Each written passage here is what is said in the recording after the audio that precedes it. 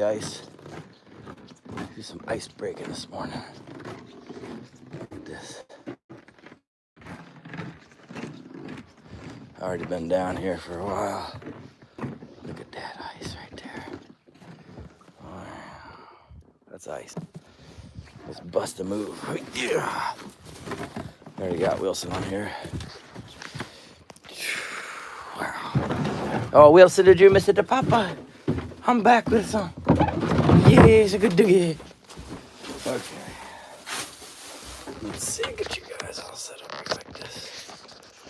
Okay. Whoa, not that way, like this.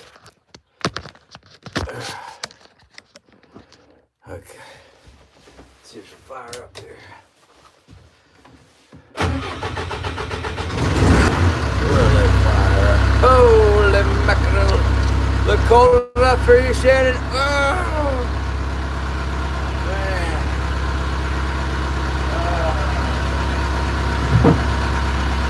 Let me see here. Came down to look at the exhaust thing yesterday. Found the dang blasted, my coolant was all leaking out. I could smell it.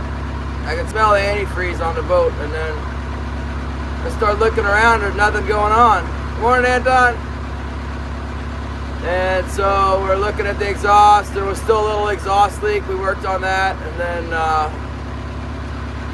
then I heard the dripping, and sure enough, there's coolant leaking out.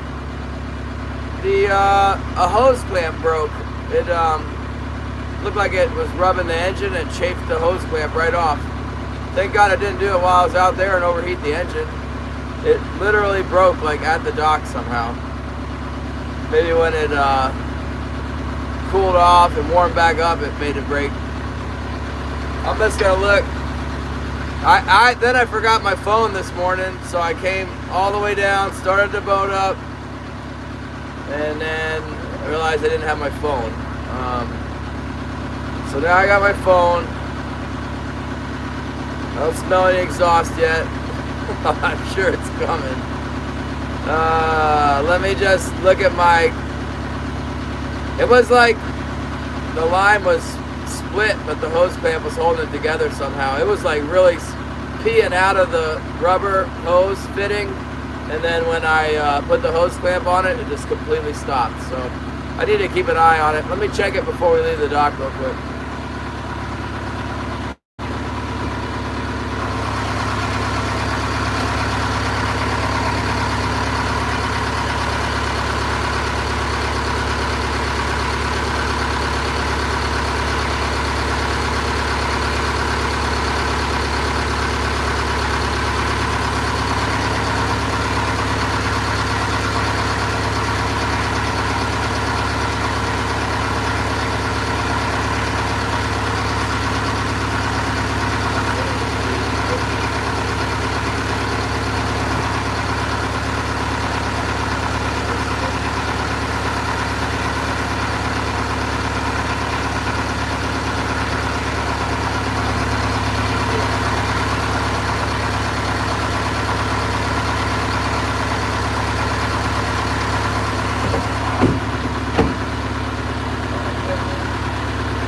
It's not leaking. Oh my goodness gracious. The oil's a little bit lower this morning too, but also the fuel's coming out of the boat as I run it, so it's kind of leaning over more and more. It's still in the range. I added a little bit. I added like a cup of oil. Hope I'm not burning a cup of oil a day or we got problems. Okay.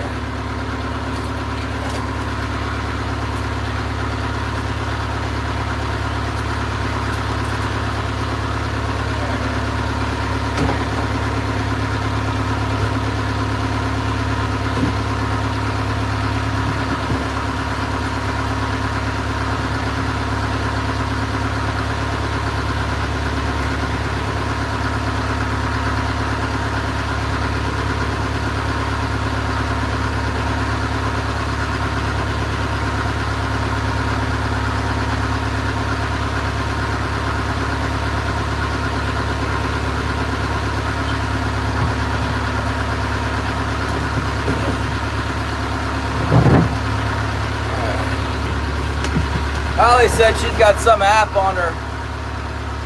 Holly's app on her phone told her that it was -8.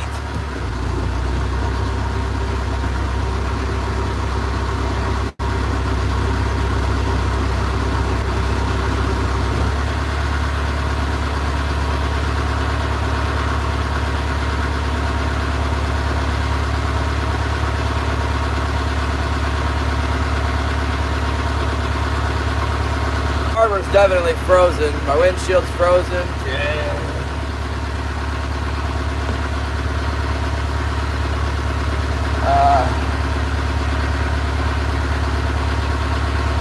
There wasn't any ice yesterday at night. I came in, no ice.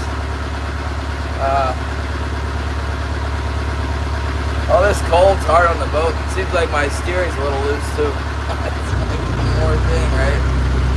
Oh my goodness. Let me out of here. Look at the ice.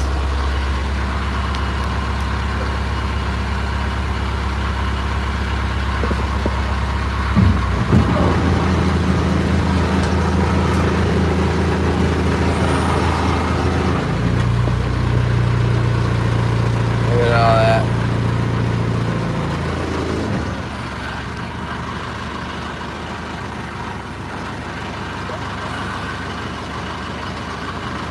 Gave the dock a love tap there. It's pretty significant ice because I see it shuddering, you know. See how it's shuddering a little bit as I bust it? Give me a break. Wilson doesn't like it. It's okay, Wilson, good to get. What a pain in the butt this job is sometimes. Let me give my dog, give me a little bit of credit for my dog. Oh, thank you. Go lay down! Go on! Go lay down! Good dog! We go slow here.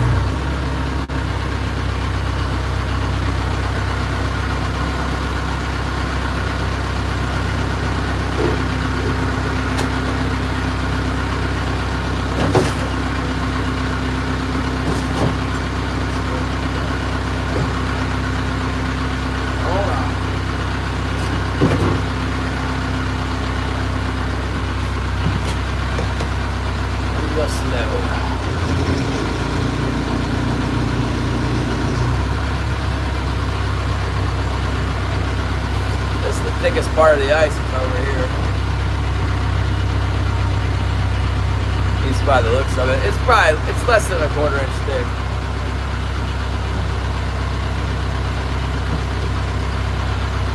Woo! Mama!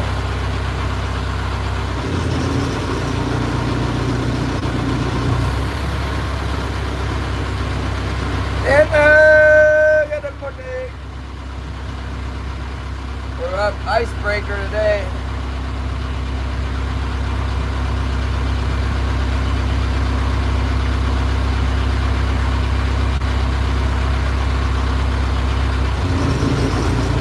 I thought it was supposed to be high teens last night. It shouldn't have froze the water. Holly says it was only 8 degrees or something. Busted through a little sea ice here. We're almost out. There we go. Let's go. We're free. I hate parking on the inside. Yeah, ice breaking. What a pain in the butt.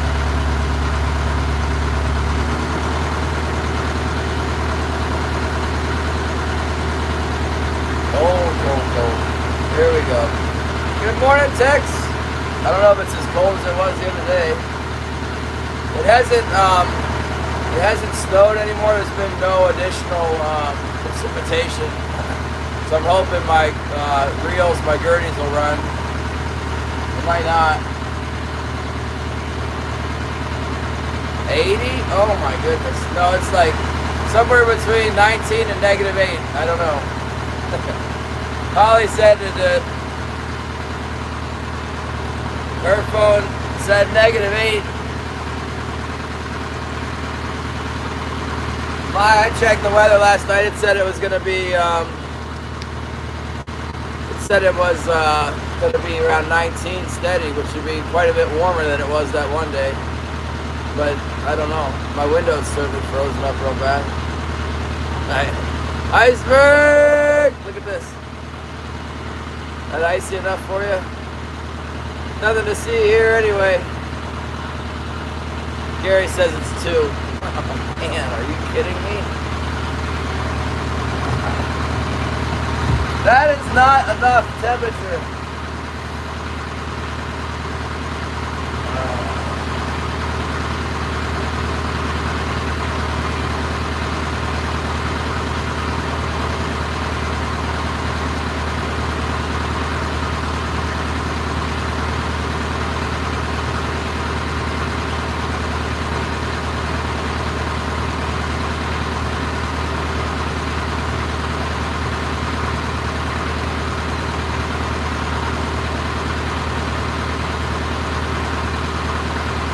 It ought to warm up.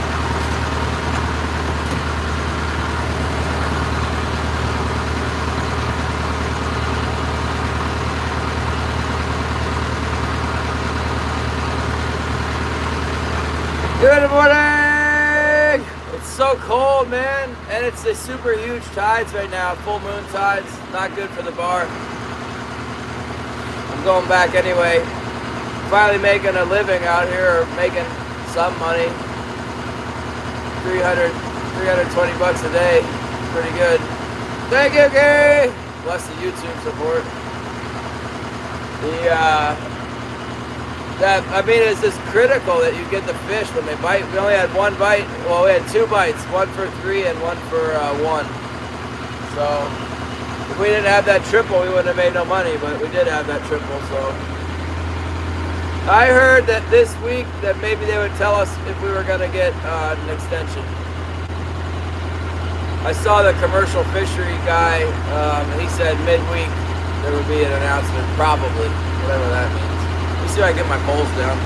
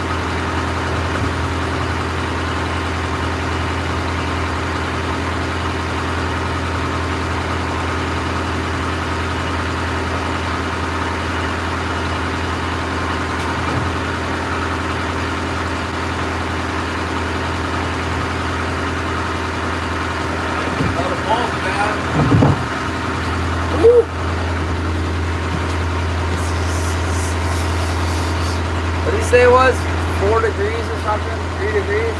Yeah. Get out of here, 3 degrees. That's too cold.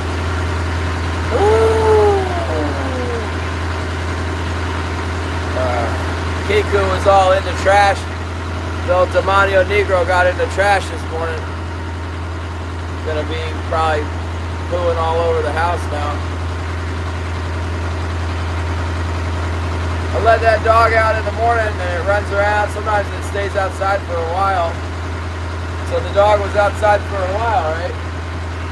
And then after like 10 minutes, I go look outside and some trash out on the deck. So I'm like, look over to trash. Trash is still there. I see the dog, but I thought I heard a little rustle. And then like 5 or 10 minutes later, so way too long to have a dog eat trash, I look outside again and I look closer and I see there's a paper towel on the deck. And then I look over to the right and the dog had taken the trash out of the bag and gone off a ways and was eating the, whatever, leftover food.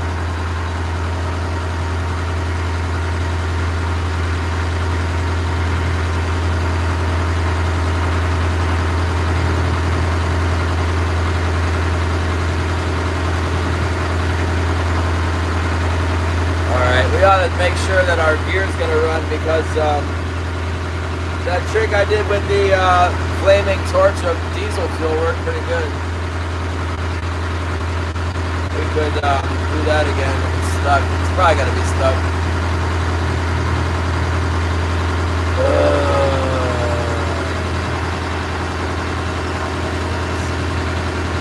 You weren't here the other day when I was, or earlier, Gary, I was telling you I got a problem with my antifreeze. One of my hose clamps broke and broke at the dock. I wasn't even on here. The thing snapped and the coolant all was leaking out.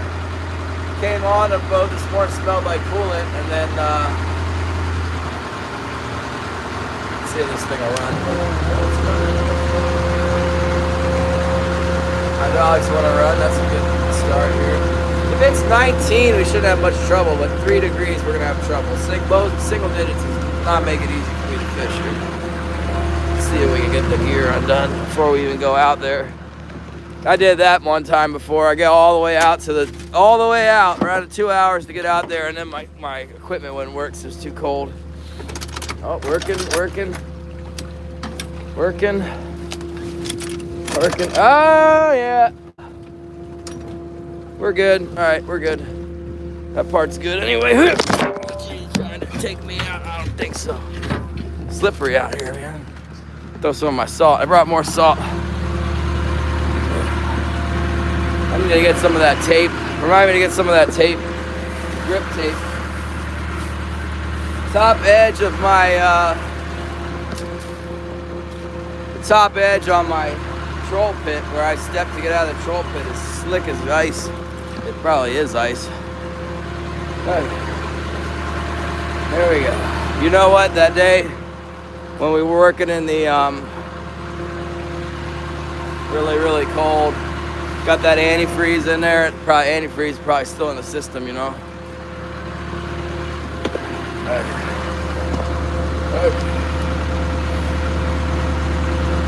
Where's the Viking?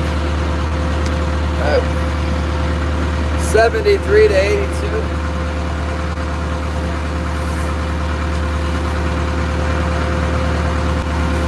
That's summertime weather right there. Summertime weather. All right, man. I need to wire this bilge pump. So I'm gonna bring it inside for now.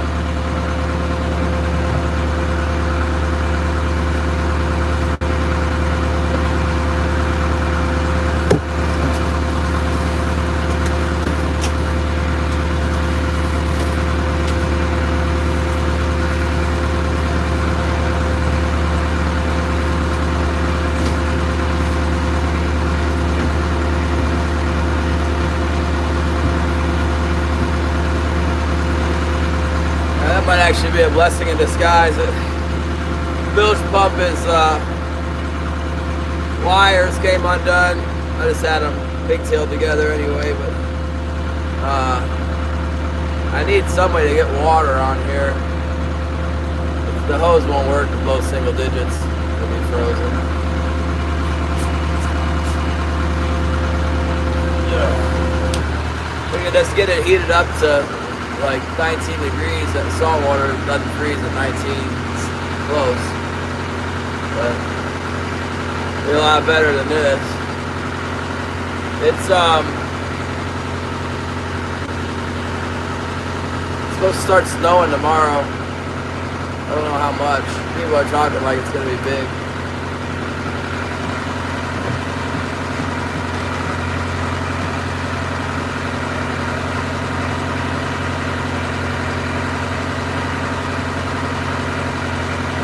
$5-gallon bucket, yeah.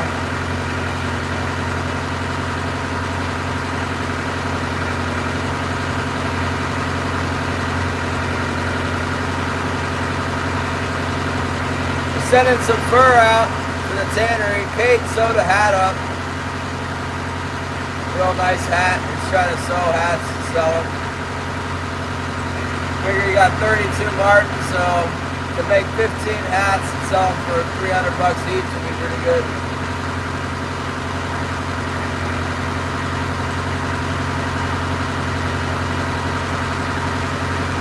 Yeah, the manual washdown hose. I probably do have a bucket on the boat, down below, in the stern.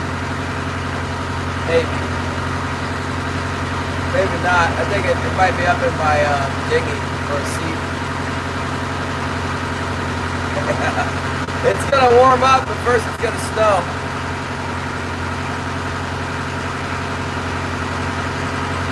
I'd be real happy if they give us an extension. Otherwise, I'll just go work around the house. I gotta build a duck coop and I get my halibut gear thawed out and stuff.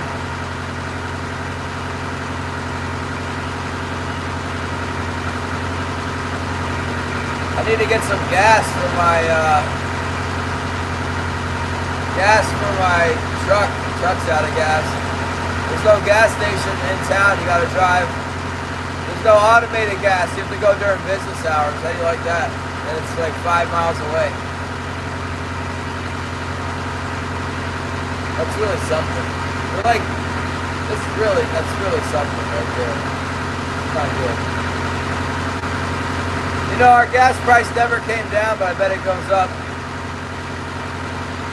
That's how it works.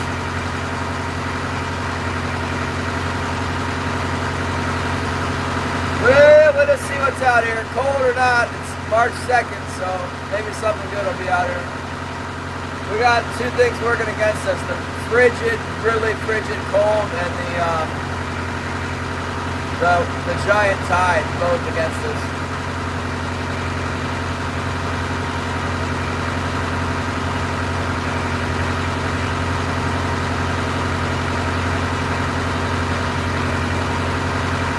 What we got going for us is we've been fishing, so we got an idea where there might be some fish showing up, and we got our gear all tuned to what they want to bite on, and yeah, should probably sharpen our hooks. I meant to bring a file down with me, but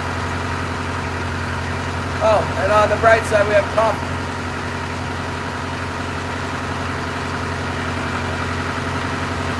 Look at that. Nice hot coffee. But pay attention because it's that we got that negative tide in the morning right now. It seemed really low.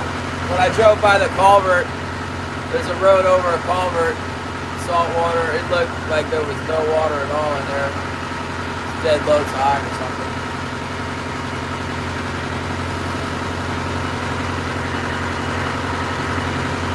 I don't necessarily see there's a rock that sticks out over here when it's low tide.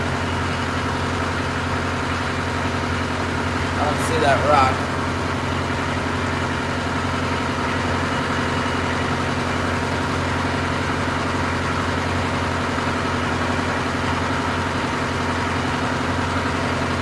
Yeah, it takes a while for the gas price to hit here.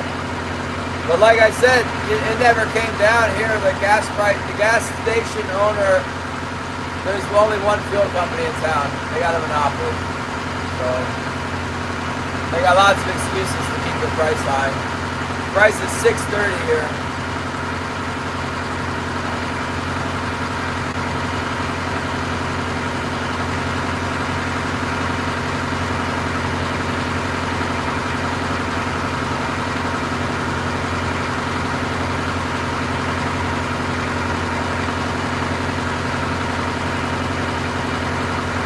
I guess that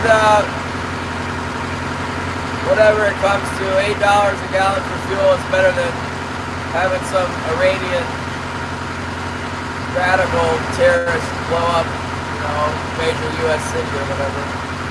That's the alternative. Friedman Adventures premiere Yellowtail Eruption explodes! Yellowtails are on! How could it be so warm down there and so cold up here? Oh my goodness. Beer coops!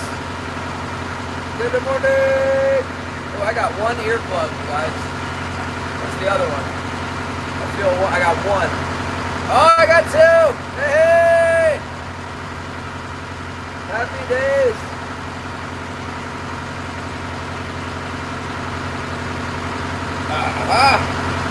Well, it's even colder than normal. Look at this, Scoops. Oh, my goodness!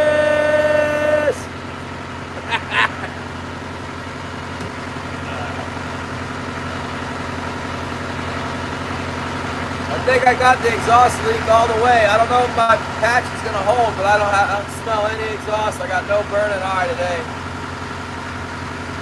Looked at it yesterday and there was a little leak. There was a leak on top, and somehow I wrapped it and put a bunch of silicone on it. The top wasn't leaking, but underneath where you couldn't see, there was a small leak. So I think hopefully I got that covered. Like literally covered it with the patch, covered with silicone and a patch. I'm gonna get a measuring tape on it and calipers and see the size of the pipe and the length. And I'm gonna buy a flex pipe that's a little bit longer. That's the problem. That low. Wandered over here by where that big rock was. Yeah, the flex pipe. We cut the flange, we cut the tube on the flex pipe with a grinder so we could open it up open it up and then shove it on the pipe. And the cuts are too deep. And they don't cover the pipe, the exhaust pipe. That's the problem here. And the way it was on there, I think when we installed it like it just barely covering.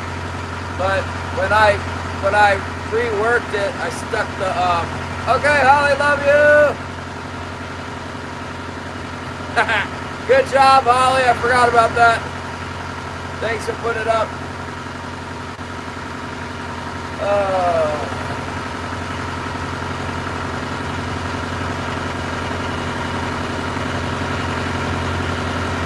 Anyway, I think it's not leaking right now, which is good because I kind of want my doors closed. It's so dang cold. Alright, we got over the deadly shallows, not hit the bottom. That's good. Devik.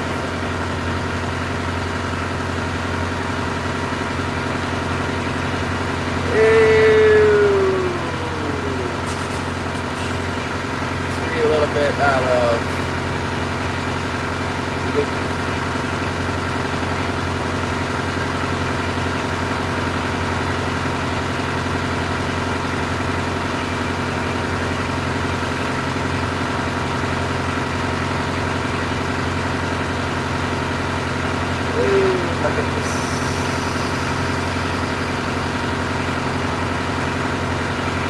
Okay, let's read out of Matthew.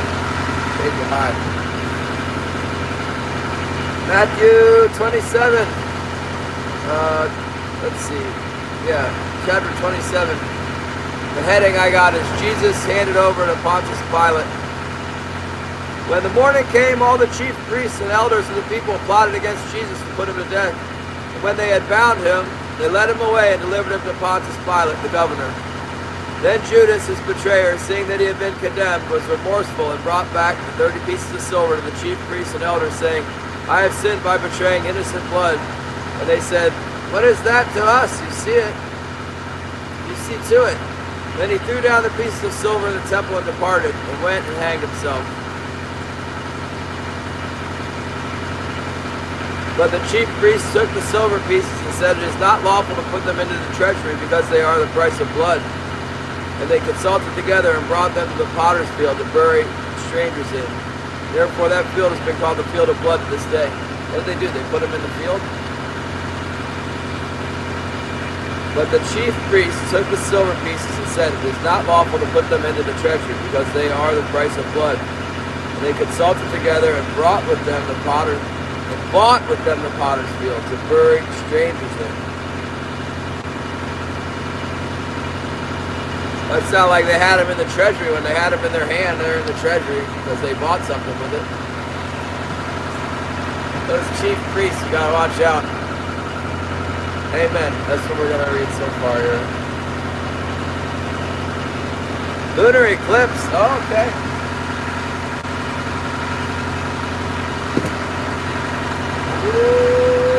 I guess my engine's probably warm. I could open it up a little bit. The light breeze. There might be a little bit of a north wind, northeast wind today. Right now it looks like it's coming out of the east northeast at a very light speed, like going 3 miles an hour or something in the road.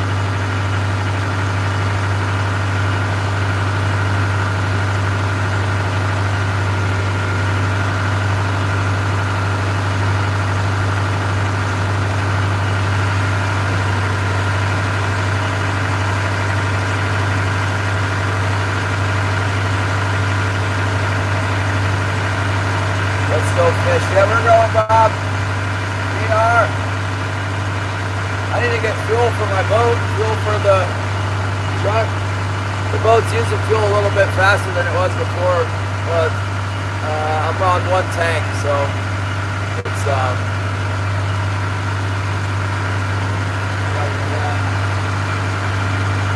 nice and cold here. Let's pump out from there.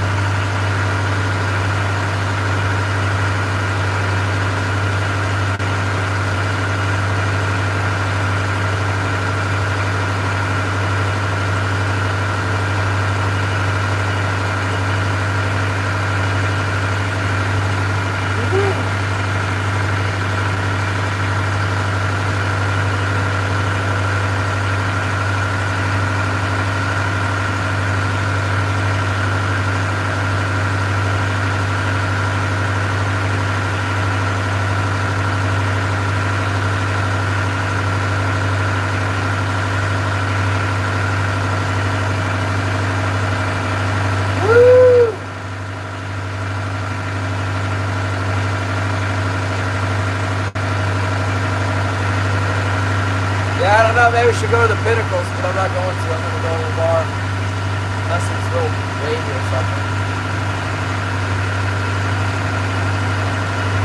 You know, it's pretty windy yesterday. There was quite a breeze going on yesterday. The flag at the post office was doing this. It would lay down and today, flat, and no movement. I didn't look too hard. It was, I glanced at it, it wasn't moving. I said, good to go.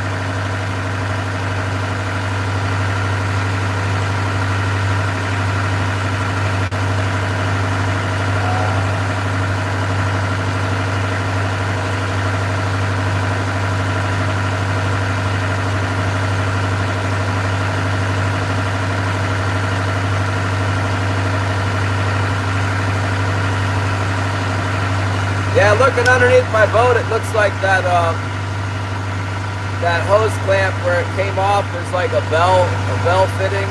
What do you call it? I don't know, bushing or whatever. Some galvanized pipe fitting.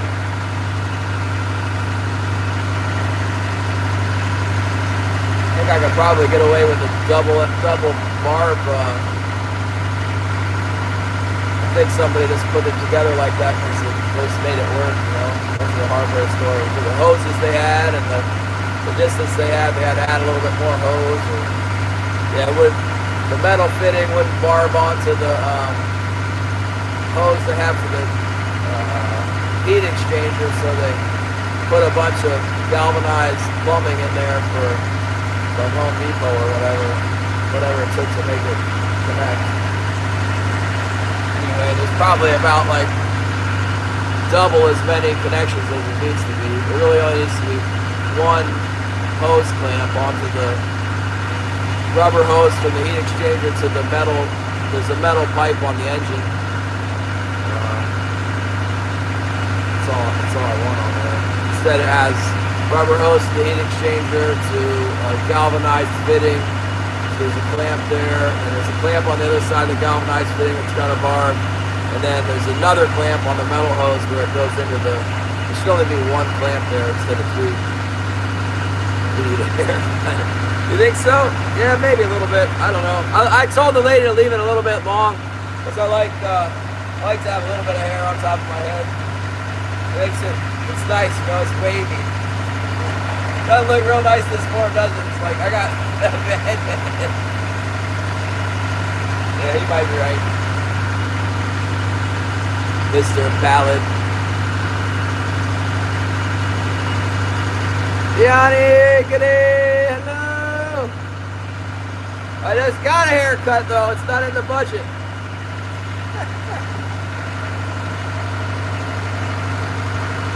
Maybe I should get one of those foamy things.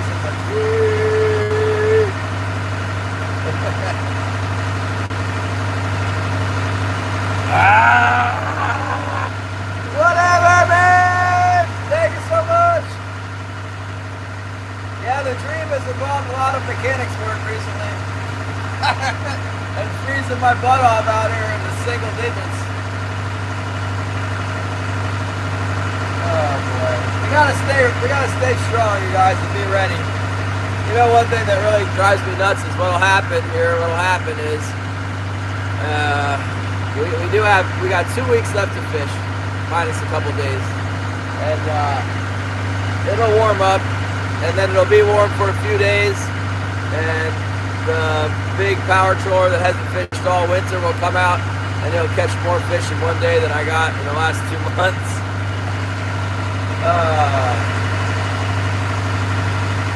Yeah, there's an advantage to it if you don't have to fish to make a living, you know. You can kind of just come out when you want, sharpen all your hooks, you get everything ready, you stack all the gear in a nice neat row, you got everything the way you know it works.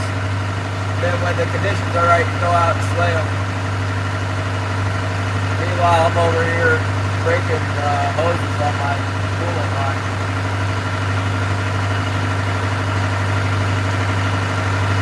So far it looks good out here. We're getting a little further out into Monty Bay.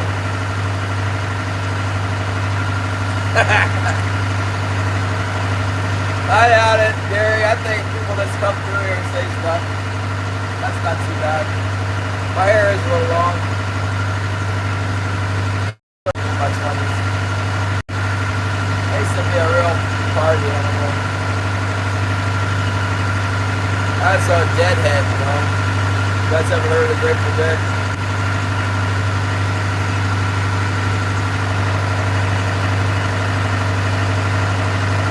I told one of the church guys here, I thought the Grateful Dead must be a Christian band because they're like, that's the only reason you can be grateful and be dead, is if you have Jesus and you're in heaven, then you can be gratefully dead. The Grateful Dead. He said, I don't think so.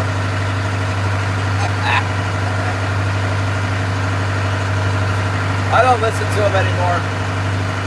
I don't. If I was listening to the Grateful Dead, I'd probably roll one up, but it would only be a matter of time. So I'm not gonna do it. Bad influence.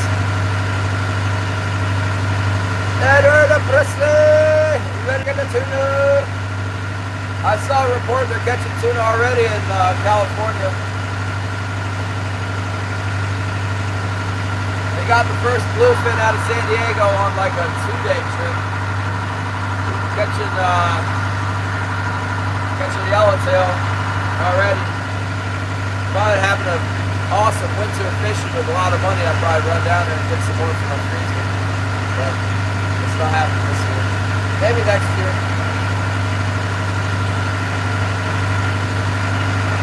We got so many members now. Look at this whatever man come popping in. It's interesting that the gift membership, I guess people must be alerted by their email. They're like, hey, you're now a member on this channel, so they come over here to say hi. And normally they wouldn't. Or maybe they just say something because they're a member now.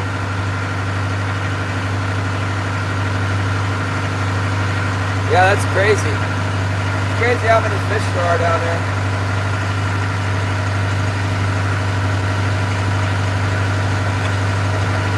Yeah, Demonio Negro is in the trash anymore, that's for sure.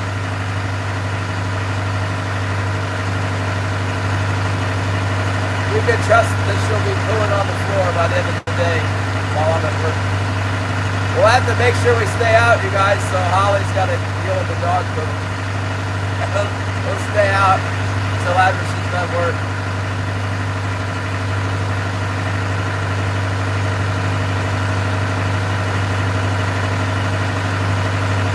Oh, it sure would be nice if it warmed up enough to melt my windshield. It's kind of irritating. If I fish every day, my windshield won't freeze, but since we didn't fish on Sunday, it's a little icy. I can still see though, it's fine. I can still see some stuff. You know, it's interesting, we had the big tides, but no logs came out on this big tide. Oh, probably because they're all frozen to the beach. And there's no rainstorm. Last time we had big tides, there was big flooding rains, washed a lot of stuff out. This time everything's locked down, low water, frozen. Hey, did you guys see those, did you see that short of the river? The Sea-Tuck River, that's where like, some years there's a bunch of tourists and we're all catching steelhead right now. That dang thing's almost frozen over completely. A river of ice. No steelhead in there.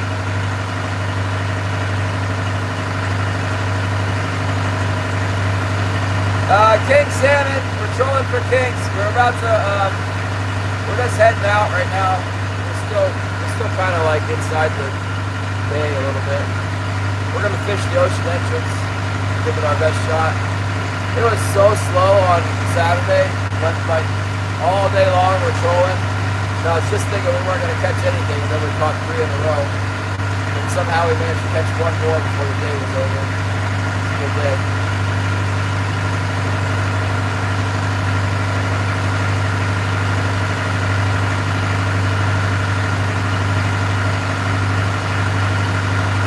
More fish. Before we get all the way out on the ocean, I might take another peek at that coolant line, make sure it didn't spring a leak. I don't think it will. Hopefully my budget hose clamps from eBay don't fall apart. I got some, they're galvanized instead of stainless. I should probably order some stainless ones. They're getting $7 a hose clamp, you know, for the regular ones here.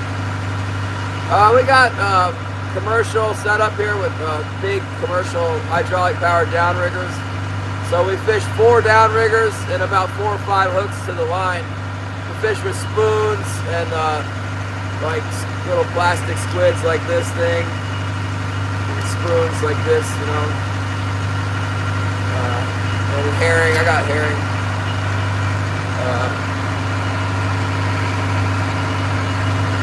Classic, the herring there, the bait.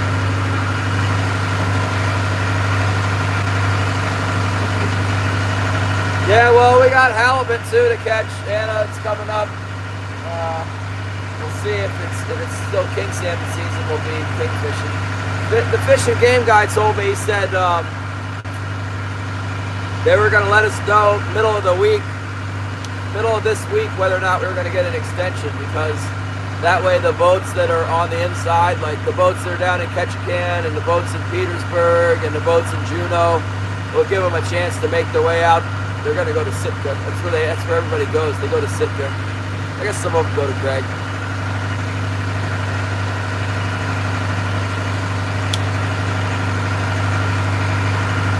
Holly's looking at getting a job in Sitka. I guess we might end up moving to Sitka. I don't know. First she's got to get the job. I don't know if she's even going to apply for it. We'd have to get a place to stay there, and I'd have to kill all my birds. I just ordered $300 worth of ducks. I guess that's not a big deal. They would taste delicious. Take them on, put them in a fish box and take them down and put them in the freezer. You know? And you thought you were gonna get a free ride, duckies? I don't think so. The smelly bait, yeah, I don't know, they do. My boat's moving pretty fast. They got a good sense of smell, but it's debatable, like how much they can smell the line. Maybe they do, maybe they don't. A lot of people say that they do. Well, you can't hardly see nothing with this lens like it is. Up a little bit. A little bit more. It's all over now.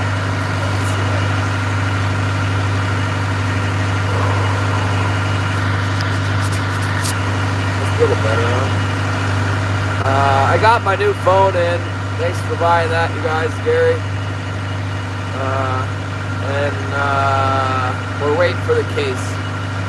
probably not a good idea to take it out without a case. I'm really, really, really rough on this stuff. We got some kind of bulletproof case coming. Yeah, salmon, they actually say they do react to chum a little bit, but we mostly don't. Salmon are moving around pretty quick. They don't really react to chum that well. Yeah, we're trolling, so we never stop moving. We're going on at 3 knots, so like 4 or 5 miles per hour, like a speed walking, speed or slow jog. Yeah.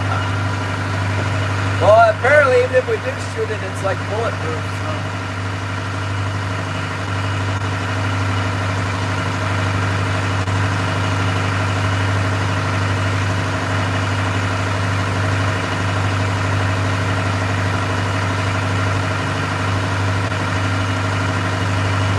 I wonder if I could get my fish hold open. I get my fish hold open, I can pump water over to it. Probably should have done that back in the cold.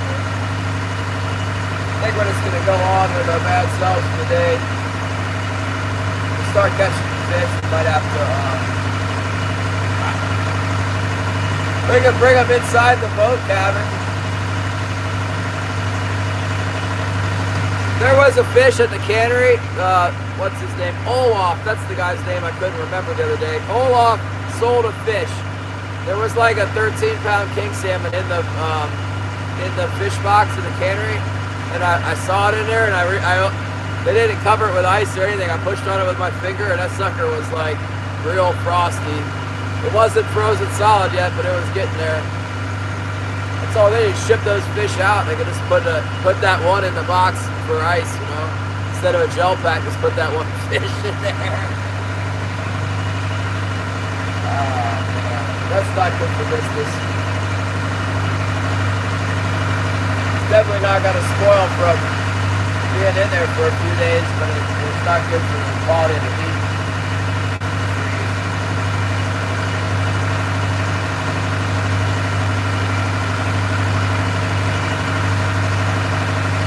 Yeah, we chunk for halibut, but not salmon.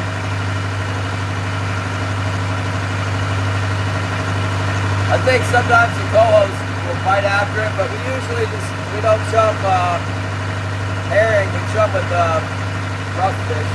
That's how we chump it, halibut. Big chunks of meat. A little bit of herring in a chump too, but not like pieces of it.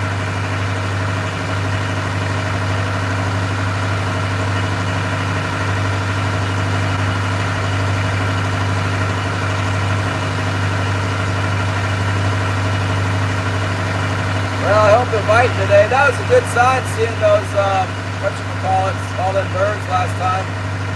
Chile, what's up? Yeah, fishing should be kicking off any time here. I mean, what the heck? I've been saying that all winter.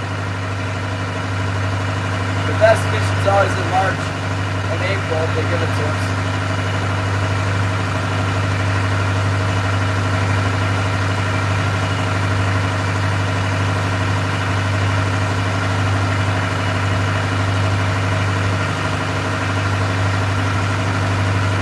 Yeah, I'll be pretty mad if they shut the season down and then they, it's still open for sports fishing.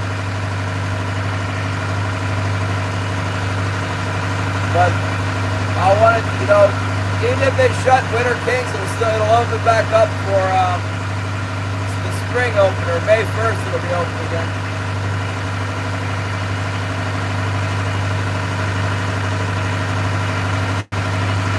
I got my halibut. I can catch my halibut in April, and sport fish for kings.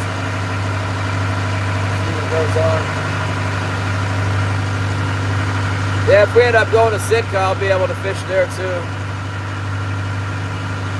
Probably better fishing by a long shot. This bad weather, worse weather. I could probably catch just as many fish. Oh, outdoors with the skeeter. Oh, Big Man Outdoors is Big Man. Thank you for the happy food. Thank you. you know, I could probably scratch just as many fish as I'm catching here, like fishing inside the islands in Sitka. Maybe not. I don't know. I bet I could. I've heard that there's fish in Peril Strait, like around the back, Hoona Sound, Peril Strait. You just have to. It's just not great, you know. Andrew was telling me he's fishing Salisbury Sound. So I've actually fished there. I think a lot of guys fish there. Salisbury Sound, and the big boats be out at Cape Epchicum, but it's like not good weather there. It's the worst weather. Even so, it has nice days. But I heard on a nice day when the fish are biting, there's like 100 boats out there. But I might be able to catch more fish than I'm able to catch here in Yakutat, even amidst 100 boats, you know. Tuna, yeah, I do tuna fishing too. I go on vacation now for tuna. I used to live in Virginia. We fished for them out of Virginia.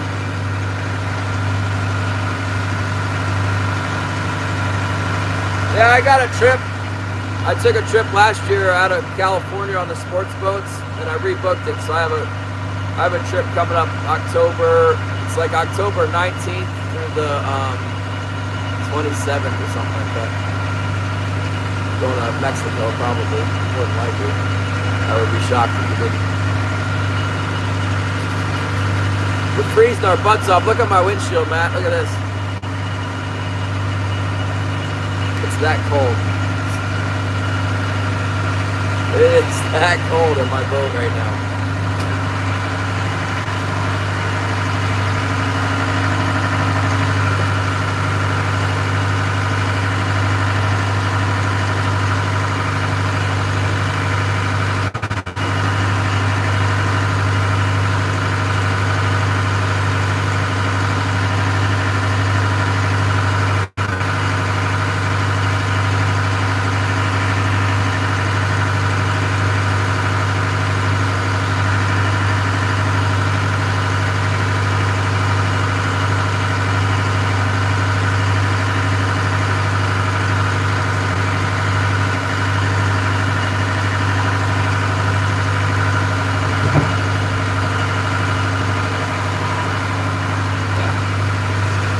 Nice and flat, calm. The waves seem calm today so far.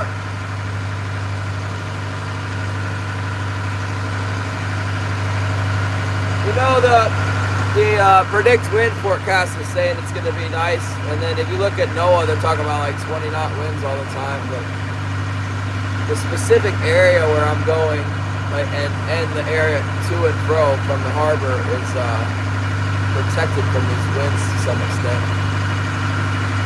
Occasionally we get caught out here where it does something it's not supposed to. Like they're saying it's going to drain out of Dangerous and not out of the fjord, you know, and over these mountains. But the winds can get fired up and start doing what their weather forecast didn't say. Sometimes when it's sunny like this, it'll sunny here, and then sunny in Canada, high pressure, and then like we got this big snowstorm coming, right? So any low pressure over the Gulf, the North Pacific, and it usually is low pressure over the North Pacific, it'll suck the air out of Canada. You know, the high pressure drains into the low pressure, and it sucks it back out. It channels it out of the bays and the passes of the mountains, and it's like a giant leaf blower coming down the water. You don't want to be at the receiving end of that leaf blower.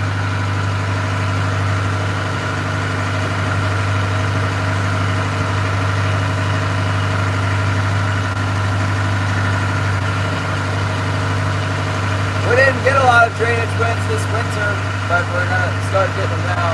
Looks like this week, drainage winds. Sometimes it can drain out and not hit us here on the Cape, you know. It's actually worse on the pinnacles.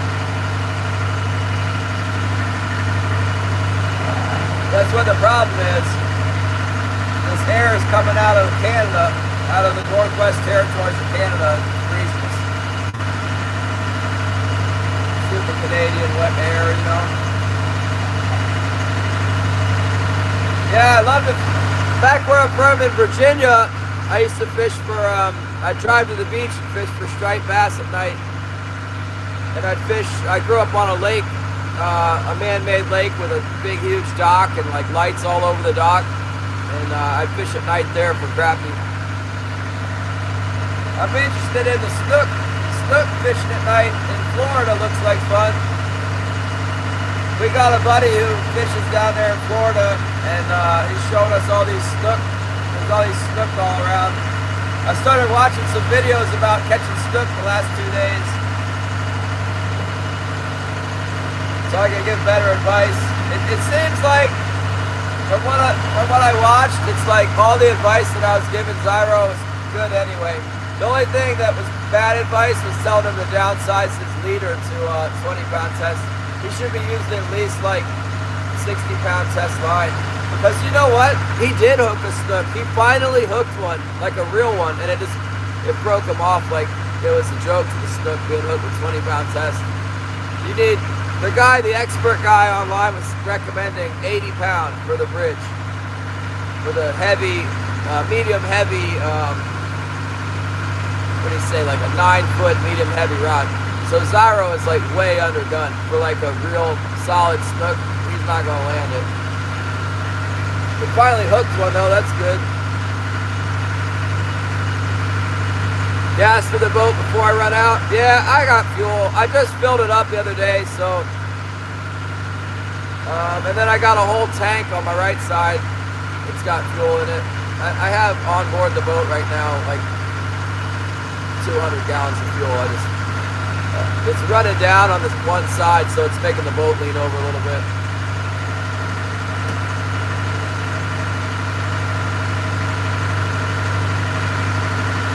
Trying to walk.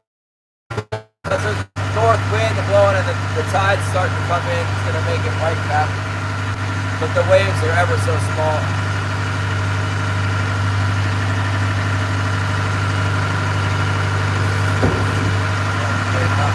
My door is open and closed. Tools are falling over. Oh my goodness!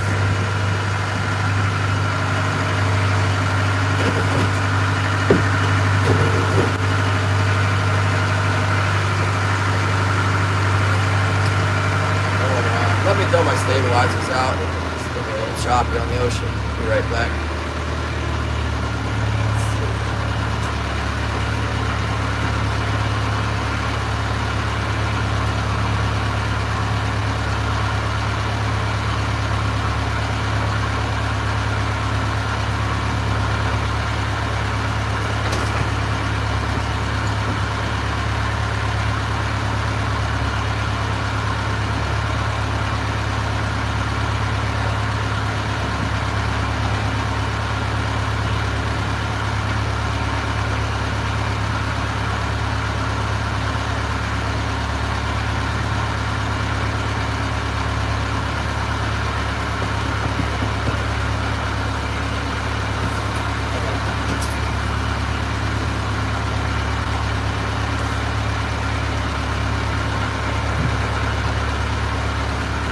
Everything seems to be working about right. We got a 1 knot current coming up in here. That's a significant amount of current.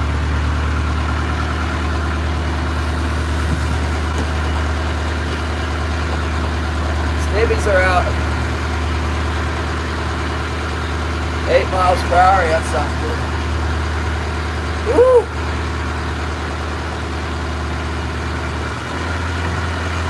Gary's harbor forecast. And this boat cabin's not really warming up, is it? Hopefully we only catch big king salmon today. Those link cod were a pain in the butt last time. It's kind of impressive when you don't catch anything, but those link cod are really a problem for us.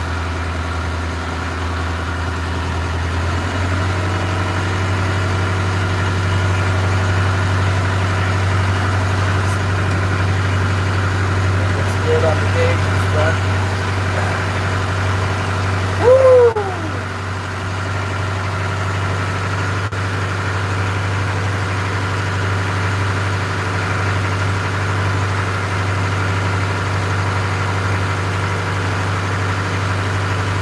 electricity on my ship. I got 12 volt. I got 12 volt electricity. My buddy was trying to give me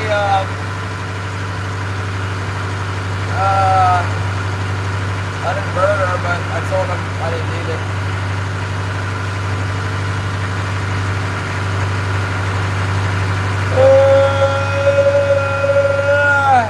I talked to Killian yesterday, and he was saying, oh, I'm going out to the boat. You got any line for my boat? And I'm like, what are you going to do with the boat? Oh, we're going to, I don't know. Just set the boat on fire, man. You can't tell him anything. Oh, the other thing is the Coast Guard was here yesterday. I don't see him now. I forgot about that till just now. Sometimes they post up on the outside of the island. You don't see them until you get out here.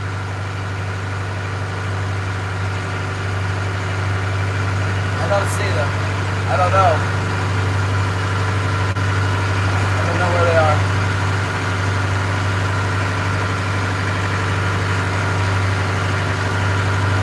Oh, for an electric heater? Yeah, I know. I've never heard of running an electric heater off an inverter. It takes too much power.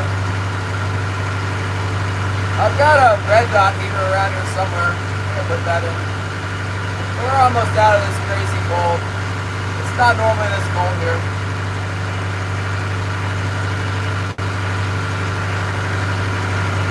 Hoping the hooligan. You know, the hooligan had just hit the Cowlitz River. I mean, I think I gotta have a little time before they show up in Alaska.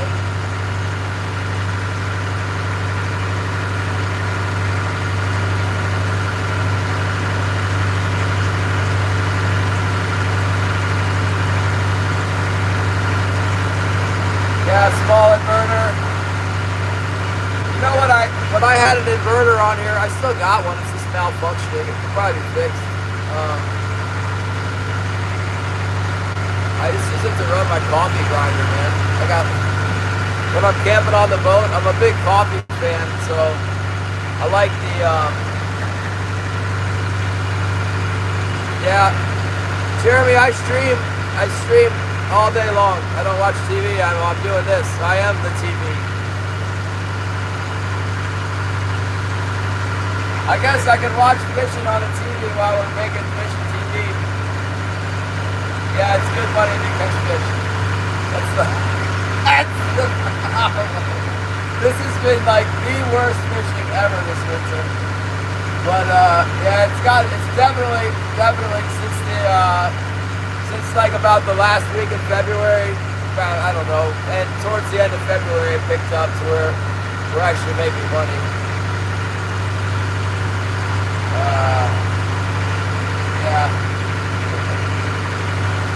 Yeah, I feel a little bit more relaxed now. Now it's like, are they gonna stop? Are they gonna stop it? You know, are they gonna stop us from making any more money? So,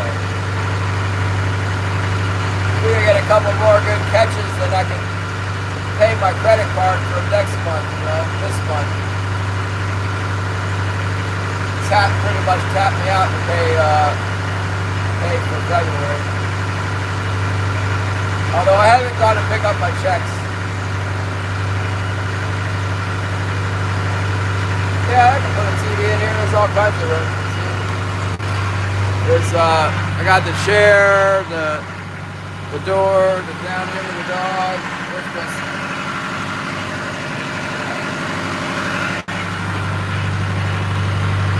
Huge, very extensive, extremely large vessel.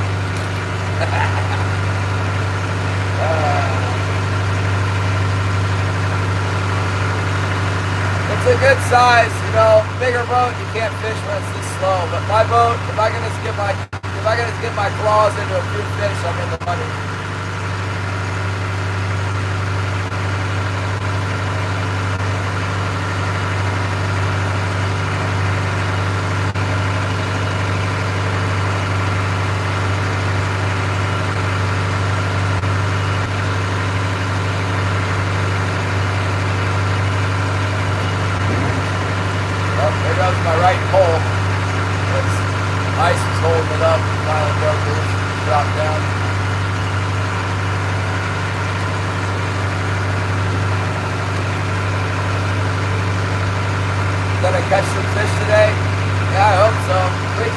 every day now. I'm just not on right fish.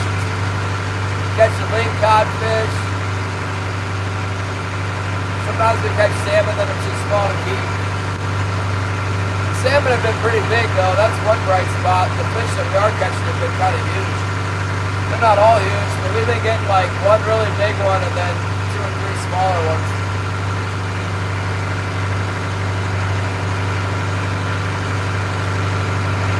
Yeah, we got 3 at once, and then nothing, and finally we scratched one more up, and caught a lot of lingcod though, didn't we? Oh my goodness. I don't know, we might not catch anything today. It's been so cold for so long. It's ridiculous how cold it is. But the weather's nice. Yeah, they'll run in schools here coming up soon, once the bait fish gets all, there's a lot of bait fish around my fishing grounds, then there'll be more fish, more fish. Sometimes you get 2 or 3 on at once. Much more. 63 feet deep right here. Thanks for coming in, everyone who's new. Don't forget to subscribe and hit the bell notification. 63 feet, you can see the drag where I fish is over here. Fishing down here along the front of this thing, right in here. About 80-90 feet of water is where we've been trolling at. A little bit on either side of it.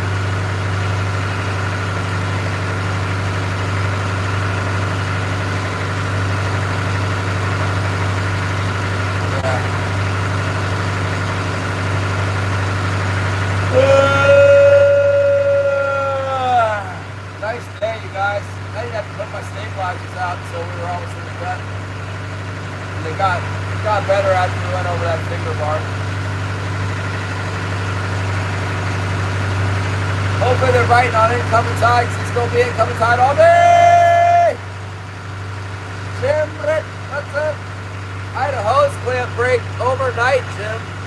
I come down to the boat to check on it yesterday, and it smelled like antifreeze. I'm like, smell antifreeze? And I was with Kate. He's like, nah, I don't smell antifreeze. I'm like, I smell antifreeze. So I opened the reservoir and it was empty. And I'm like, what? What do you mean empty? So I poured some coolant in there and it disappeared. But nothing happened. And then a while later it started dripping out, you know. And I found that there was a broken hose clamp, and yeah, without the hose clamp on there, the old rubber line was just, I mean, peeing the coolant right out. It was really sad as I got a new hose clamp on it. I tried to manip, then it started leaking faster. I'm like trying to screw the thing on as fast as I can, man. Coolant's like $40 a gallon here.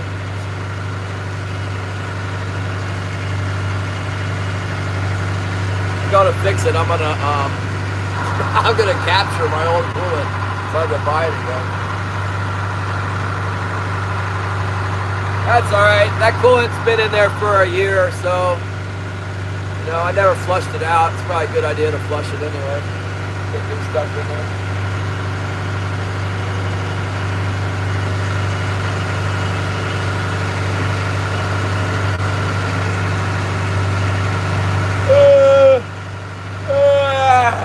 I think I'm gonna put new hoses on this bad boy. Maybe I can find like the right hose. I don't know if there is a right hose for the thing. I got radiator hose for the dump. I brought a piece with me in case it breaks again.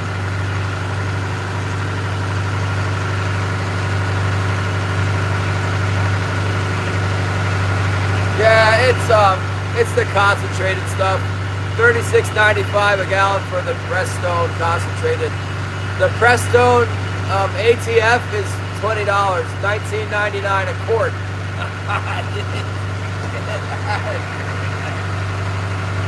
I had to buy a quart for my truck the other day. Yeah, that seems worse than the antifreeze.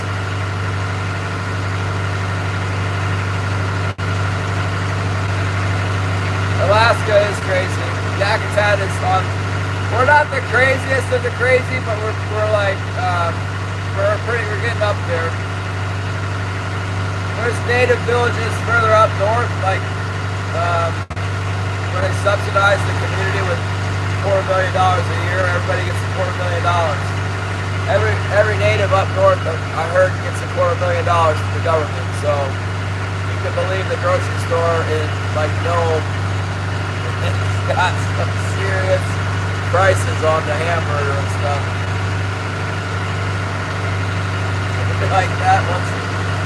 Well, the problem is, you know, if the price of my commodity went up equal to the goods I need to buy, it would be fine. But that's like, God has blessed me with enough to have a roof over my head and food to eat. Good food too. I eat really well, so I'm not complaining. I don't mean to complain. It's not a good look.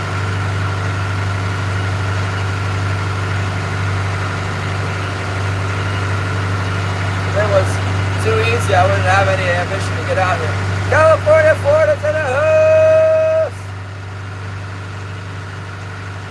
Oh, don't talk to me about taxes. Yeah, we don't need that.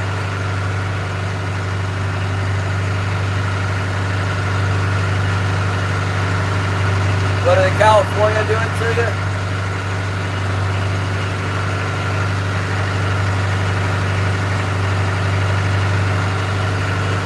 We're getting close. We're going to run down through the gut, get through the shallows, so we can deploy our gear down a little deeper. I want to put my floats down deep today. Last time we finally connected in, we connected in like 100 feet of water, and our floats were way up high. So we're just gonna start off today fishing deeper. We had better luck doing that on Monday and Tuesday than we did Saturday. We put our floats out and went through the gut, and then half the day we were trolling with our floats like way up on the bottom.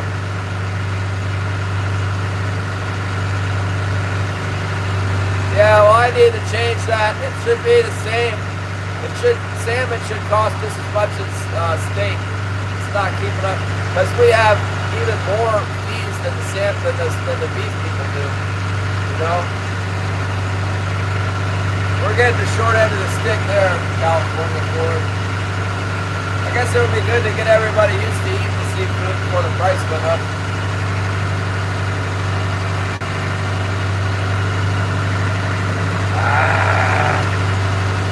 Well, that's what they say. Beef price is so high that you know, seafood has a lot of room to raise the bar, because beef has just gotten crazy. And meanwhile, I'm over here and hardly surviving. It's financially, it's not a good. Nobody wants to get into my business anymore.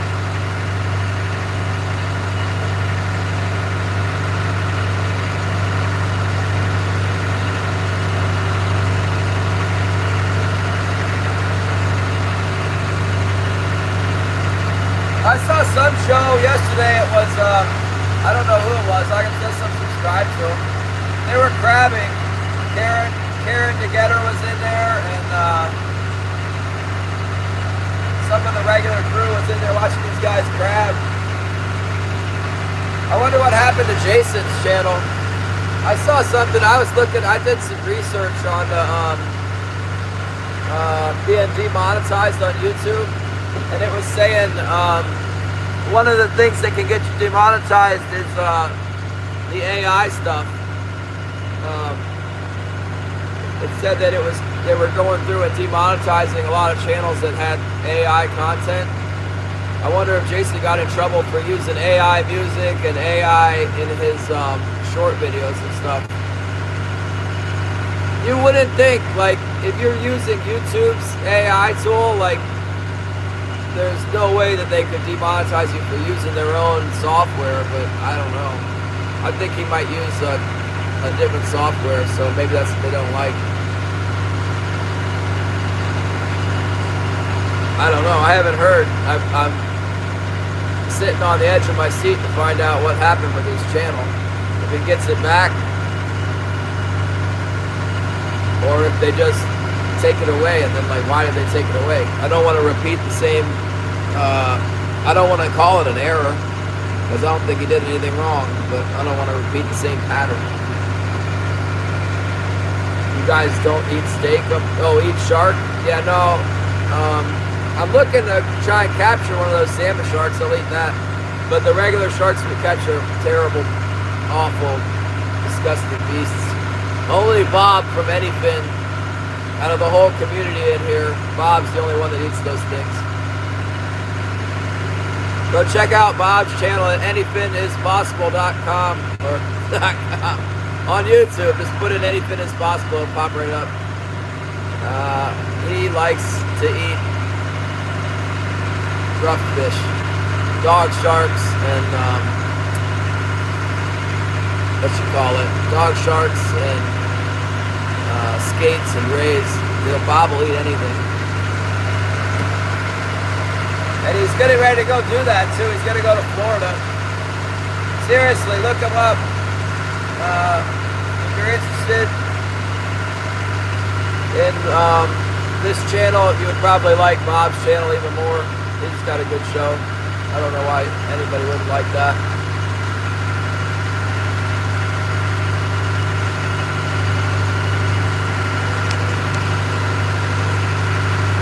Rays are delicious. I don't like them. We got some rays here. They're called big skates. It's the big skate. That's the name. You look it up in the book. It says big skate. And I thought, when I was a charter captain, I thought now's my chance to eat scallops every day for free. And cut some wings off of them, you know, that 50, 60, 80 pounder, cut the wings off of it. And then you just dissect it and look in there, and it's gross, man. They got like clear blood. The blood's like gelatin. Comes out like an aloe vera plant. Can't get over it. They have very little red blood.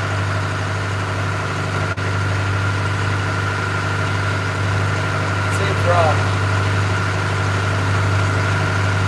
Yeah, I'm gonna go through the gut here and then drop my gear in like 10 minutes.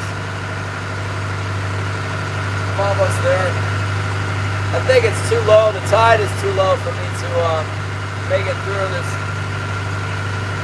So when the ice was out here, the ice in the bay, there was a huge ice sheet and it pushed the bottom of the ocean up. And then when the ice came back, it left what they call a moraine reef across the mouth of the bay. It's 20 miles across the bay, and there's like a half moon shaped reef of rock and pebbles and cobble, and it's sandy in places. That's the bar, you know, the ocean bar, and I got to get over the bar because I'm going to set my lines a little bit deeper. We're getting right up on the ridge of it now.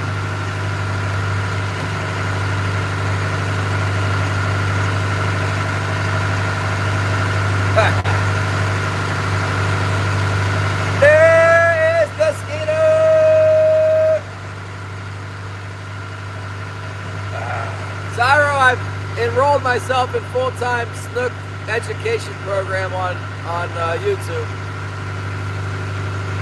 I think you need to upgrade your tackle.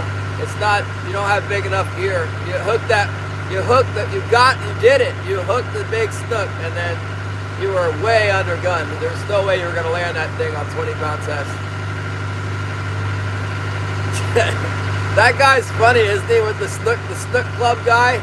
He's got that fuzzy microphone, and he must be a teacher or something, because he lays everything out like, I don't know, he's got to be an engineer or a teacher. He must be a teacher or something. I can't believe that a regular fisherman would just bust out with that big thing, and then he's got all the charts and graphs or whatever, the pictures of the bridge. Yeah, don't eat the shark. Mako, black tip, poor beagle, salmon shark, and those are the good. Thresher shark are all editable.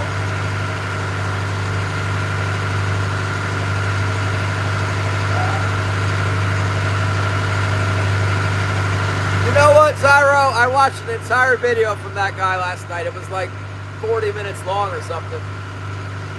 And the one thing he kept saying, and I agree from my time fishing on the bridges for the striped bass, and I was trying to tell you this, is it's like the most important thing is the angle that you present your bait, because the fish has learned, you know, and when it comes to the bridge, it has learned that it's caught fish, and the fish are coming by a certain way, it knows it's going to get them. So when it sees your lure go by it at a certain angle, it's the presentation that it's like bang, it bites it. But if it's going the wrong way, it's not looking right, it's not going to bite it. It's the angle. You got to have the right angle of attack. And then I watched some videos with guys, you know, fishing on boats, just catching these huge snook on that flare hawk lure. It's like a big, heavy lure. They use heavy tackle. Catch these giant snook with the flare hawk. They're always dragging the flare hawk down deep, you know. 40 pound, I mean, that's like minimum. The guy, it sounded like it was exactly like what we did at Ocean City on the bridge for striped bass, but the fish aren't striped bass, they're snook, you know. He's using 50-pound braid, that's exactly what I use, 50-pound braid and 80-pound leader. I think you can get away with 50 to 80. But if you hook one of the big ones with 40, you know, like you got that 40-inch snook hook, you're not going to hold that with 40-pound test. It's going to go right into the concrete and break you off. And you need like at least a 9-foot rod. Because what happens on the bridge is the fish goes under the bridge, and you need the length. The length of the rod keeps it from the line. The line goes back under and gets on the concrete. If you have a long enough rod, you can hold the rod out, and it keeps the line off the concrete. Yeah, that's what I'm talking about. Route 50 bridge, that's where I fish the most, in the saltwater back east. The strong current is the key to get the bite, though. Like, they don't bite very well in the slow current. Once the current, at Ocean City, it was almost always the outgoing tide, man. There could be like, you could see all the stripers down there, and then when the tide would turn around, it's like that's when they would hunt, you know. They're in there, but they're not hunting until once it starts washing out and all the stuff getting pulled out of the shallows, then they start to go on the bite. You get them on incoming tide too. Gar? Nah, I never caught very many gar. I caught a big one on a gotcha plug once, in the saltwater actually. I never fished for them.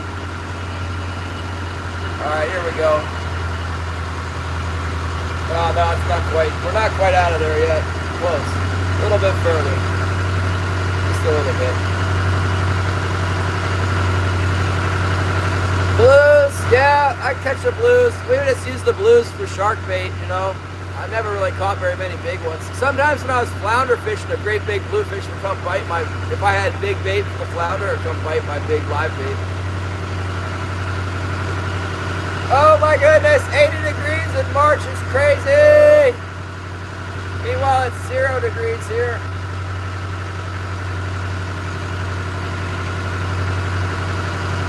Hey, at least all our fishing gear is operational. You need to fish on Big Bird's boat at Ocean City. Big Bird, huh?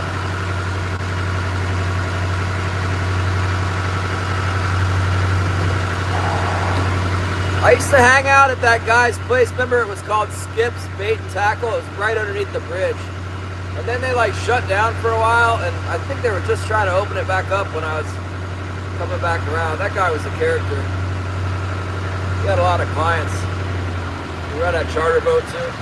Alright, it's 77 feet deep here. That ought to be just about deep enough to get our stuff deployed. Let's deploy the hooks. Better take a herring with us. I think we got at least one herring out there. Let's do this thing. Don't fall in the waters. Okay. It feels like a nice sunny day out here. Yeah. Hopefully it gets to be more like 19 than 9, you know.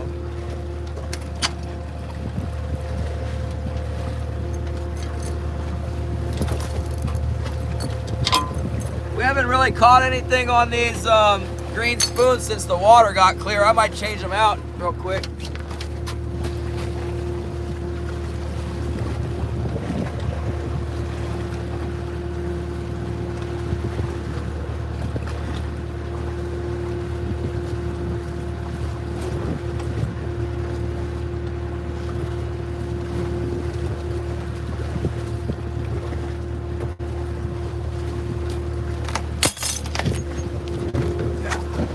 I bought a dozen of these stupid giant catch-a-more spoons. They don't catch anything. Catch more in my butt, catch nothing more. Catch no more.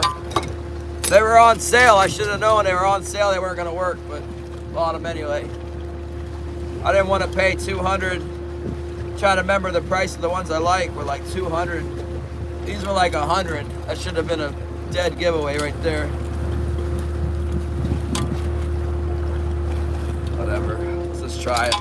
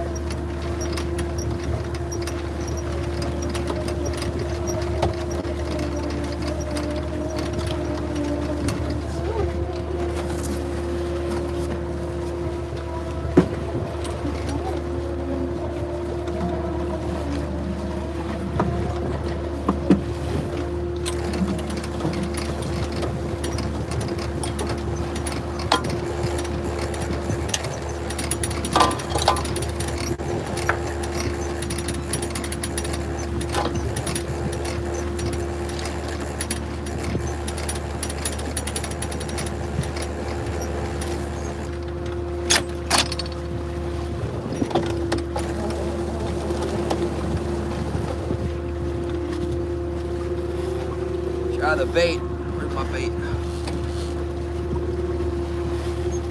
My salted herring is frozen. That ought to tell you something. Probably lose a big fish on this.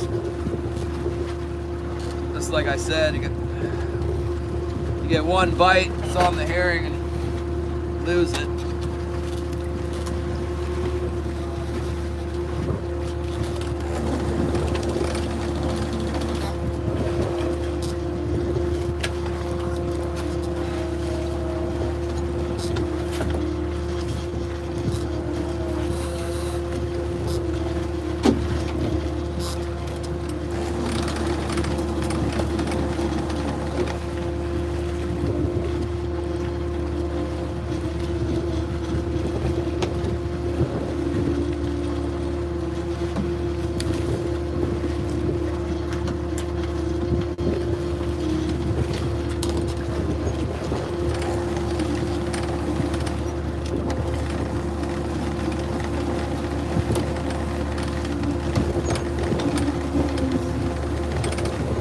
Doesn't feel near as cold as it did the other day.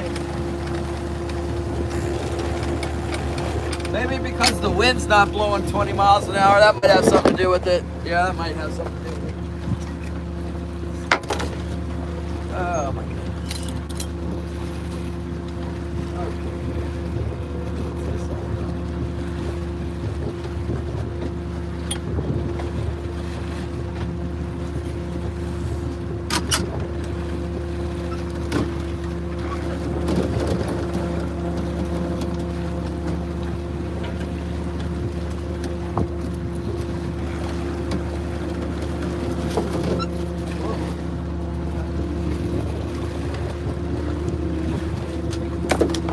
This one's been popular right here. They like this.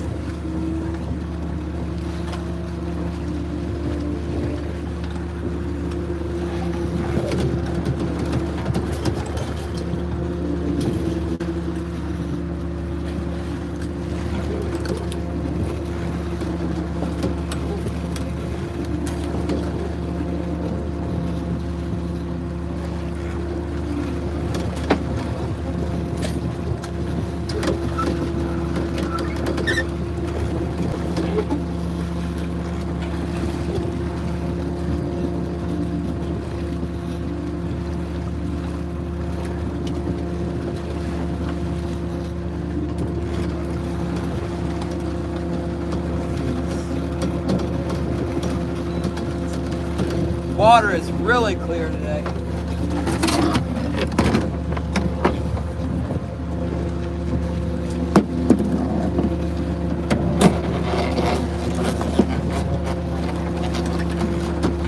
Woo! It's cold, man. Really cold.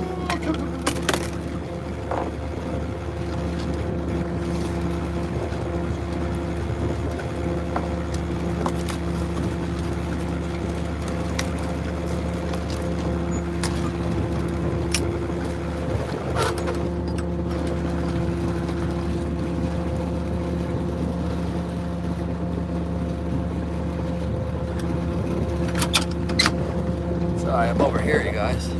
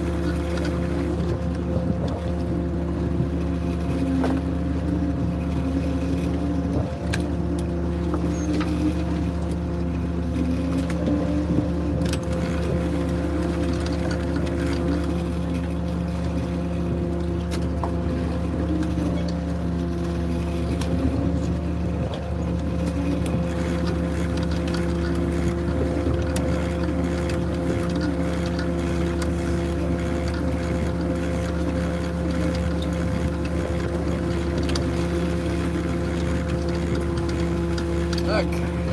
It is really, really, really cold out here. Like crazy. I didn't need that many hooks. I don't need that many spoons. Oh, got a spoon. Look out. Man, it's cold. Alright. Wow. Yeah. Really, really cold. Yeehaw! Woo!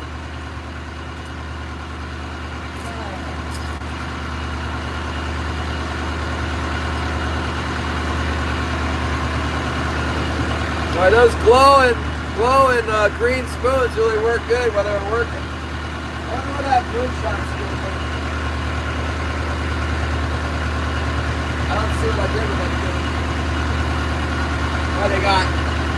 Why they got snow shoveled, man? It's too bad. Be right back.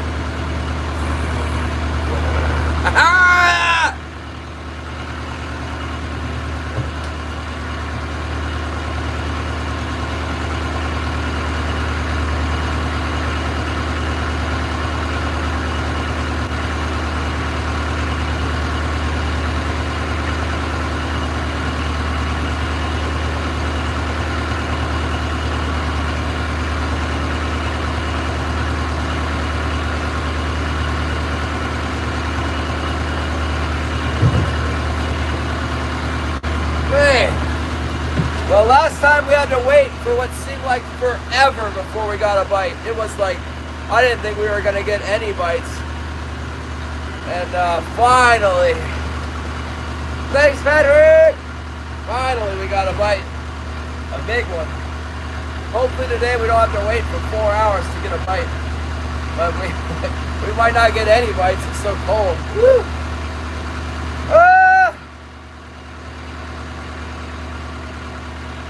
All of a sudden, my windshield melted. I wonder if my engine's overheating. No, engine running at 140. That's good. Holding up.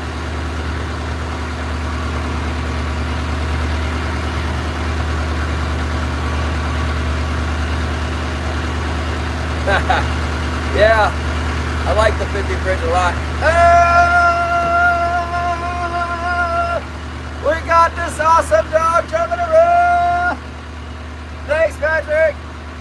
Yeah, we're on it. We're out here on the outside edge. Let's see if anything bites. Hopefully the wind stays just like this. It's fine.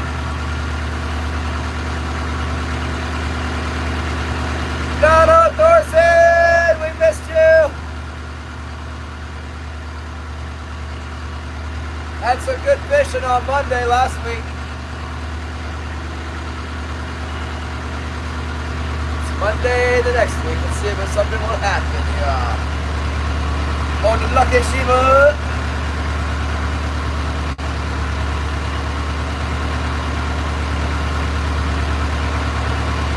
Woo!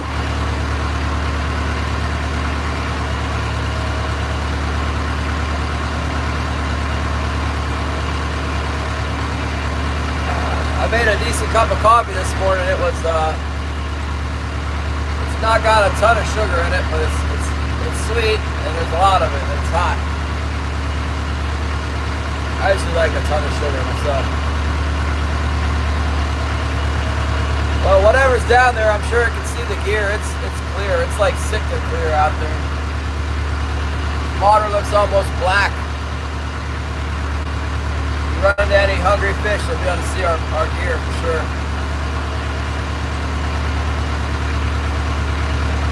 I haven't seen anything substantial on sonar. I've seen a little bit of fuzzy, like bottom marks on our way out, a little bit of feed, hopefully, maybe. Let's see, go black.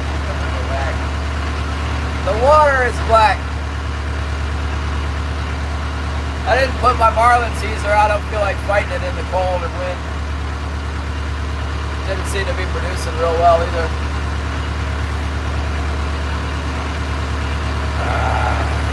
Yes, coffee.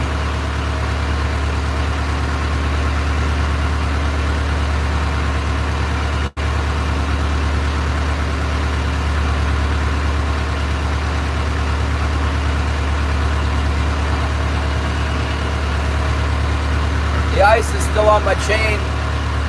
Looks like it's melting off though. Maybe that warm sun hit it. 19 degrees in the sun and melts some salt water.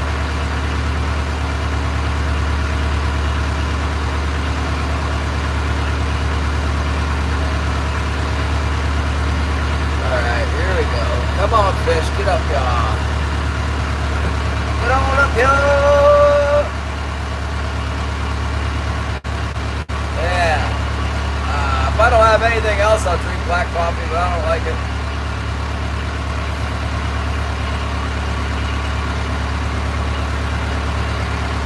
I think I ran out of coffee when I was staying at that flyout lodge in the wintertime. As a caretaker, I made bark tea one time. I remember making tea. I went and cut some willow bark and made tea out of it. It was alright. I'm not going to talk bad about it. Didn't have any caffeine though. I think I had sugar but no coffee. Yeah, it's a Stanley. That's who made this thing, see? It is a thermos. You drink out of it though.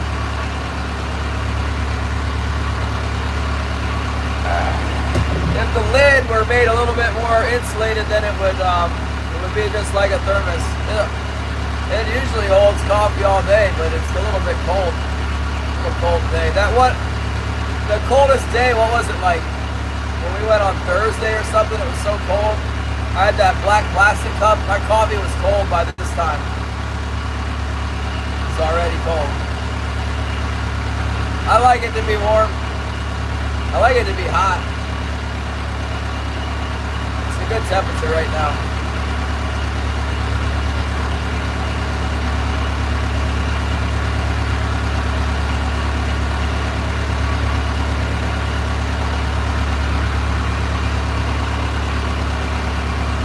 Yeah, it's a real bummer how cold it is because there should be like a big bait fish migration happening right now, but it's delayed because of the weather.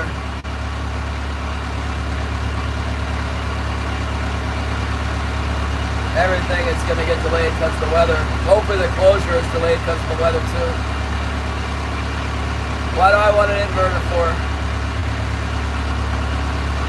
Why do I need an inverter? I have one, it just doesn't work right.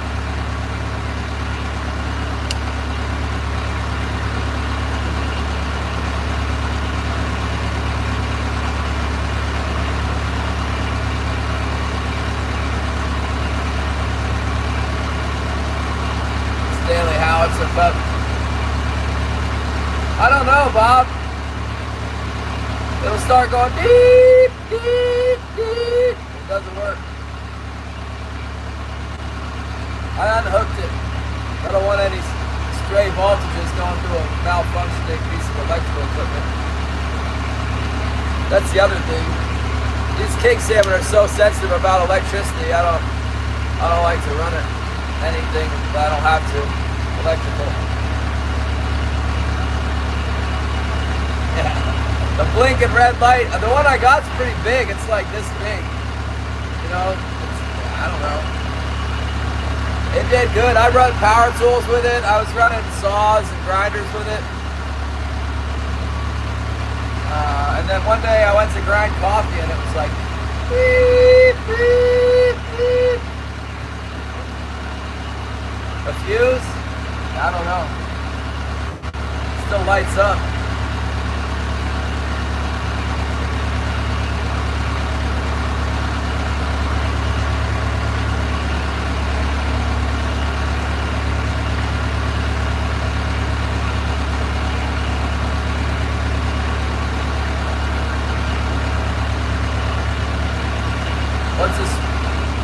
What's a strom?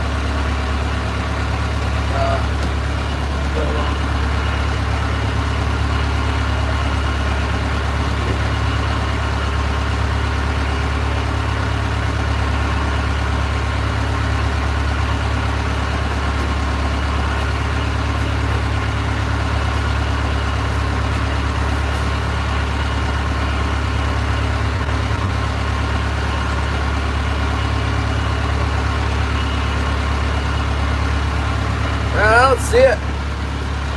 Might have given it the float test. It's probably around somewhere, but I wouldn't bet on it.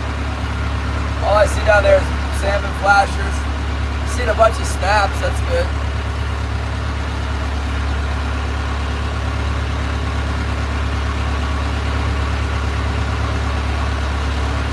Yeah, Jim knows. It came with the boat. I didn't buy it. You know, if I paid a lot of money for it, I might have been more attached to it, but it was one of the few things on this boat that didn't get, I don't know. I think it did. I think it was replaced. The kid that sank the boat at the dock replaced the inverter. So it was new. I'm sure it was the cheapest one you could possibly get. It's pretty big though.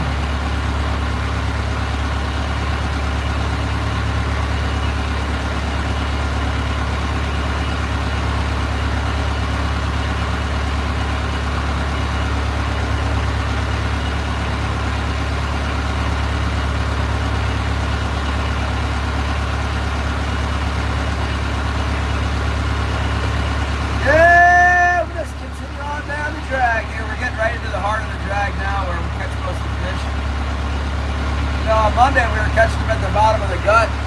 That's unusual for me. When they're really biting, I get them over there. Sure enough, they're really biting that day. But hopefully I catch them over here in the next 15 minutes or so. Usually the best case scenario.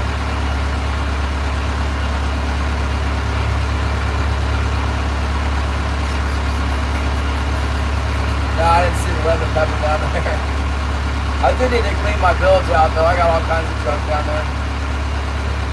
We can fix the floor in the boat if we get a month off work or whatever. We get 15 days off work almost. They close it on the 15th.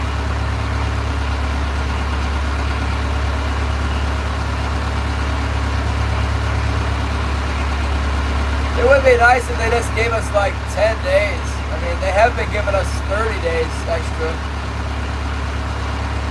But it's liable to be as soon as the weather's good and the water warms up just a little bit, the fish will go off. Fish should be going off anytime now.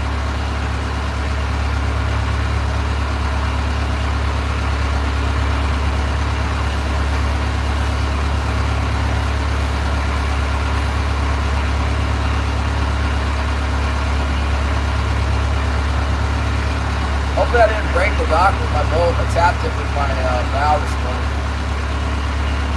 Thing's so rusted up, ready to break for sure.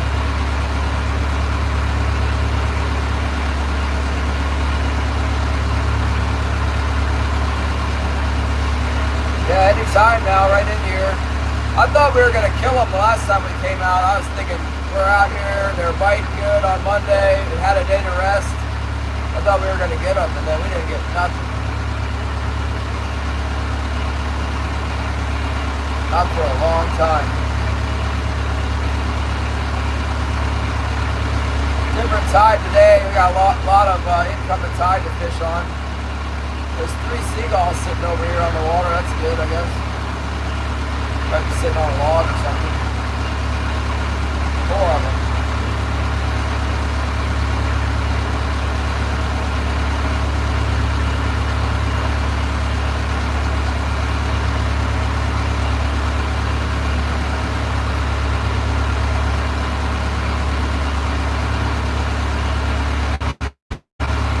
Yeah, I could skip the shakers, Northern.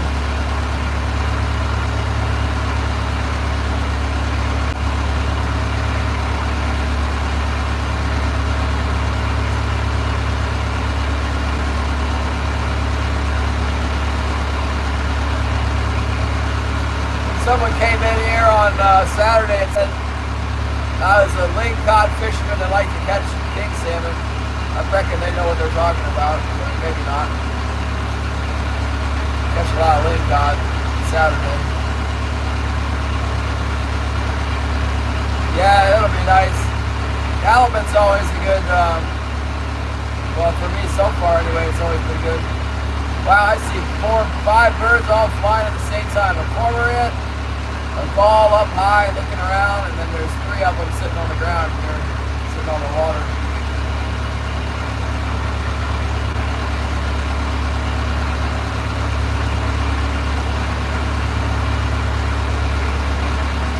Drive right through those galls.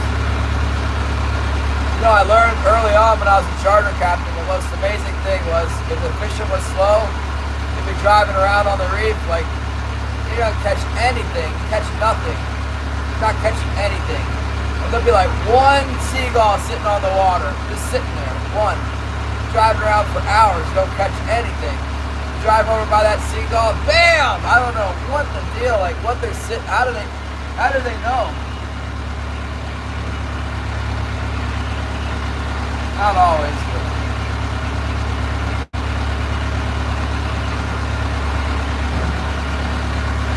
When there's a bunch of king salmon around, you think you're the best fisherman in the world. They're really easy to catch.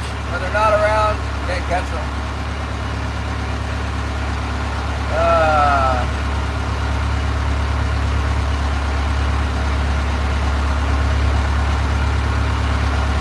Alright, so we're coming up on half tide now. It'll be like maximum current. That would explain why there's no schools of fish hanging around. They're all blown off the reef by the current. Once it slows down, all the schools of fish will show up. Unless they're frozen. But I bet they'll be here when it starts to slack up.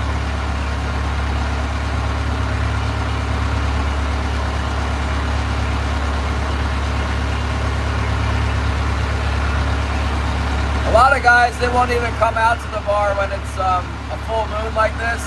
They just say that the big tides are too much for it blows the fish off the bar, they won't bite. I just go fish every day, see what we get. Sometimes they do really good on the big tide.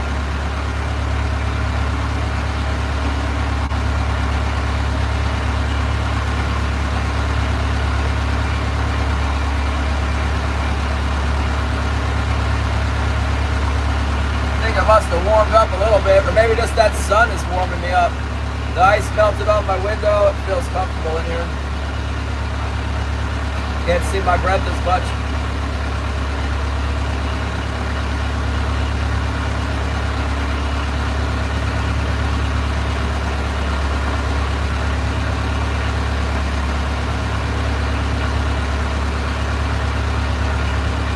All right, marking the first little fish down there on the bottom.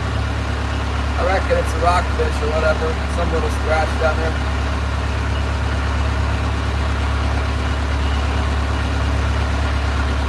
"100 feet of water." Little tiny mark.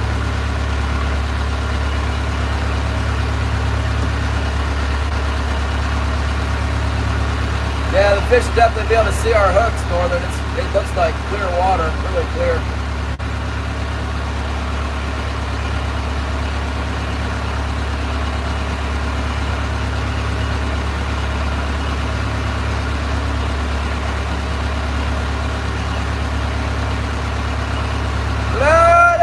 What's up, friends? Hello! Sunny day today. You seen it in the sun out here before? Gonna open the window for you. Check it out. There's the mountain in the sun. That's the big one right there.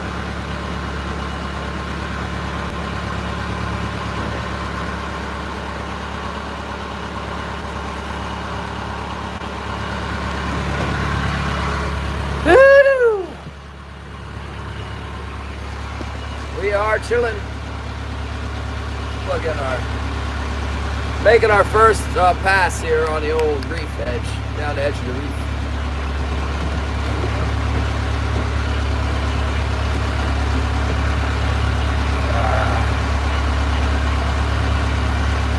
Oh, Gina Paris, Mr. Clint.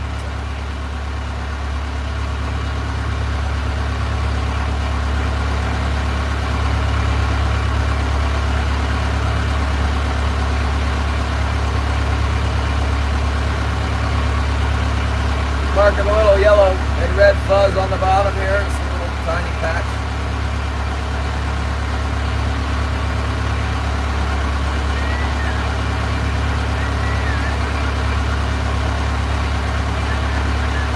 And we got 60 likes pretty quick this morning. Not a lot of people sticking around. They're just dropping a like, taking off.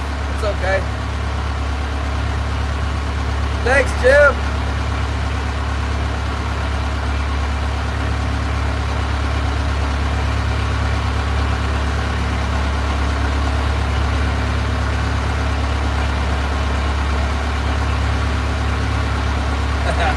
Northern's gonna watch.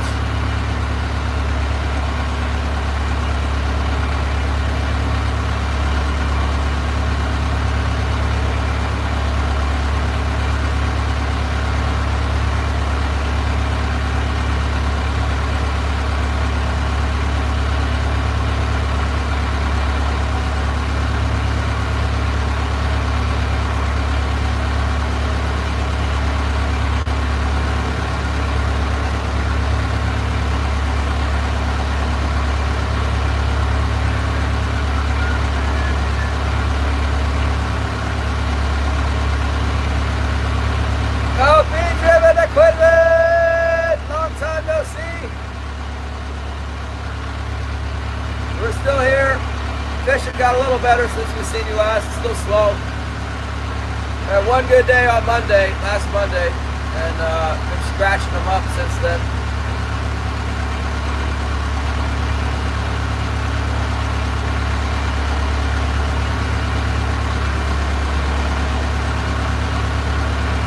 It's okay, Fritz. Don't panic.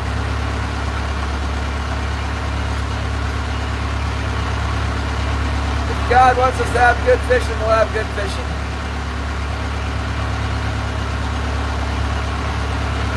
Eventually it's coming, I think. As long as the boat's running.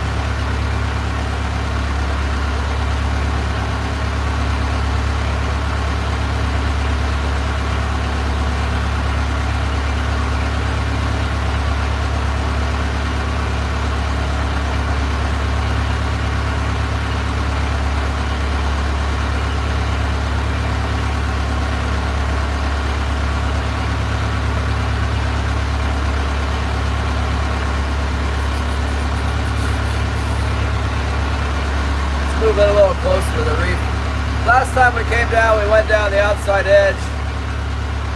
Never really, anything didn't happen on the first pass. We'll go a little closer on the first pass this time.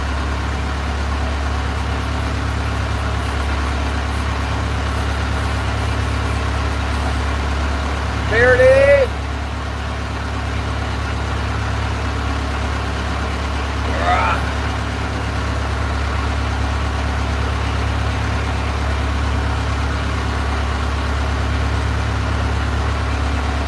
Mountains look pretty. There's a little bit of haze there in front of them, but mostly clear and calm. The wind's not kicking the snow off the tops of them. That's a good sign. 7:32 p.m. in France. It's 9:33 in Alaska.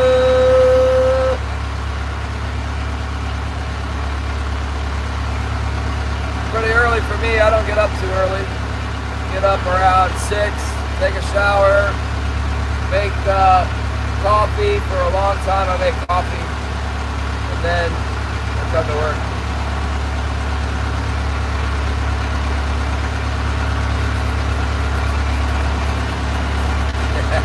It was so cold this morning, Skeeter. Holly's phone said it was -8 at my house.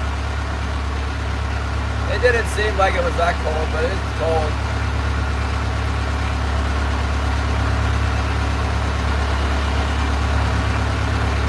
It was pretty cold. It seems like all these fish are hiding right now. The cold, the big tide.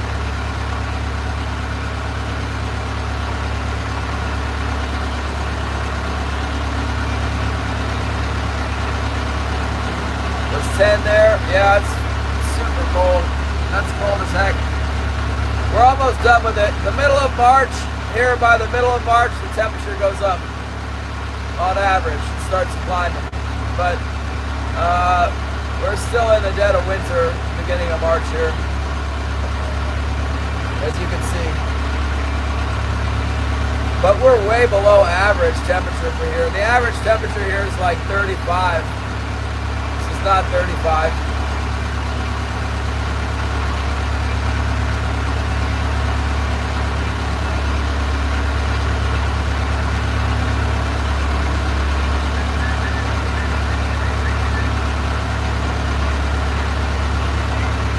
Supposed to snow a lot here. It's going to be snow Tuesday, Wednesday, Thursday, maybe Friday too. A lot of snow.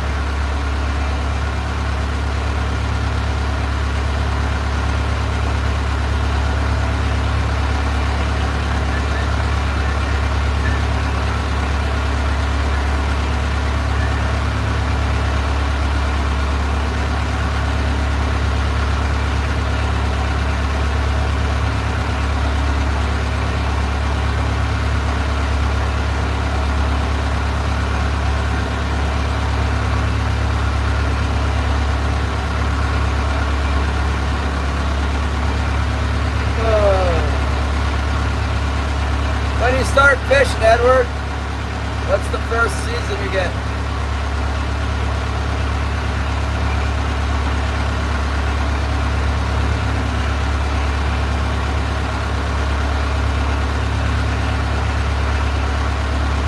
It's like a ghost town on sonar right now. All kinds of fish in here on Saturday. It's like empty. Different tide though, different time of day, different tide.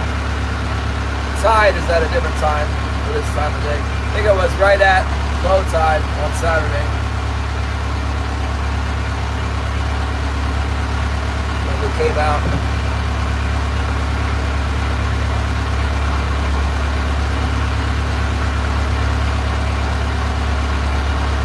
degrees. Oh my goodness! What the heck? Oh. Well, like I finally made a paycheck last week. That was highly dependent on the big day that we had on Monday, but that was a good paycheck for a week. Biggest one we had since October.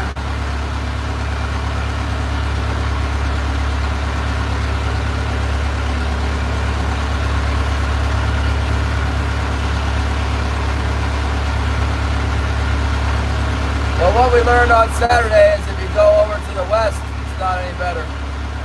Probably just keep going back and forth right here. I always get bored though. If I'm not catching them over here, I like to go over there and see. Be bored over there too.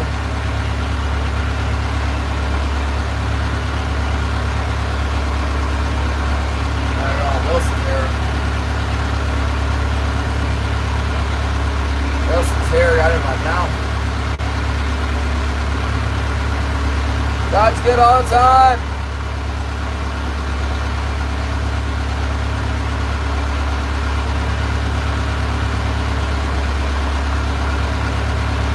I guess I got that exhaust leak pinched off. My eyes aren't burning today at all.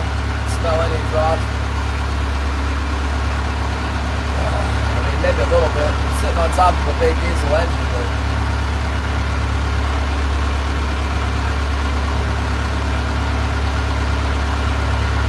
I need to go get my checks. I haven't got my checks since the end of January, I guess.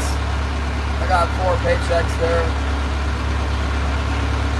Need to put them in to make credit card payment for this month coming up.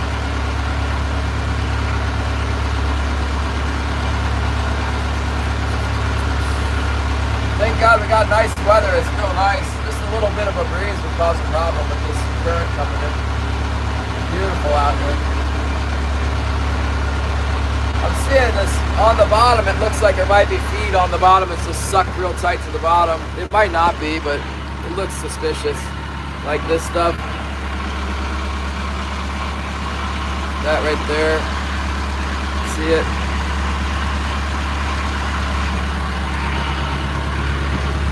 That might be feed that's just really, really tightly schooled up down there, or it could be rocks.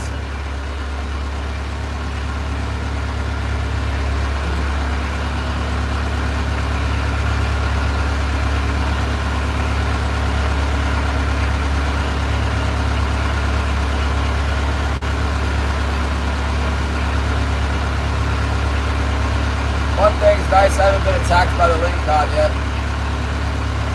That's a good thing.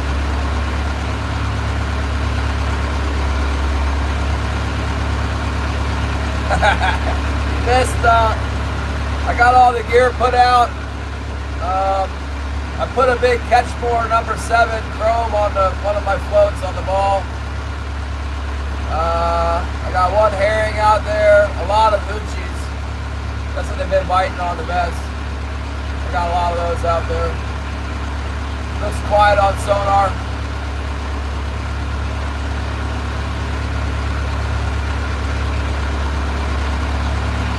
Gary says he thought he saw a fish on sonar.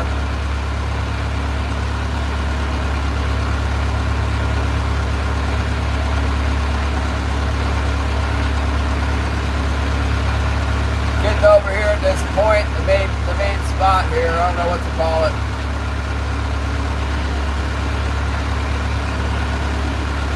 A lot of people like to call it Jeff's Drag. I refuse to name something after him.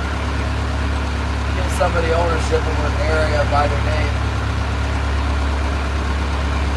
It's the corner of the reef here at the racetrack. The one that sticks out into the ocean the most.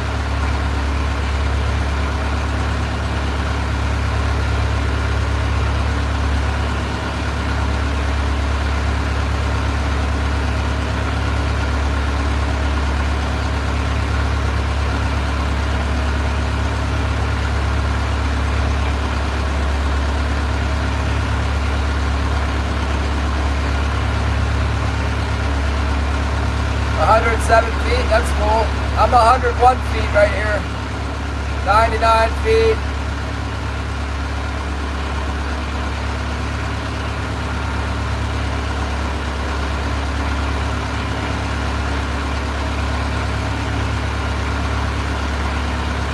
Brittany, France.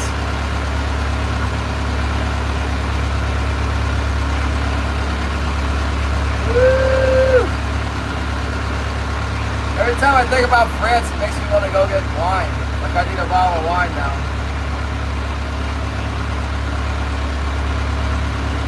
Maybe we should get a bottle for celebration. Celebrate making it through this winter alive.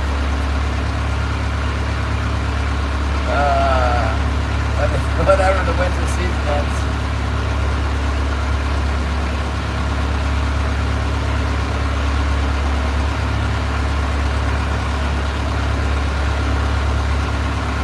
I don't think they have any French wine at the liquor store here though. I have to order that out.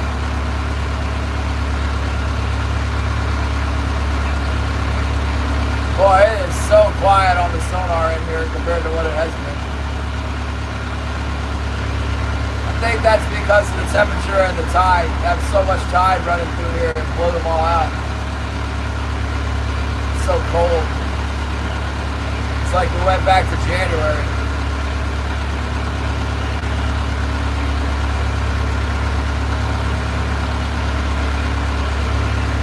But the good thing is we know there's some fish like in the area. They're around somewhere.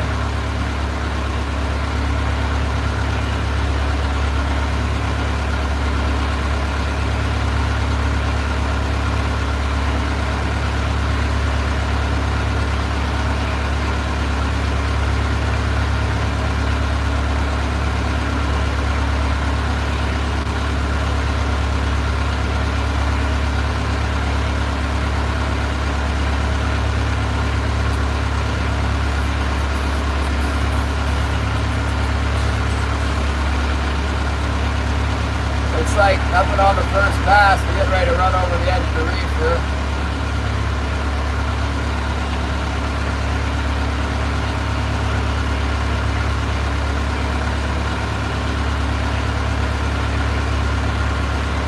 Yeah, there's lots of hoochies out there. We got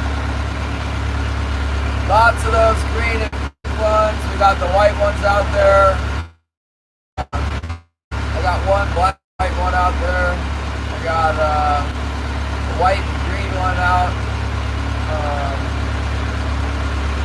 Yeah, same thing they've been biting on. I don't see any fish yet. Well, I guess we saw one fish. Like a little tiny thing out of rockfish.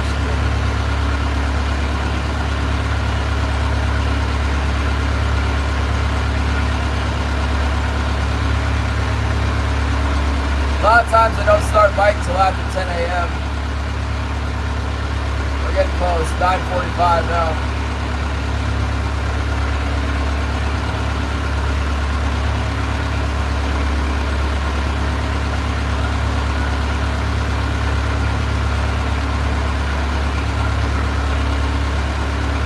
I got nothing, Tex. We haven't even gotten a bite or a sniff or nothing. Not yet.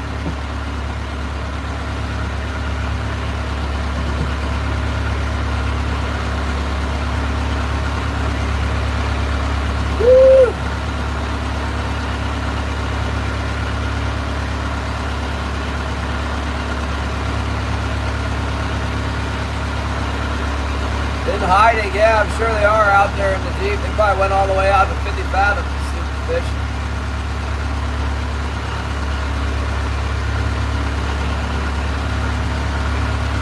Down hillside. Well, that's up inside the bay. I'm telling you, the big schools of fish, they don't like to come in the bay. They stay right on the, they stay on the outside. Sometimes they come up on top of the bar, but they don't usually come inside the bar very much. There might be some up on the pinnacles and over at Night Island, but those are just the stray fish up at Night Island. There won't be very many.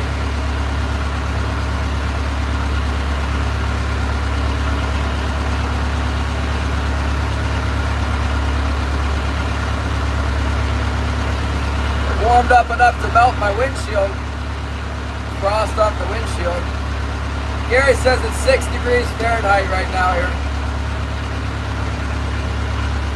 It warmed up to 6 from 3.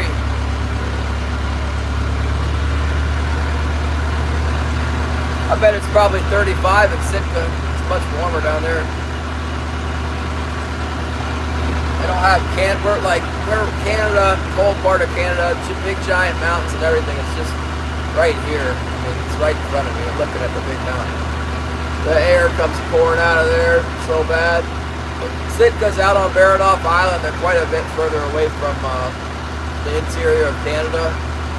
Jut out more into the ocean there. So it's warmer.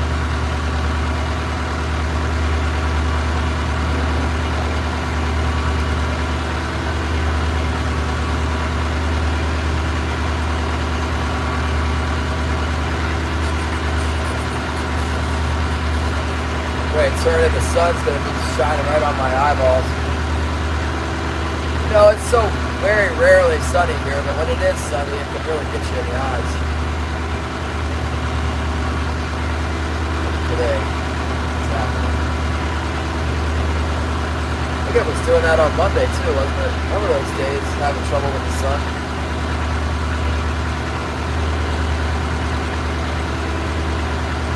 It is, man. All that cold Canada. Oh, look who it is! I can't even believe it! Nick Punt rides again! There he is, a Mick Punt.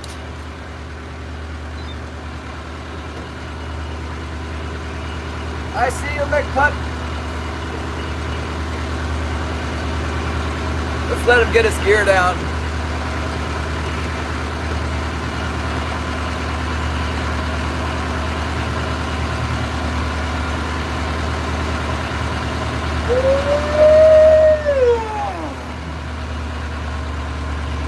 Yeah, let these suckers warm up a little bit here. Oh, goodness gracious.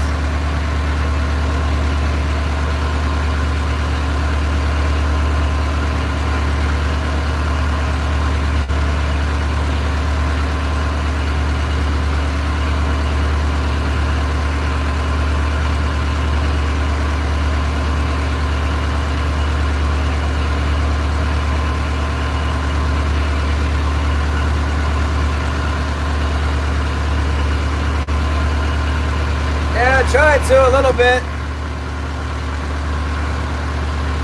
I told him I was catching fish the other day and he left and went somewhere else.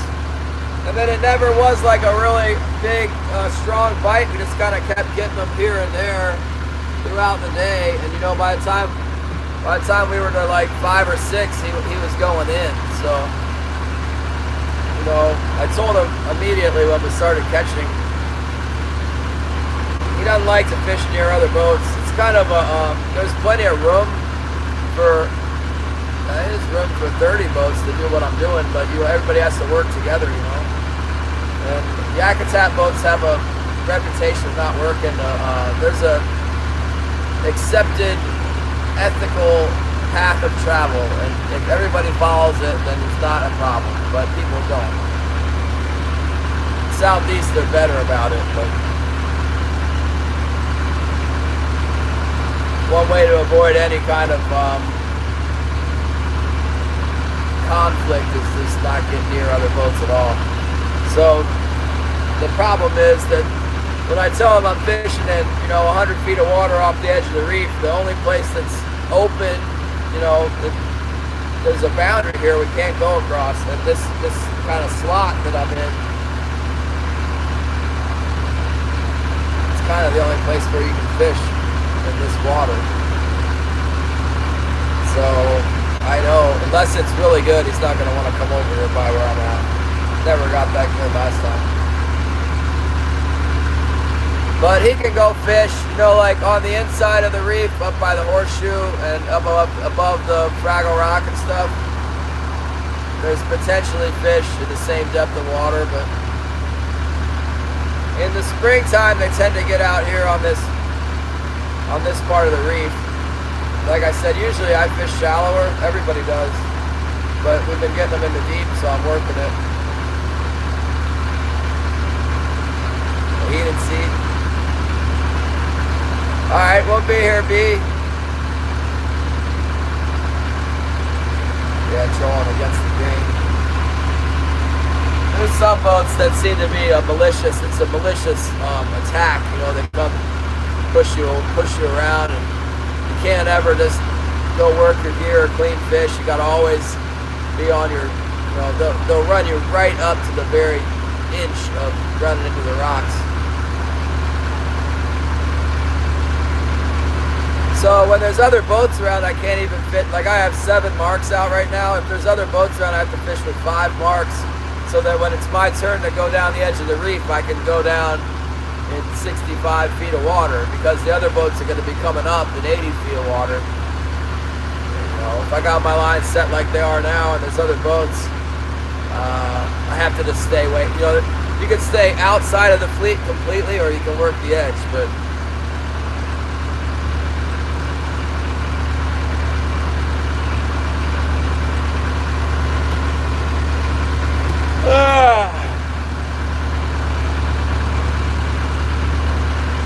Anyway, Leo hates fishing around other boats. If there's a lot of boats around, he'll go to wherever the least amount of boats are. But if there's only one boat, it's highly unlikely that he's going to come out where we'll have to pass within 100 yards. You know?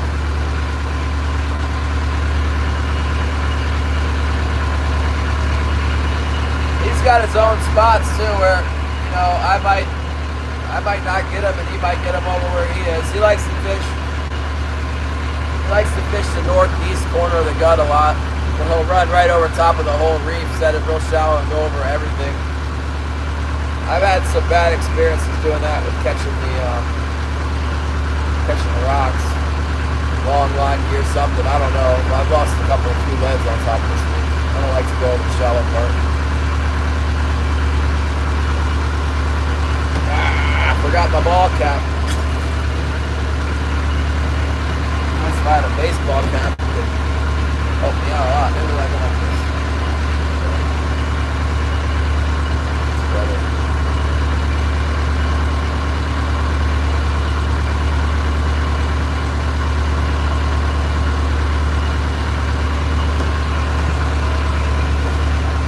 I reckon he's got his gear down now. It's good to call. And big cut. There's the cut.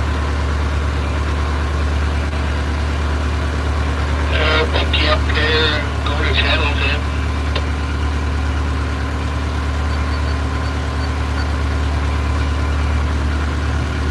How are you doing this morning, Devin? Man, it's so cold, and the sun is so shiny, but otherwise, just driving back and forth out here and not seeing much on sonar. Yeah. Oh, if I get something, I'll change gears stuff from what I was using. Just that changing around, I guess. You ought to be fishing around, that gear I was running was working for a while, and it just quit working. So I can dig around my closet and find more stuff to try. Yeah, I was out here on Saturday, and I was going back and forth all day long and catching lingcod every once in a while. Finally, I had a triple, and then later in the day, I had 1. So it was really hard to catch those 4 fish. Yeah. And that's what it is for me too. You can drive around all day and catch them just before I go in. Well, hopefully something shows up there. I don't see no whales yet, so must be no heron or anything coming in yet. Yeah, I was seeing the feed on Monday. When I did good on Monday, I saw quite a bit on the sonar, and it's kind of gone downhill from there. On Saturday, I went over to the Fraggle Rock, Little Ugly, top of the Horseshoe. Didn't get nothing over there except for lingcod, but only made 1 pass. Yeah. I'm just going to putt around here and see if I can get something, I guess. Turn the stove up and sit inside for the rest of the day. Yeah, the lingcod were pretty thick on Saturday. Later on in the day, I started really hammering the lingcod. There was some birds in the gut at the end of the day when I was leaving, but I was over it. I just took off. But, yeah, I'll let you know if we start biting out here. Roger that. I'll talk to you later then, Devin. Back 16.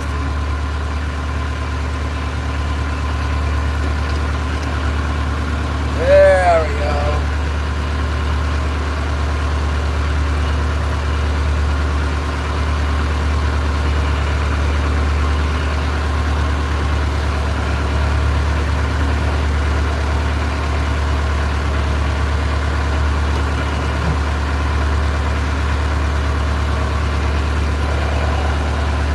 McPutt.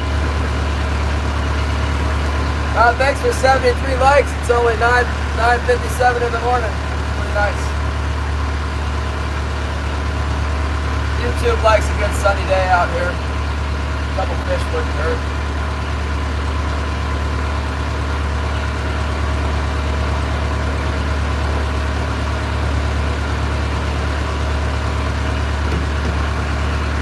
Well, if we blow a coolant line out here today and can't get her going again, at least we got the McPutt.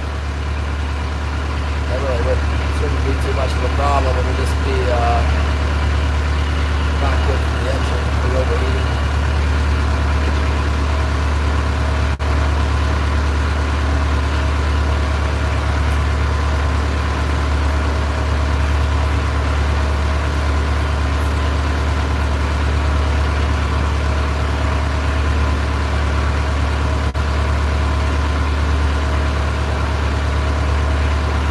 Leo's trying different gear out. I guess his theory is that the fish are here, but they're not biting what he's got. My theory is fish aren't. I'm not driving over fish. That's why I'm not catching them.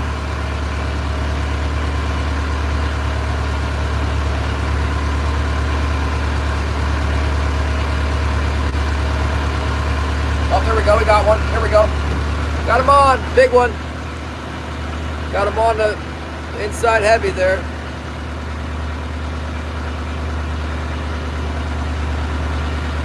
Nice bite. Look at that thing go. Look at that thing go. Yeah, I got one on over here, Leo, right on the edge.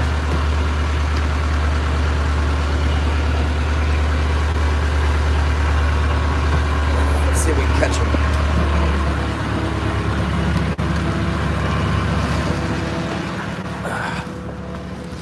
I still got him on there.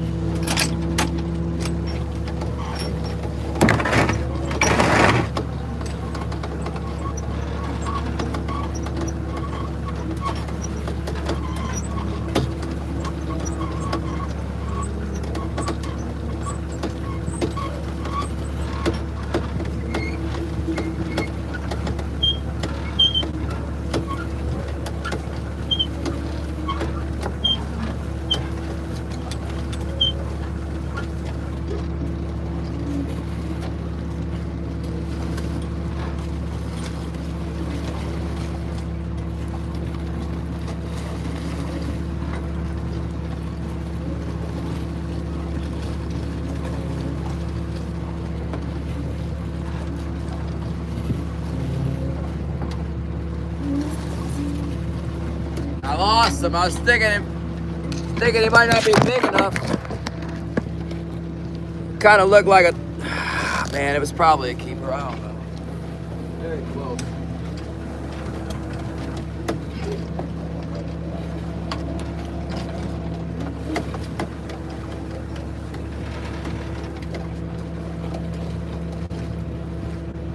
This one might be a little bit bigger.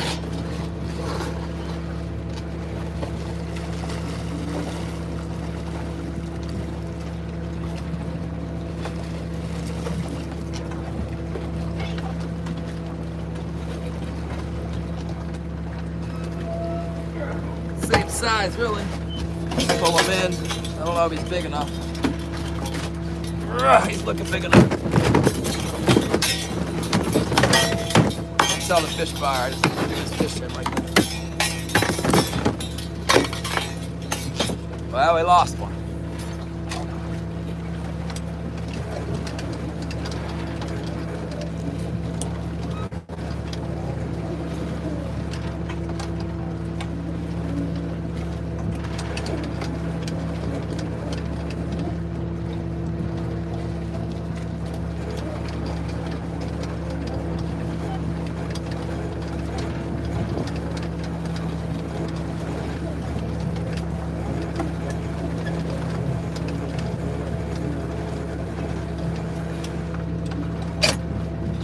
Man, it's cold. Are you kidding me?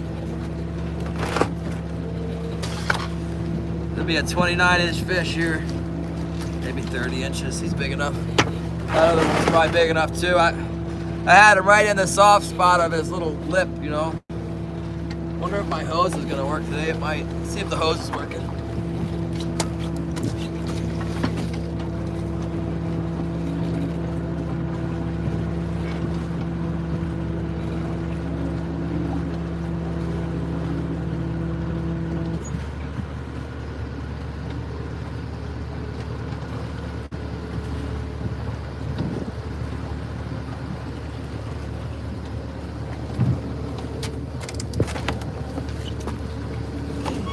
Dang it, I don't like to lose them.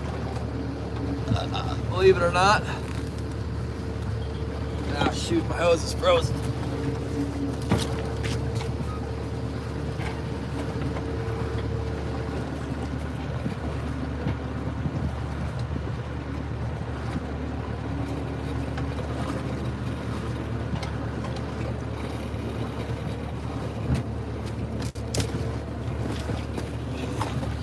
I think I might keep my fish inside the boat today, as crazy as that sounds. Go ahead and clean them right now. Before it gets too bloody and stuff and all tore up.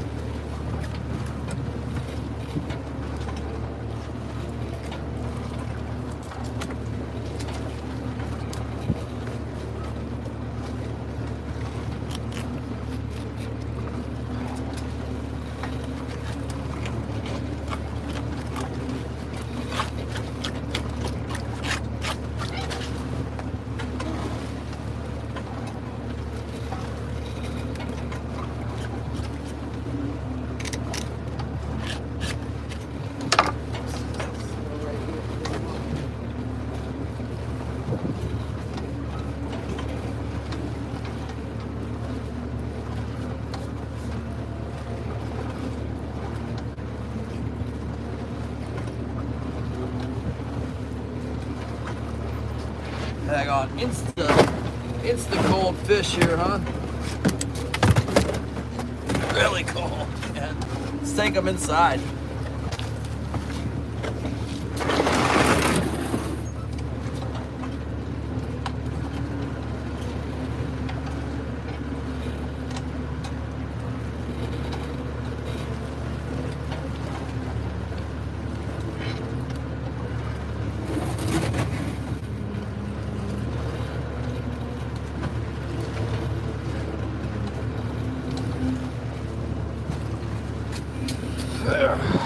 I don't know, man. What the heck? There he is. Turn around. Woo! Wilson! What do you think about that, Wilson? To put some fish down with a booger. When it's on. Oh, good doggy! There he is. Woo! Gotta bring them inside. It's too cold to freeze out there real bad. Everything's frozen. I don't want my fish frozen. Yeah. Yeah, it does suck. But you know what? It happens sometimes. That definitely happens. It's part of the game here. Part of the deal. You don't get them all. Get them all. It's king salmon. Chinook for Salmon.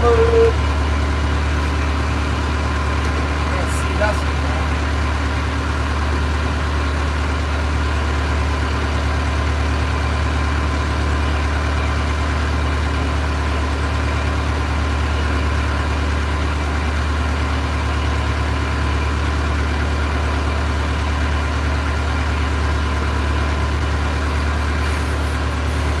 Way too cold out there.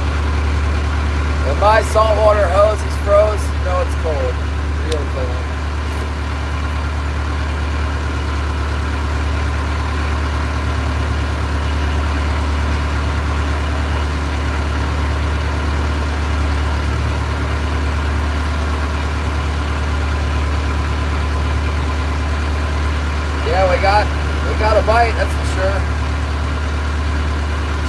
on there, little teeth.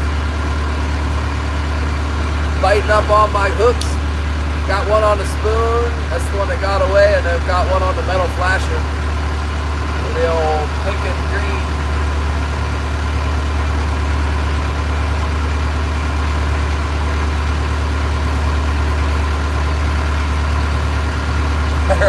We're gonna try and get them, yeah. That one came a little bit shallower. I think it was about 90 feet deep, maybe 80, 85. They might be up on the reef today. Leo will be getting them. He won't tell me unless he's murdering them. Even then, he might not tell me.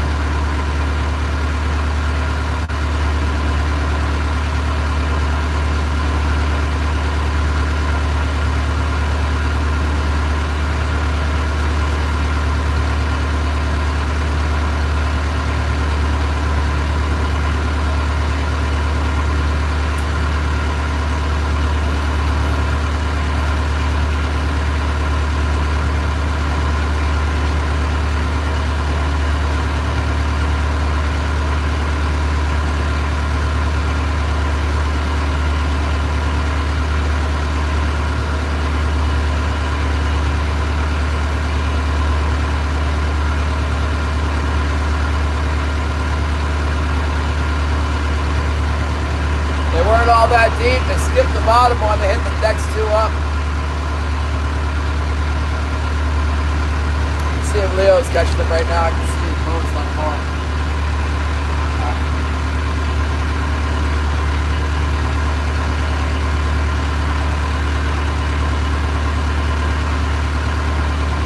He's going straight away from me, I can't really see that well. Wind Mountains, what's up?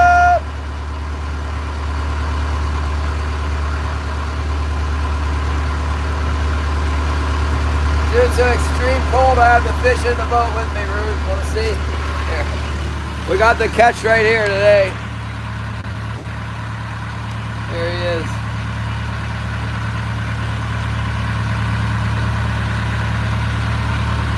It's extremely cold. Probably put him outside. Leo's not going to put him inside. Leo's got water, though. He usually puts him off the water.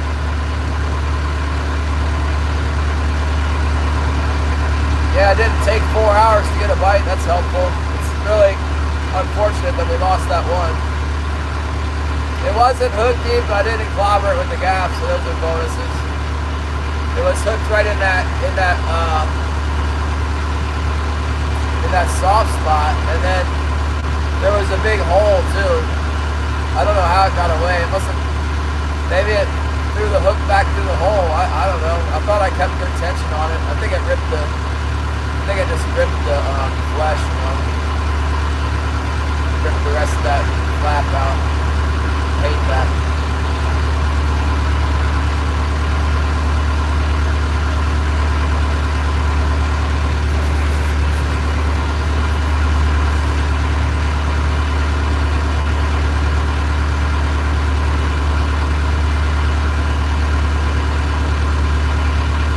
Aaron is here. What's up?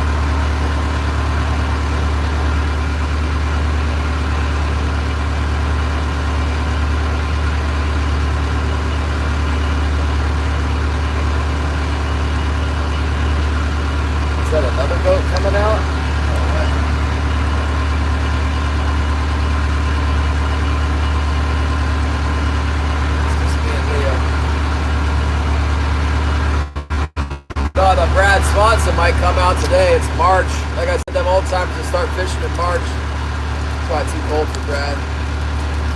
Conditions not ideal.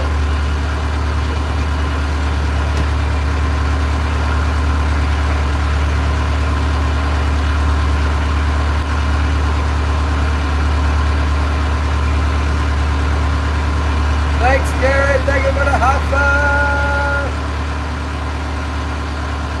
Look at that beautiful jewels.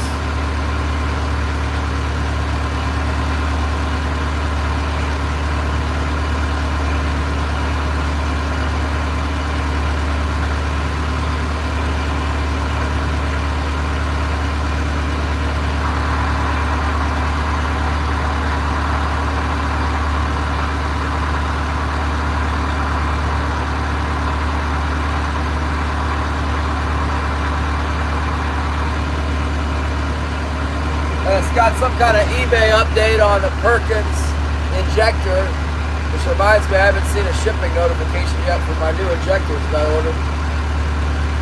Bet they send these ones though. Paying quite a bit of money for them if I'm a supplier with a lot of sales and a good reputation. Never know. Some people freak out with the Alaska address.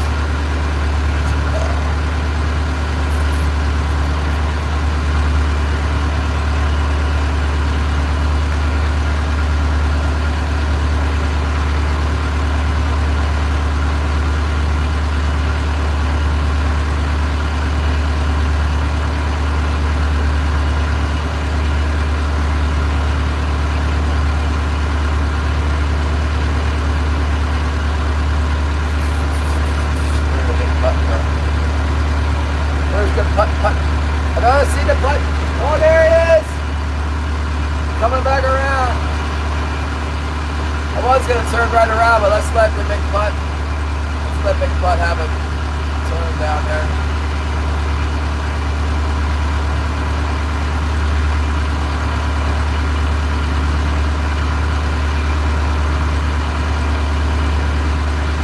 Yeah, I don't know. I got. Look, they're gonna ship them. Let's see if they won't just ship it.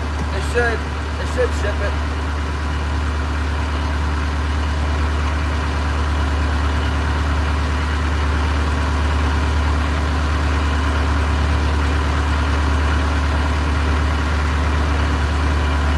It's only been less than a day so far of the work day on Monday.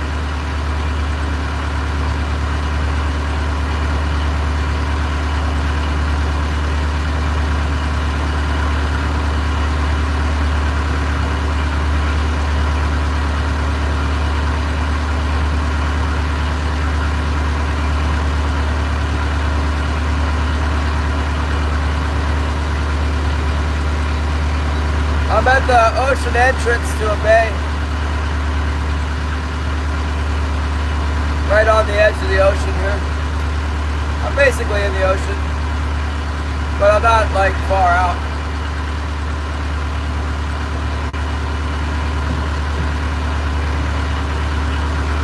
If I look down the coastline here, this is the coast, see? That way, Hawaii. That way, more land, you know. Right on the line, man. Ocean.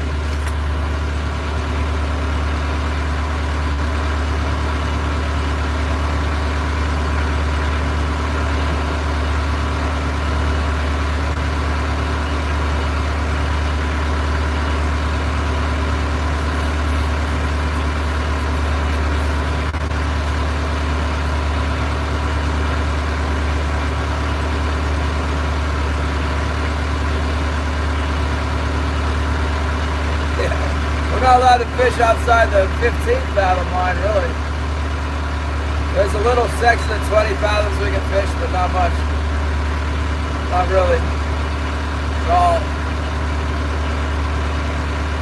I could go a little bit further out, but there's no structure. It's just not until you get way further out. It's a drop off. Usually the action is in here closer to the reef where the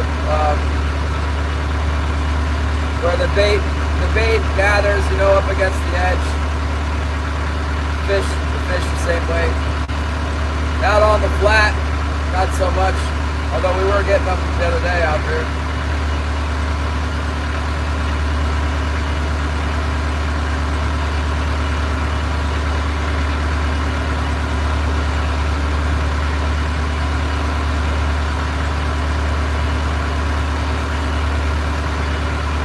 Yeah, that's the advantage Sitka has.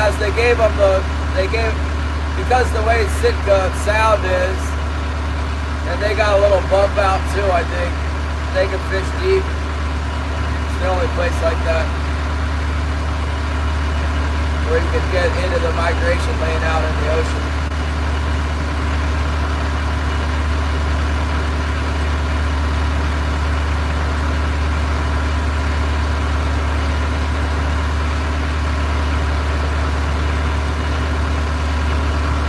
All the big boats there.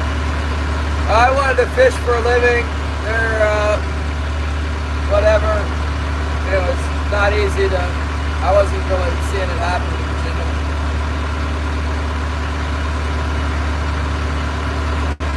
A lot of fishing jobs in Alaska.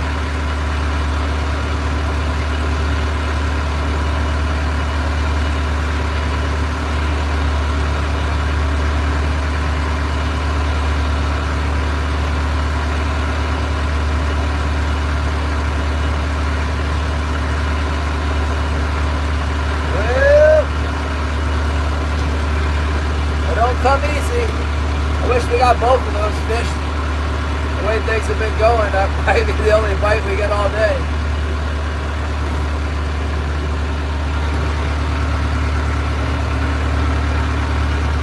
Should probably run my gear. We might have one hiding on the floats, you know. Could be one out there that we don't know about.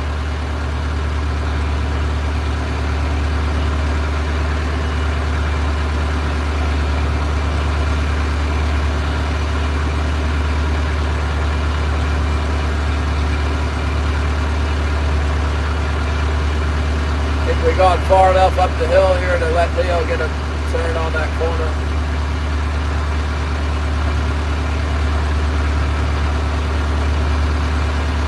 Go back around over the pace.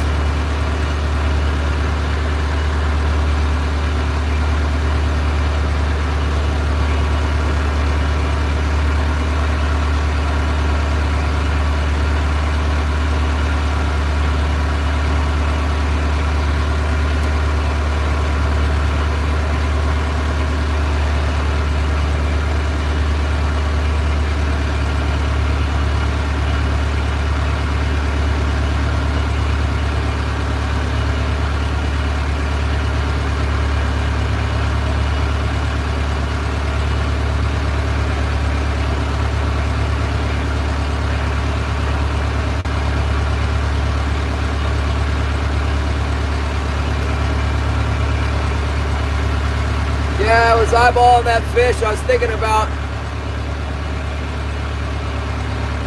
swinging it in, and then I was thinking about gaffing it at the chin, and it made another run and pulled off. If I'd have just bonked it in the head, gaffed it, I might have got it. Came up once. Looked very borderline size. Sometimes it's deceiving. If you've been catching the really big ones, then you get one that's like 29 inches. Looks like it's small, but it's really not.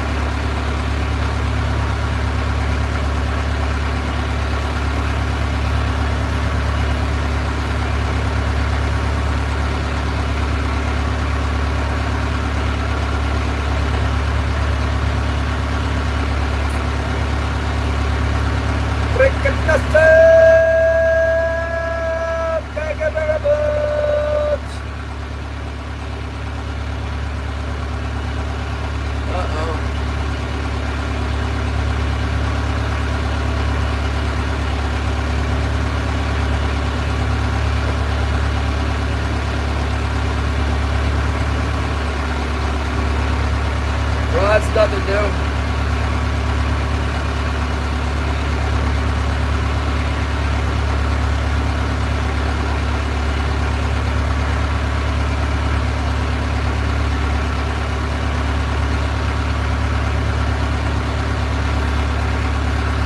big fan of Virginia Beach. Kind of like you said, it's like a sleazy beach town with a bunch of tourist traps. There's not really a charter fishing industry there. Not really any commercial fishing. It's just a bunch of nasty hotel rooms everywhere. There's a few places you can fish from the shore, but I never had much to do with it, man. I just drive right through and go on down to North Carolina.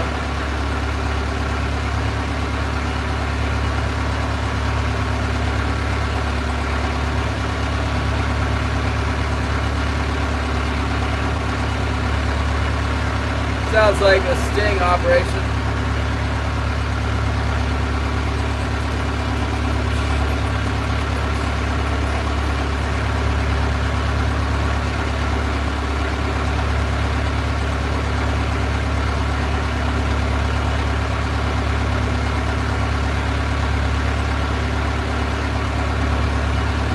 Let's see here.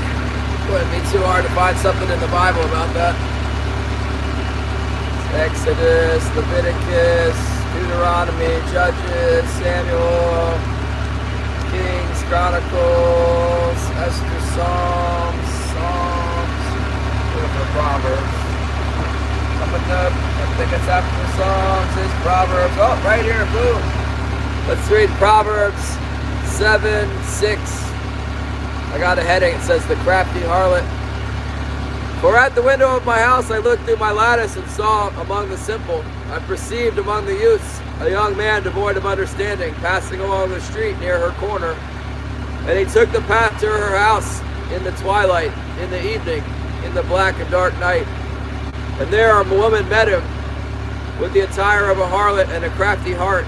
She was loud and rebellious. Her feet would not stay at home. At times she was outside, at times in the open square, lurking at every corner. So she caught him and kissed him. With an impudent face she said to him, I have peace offerings with me. Today I have paid my vows. So I came out to meet you diligently to seek your face, and I have found you. I have spread my bed with tapestry, colored coverings of Egyptian linen.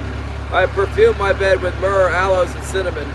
Come, let us take our fill of love until morning. Let us delight ourselves with love. For my husband is not at home. He has gone on a long journey. He has taken a bag of money with him and will come home on the appointed day. With her enticing speech she caused him to yield. With her flattering lips she seduced him. Immediately he went after her as an ox goes to the slaughter, or a fool to the correction of the stocks, till an arrow struck his liver, as a bird hastens to the snare. He did not know it would cost him his life. Now therefore listen to me, my children, pay attention to the words of my mouth. Do not let your heart turn aside to her ways. Do not stray into her paths. For she has cast down many wounded, and all who were slain by her were strong men. Her house is the way to hell, descending to the chambers of death. Yeah, it's interesting. It says, all who were slain by her were strong men.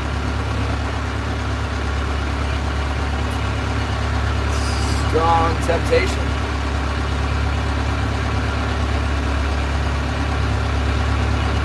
Never vacation at Virginia Beach again. Nothing new.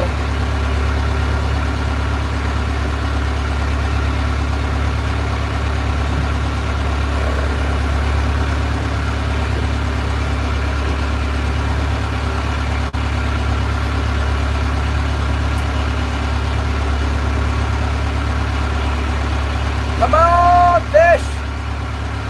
I just keep remembering Monday. It was like every time we came down here, bang, bang, bang.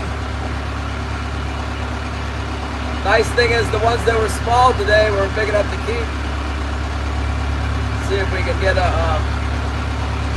good one on here.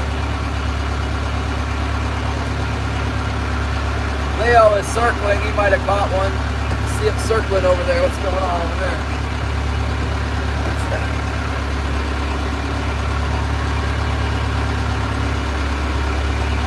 Not on his deck right now. Yeah, Lejos rocks.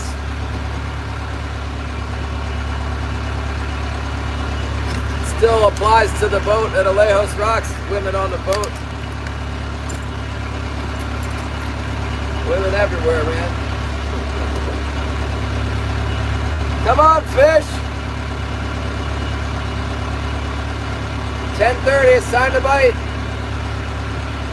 Wake up. Oh, oh, oh, oh, oh, oh, oh, my goodness. I think we got a little one. Let me see what it looked like on sonar. I was seeing something down there and I was like, is that a fish? Is it? This guy right here. I was wondering about you there, that little guy. See how he's blue? A little blue mark, man. Sometimes that's a king. Looks like he got me tangled up. Looks like it might be tangled up here. Run up and tangled in the rig up above him. It's starting to vibrate. Might lose him.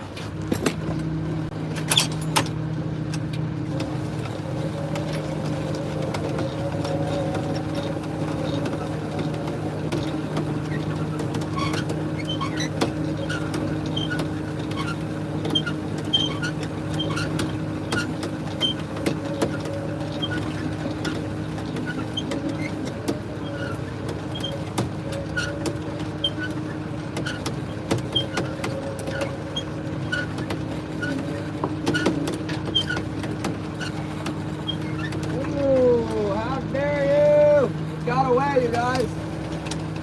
Dang it.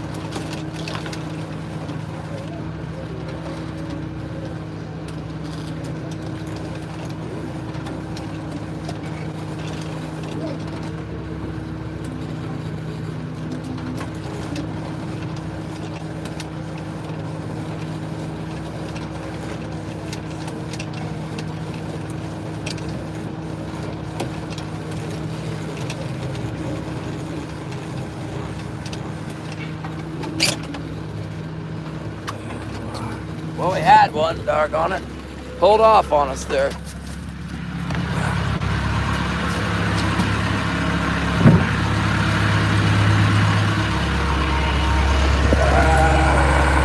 It's like that. It is like Monday a lot. We're losing them. We're getting them, but we're losing them.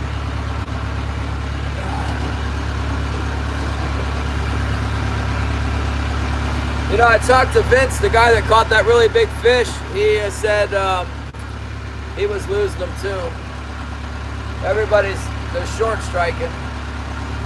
It looked like that one, it grabbed one hook and then there's other hooks that went up and got around another hook because my wire started vibrating like they could unhook themselves like that. They use the other line to get in there and unhook themselves.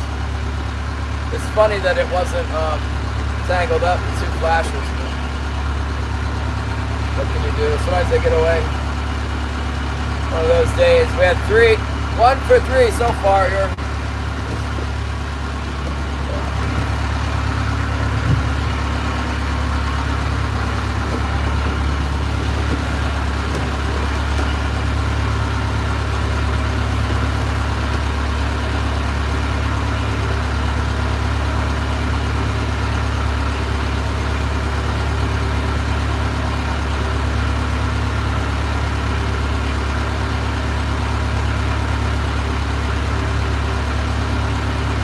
Come on, come on, come on. Don't do us like that. That one hit real tentatively. It was like tap. Maybe.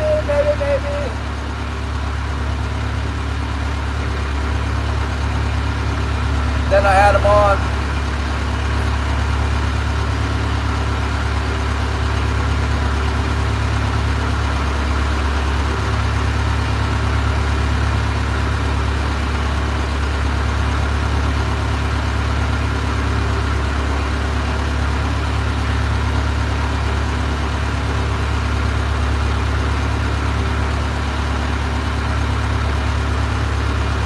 Yeah, there's some gold. I'm working on that. I need to get my gold mine set up.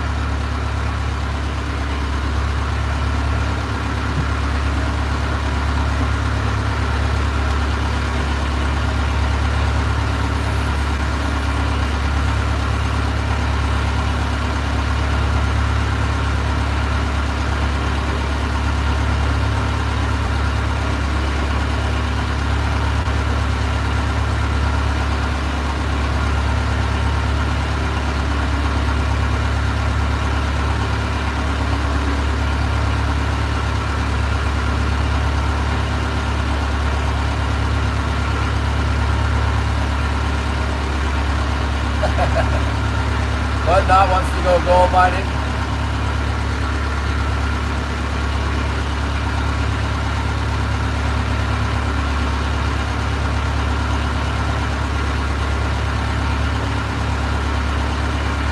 Well, I guess that was a single because there was two. Maybe we'd at least have gotten one of them.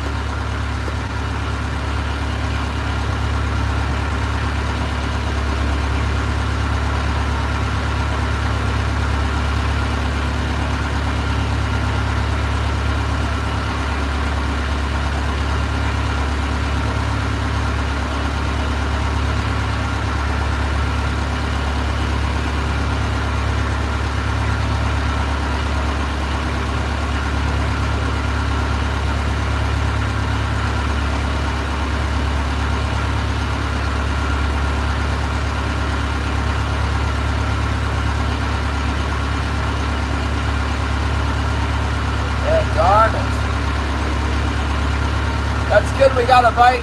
We got a bite closer to the bottom of the gut that's more spread out. Before we were only getting them. We haven't had a bite over there since Monday, I don't think.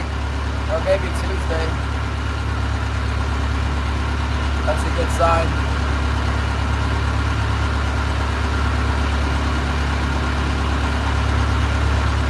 Leo's hanging out over here too.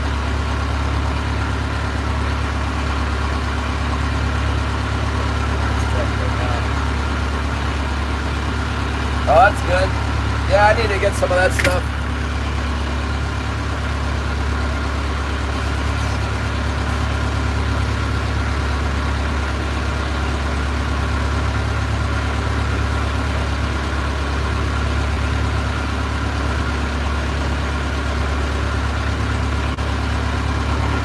Well, it wouldn't be much of a dream job out here in the wintertime. Pouring rain.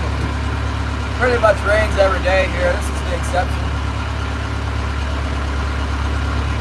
We're in a dry spell, dry and cold recently. It's getting ready to go back, get warmer, but everything's so cold, the ground's so cold, that as it starts to warm up like it should be, it's gonna snow.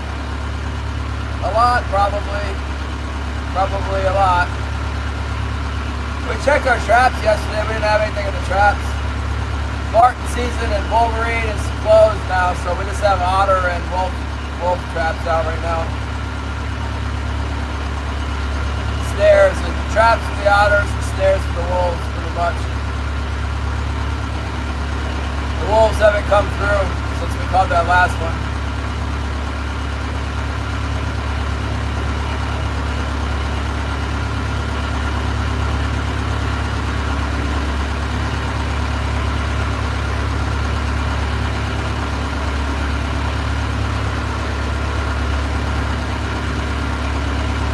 Dang, we hooked 3.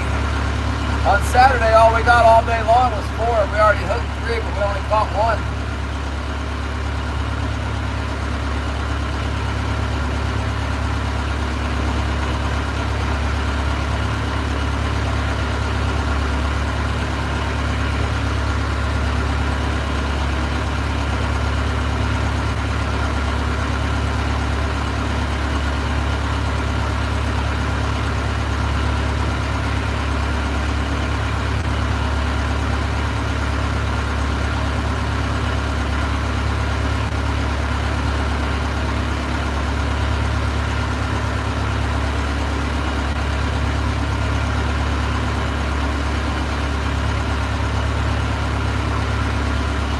$10 a pound. That fish right there dressed is probably around 9 or 10 pounds.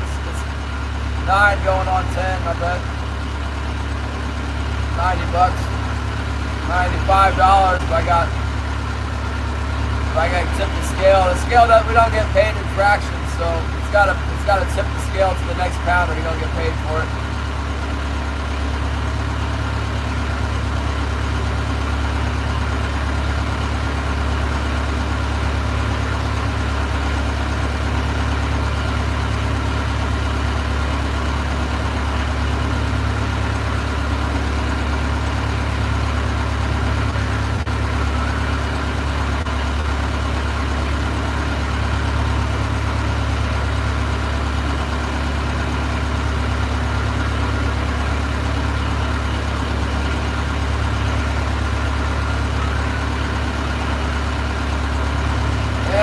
we'll get some. Hopefully we'll get some caught.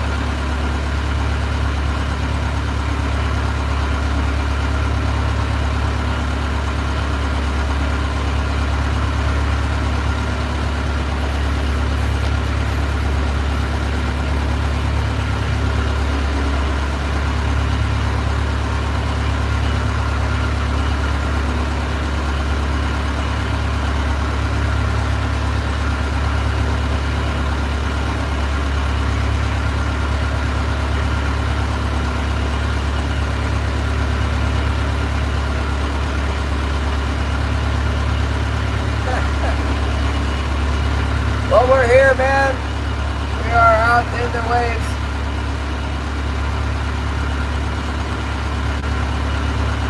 It's a Monterey Clipper, though, not a Boston Whaler.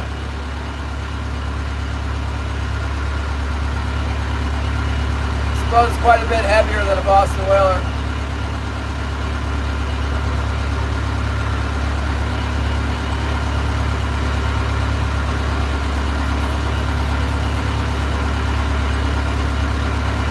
That it's more seaworthy. It's not the same. If you had a 32-foot Boston Whaler, it would probably cost like a couple $100,000, I guess, at least.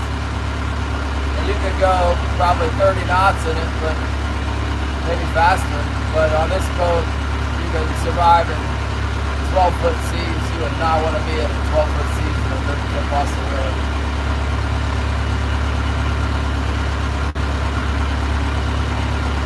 Nah, it's just me and Wilson.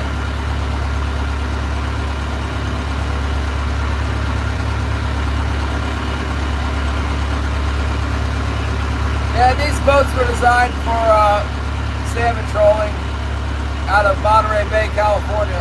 They get a lot of wind down there. Purpose built just for what we're doing. One-man troller.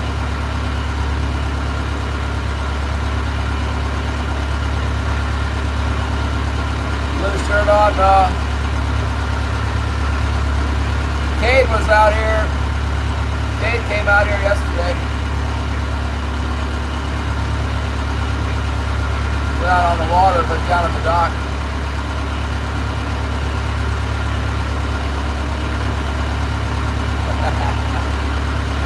Freaking awesome. Haven't you figured all this stuff out by now?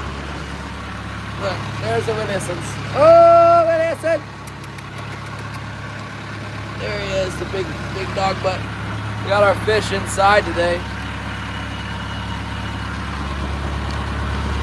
Trying to keep the fish from freezing. It's single digits out there. They freeze fast in the box. We get a few more fish together, I'll put them in the box out there and huddle together like chicks in the packing box. But one fish out there, this kind of temperatures, it'll freeze really fast. Easy enough to bring one in.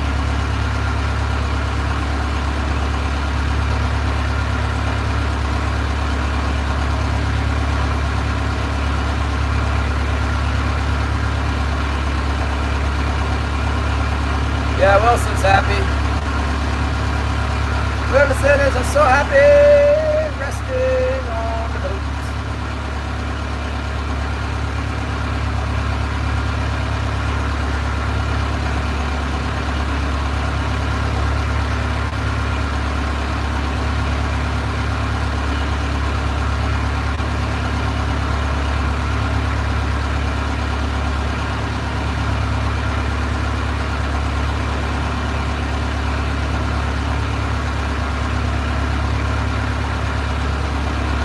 Yeah, they are. I got a bunch of jackets hanging out, waving back and forth.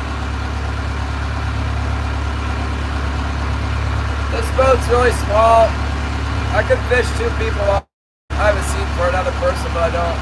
The money's not good enough here to hire a deckhand. It could get good. It could get really good starting around this time, but like all winter long, it's not good enough in general. Just about the time you think it is good enough, then the bite dies. Usually we get a bite for like 3 days in the winter, and then the fish move on, or we catch them all, whatever. In the spring, this time of year, once the bait starts running, once the minnows, the bait fish are running thick, the pink salmon can come in on a sustained bite. That's what we're waiting for.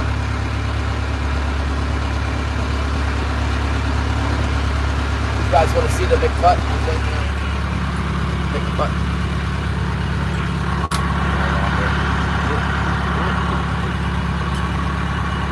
Kate says he's got to ship the hides out. Where's the big cut? Where are you, big cut? Oh, there he is. Behind the pole. There he is. Oh, there he is.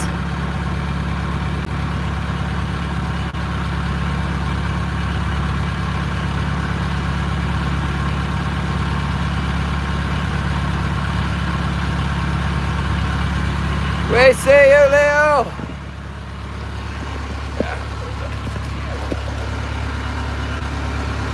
Yeah, the big cut.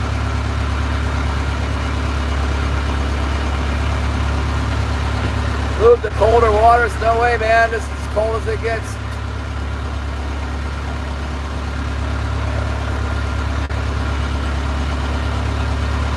Hey, we're headed out too.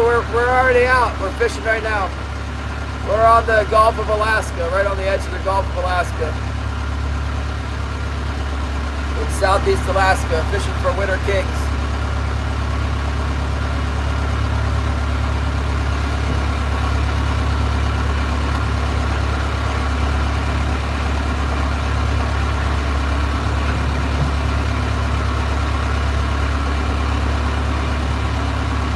We had us 3 bites already this morning. Only landed 1, but we had 3 bites pretty quick. It's a good start.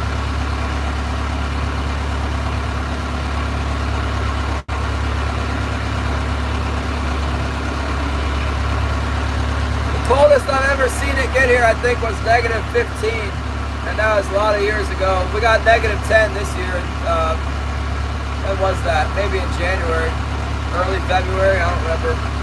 I think it kind of warmed up for like most of the month of February. Was in the 30s, and then it got cold again last week. I would prefer if it stayed warm. Although it is nice to get a break from the rain. The rain can get depressing. It's nice and sunny. It's cold around here.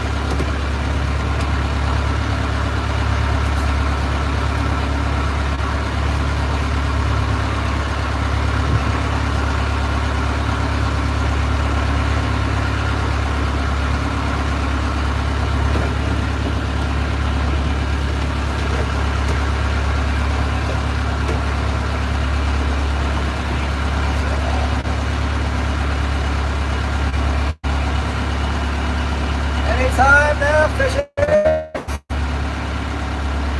guys should go a little faster.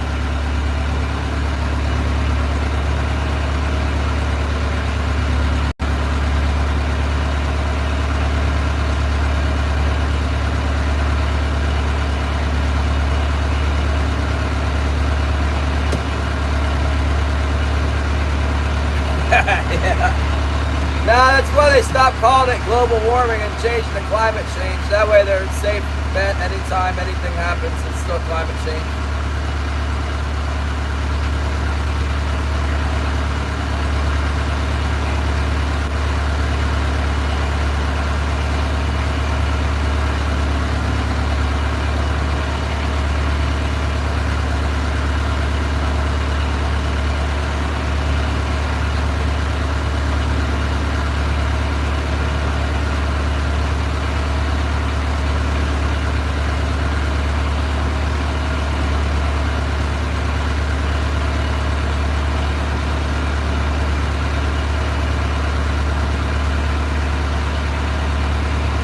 Leo's not out on the deck. I'm not out on the deck. We're waiting. We're back to the waiting mode here.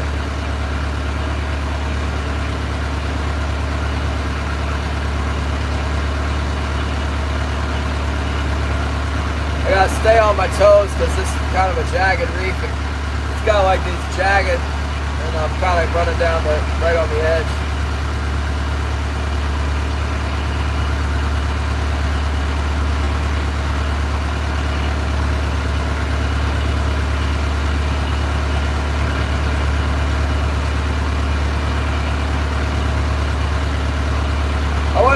Scotty is. I've seen him on the King Chasers posts.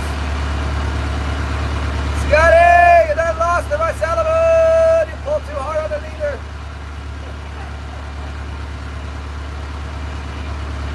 You gotta be more gentle. Man. That's a bummer. I had that fish all the way. Hook was all the way in its lip. I still lost it.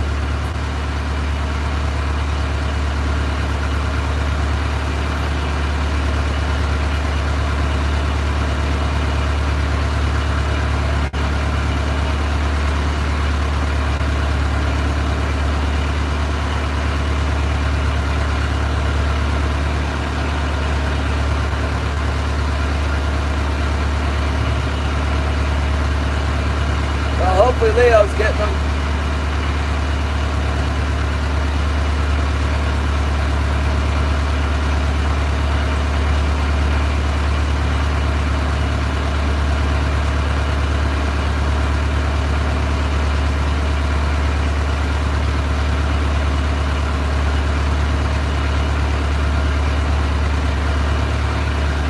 Yeah, it's sunny now, and then when the clouds come, it's going to start snowing.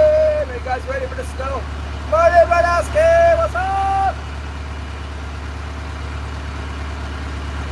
How's this going to snow a whole lot?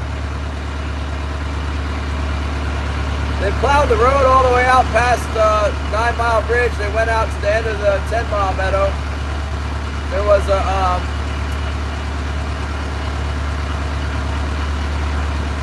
there was so many moose tracks out there. There's a herd of moose up there at the Sea Tuck.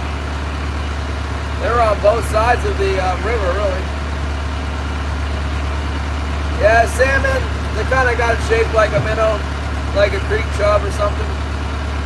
Except they got razor sharp teeth. I guess they're not that, maybe they're razor sharp, but they're not that big. They're like a big trout. That's what they are. They're like an oversized ocean trout.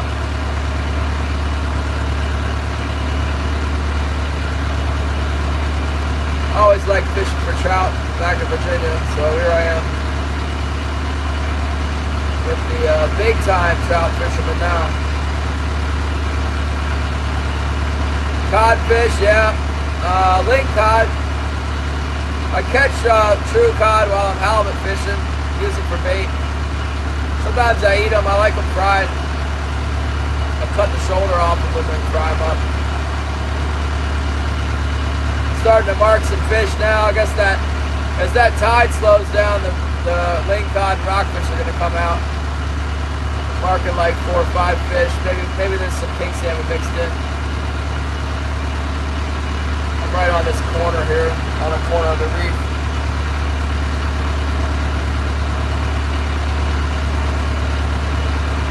Marking a few fish. They look like the wrong kind, but maybe there's some kings mixed in. I see some blue marks in with them.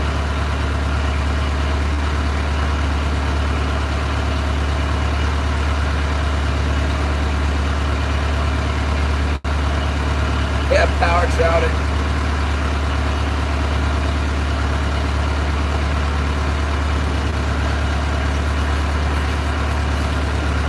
Yeah, this is such a weird year. On a normal year, it would be full on, like a whole bunch of power trawlers out here right now. There should be at least 2 of us working this spot right here. So that leaves all the fish for me if they would just come in. At least today, there's nobody else out here. Just one hand trawler.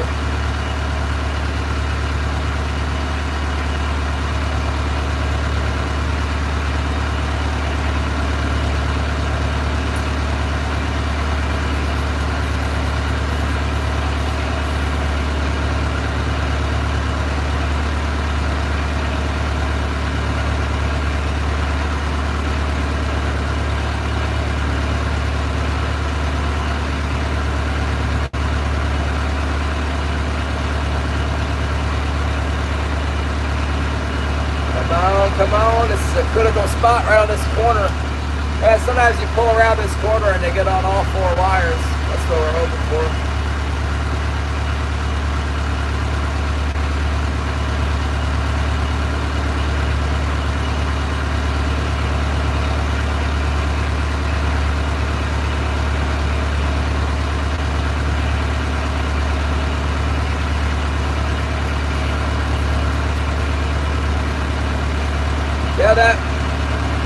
a trip down to Southeast. There's some really good prawns for sure.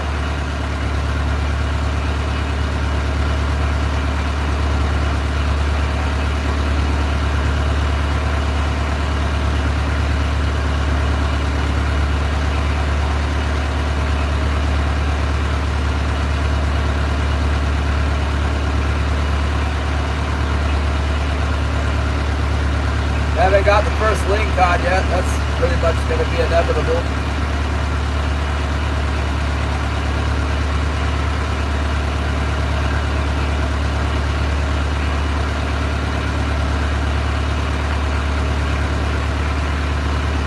Oh, Lake Erie, my goodness. I've never been to the Great Lakes.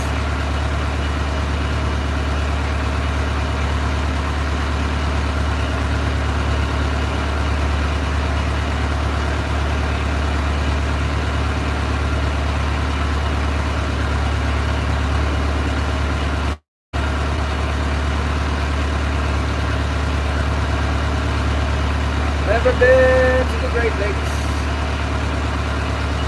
I used to keep track of them in the fishing literature, you know, all the big trout and salmon they caught. I was pretty interested in that, but ended up coming to Alaska. Sounds like it's not as good as it used to be. No, I've never been to New England. I've done a lot of fishing because I'm from Virginia. I did a lot of fishing, mostly in Maryland, and I went to Delaware a lot, to the Indian River Inlet, but that was it. I never fished in New Jersey, not even once. I went south. I fished in North Carolina quite a bit too, but never south of it. Well, when I was a little kid, we went to Molly's Island, but not as an adult.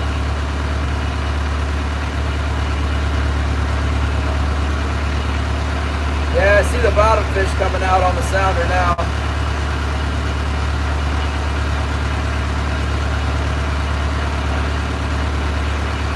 They haven't bit us yet.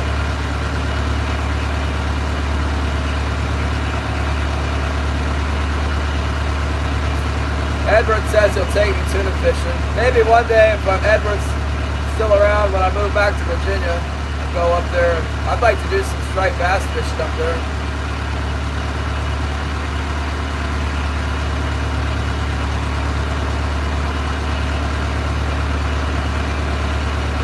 Yeah, Cooper's in Montauk.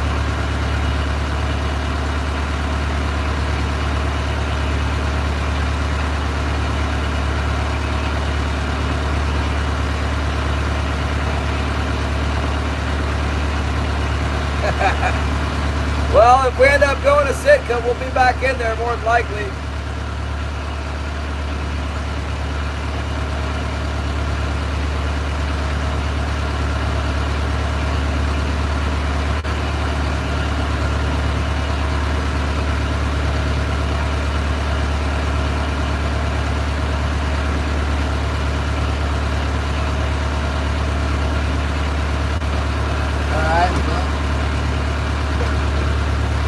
Made it to the end of the drag with no bites, except for that one bite that got away. That was way back on the east side of it. Come around for another pass here.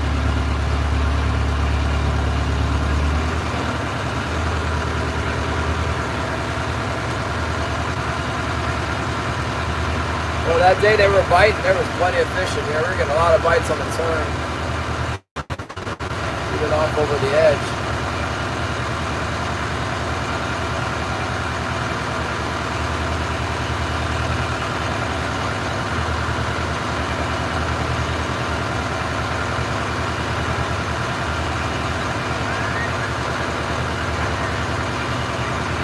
There's a good mark at 50 feet. A lot of times 50 foot, that's a salmon.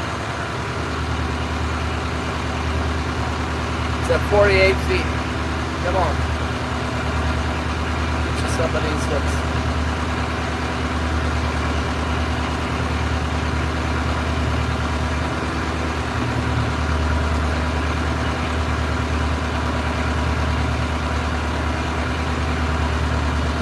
You gonna bite? marked that one high up that one day and it turned into a daggone lake cod, kind of a big lake cod.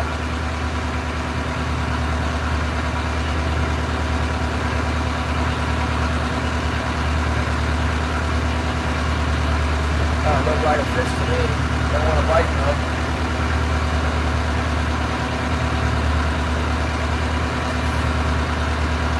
Guess it might have just been a chunk of feed or something up high.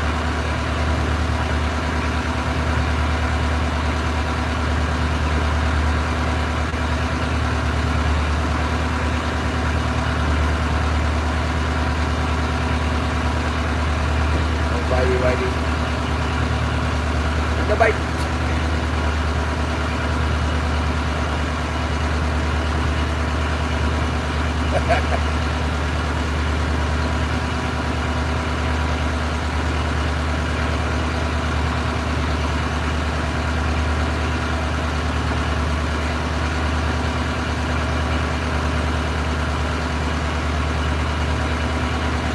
Yeah, Zyro popped in here this morning. He didn't want to talk about the snook though.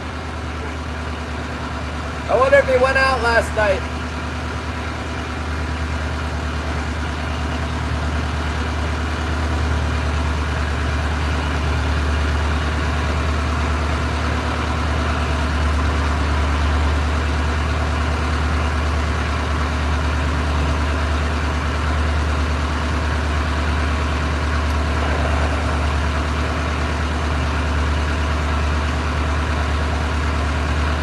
That's when I go tuna fish in October in South California.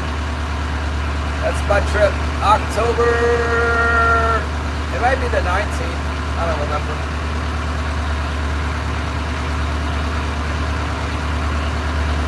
They say the yellowtail are biting right across the border now in Ensenada.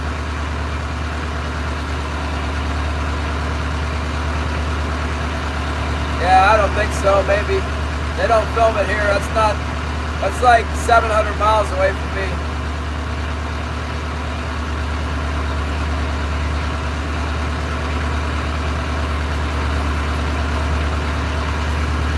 I find these king salmon can bite anytime.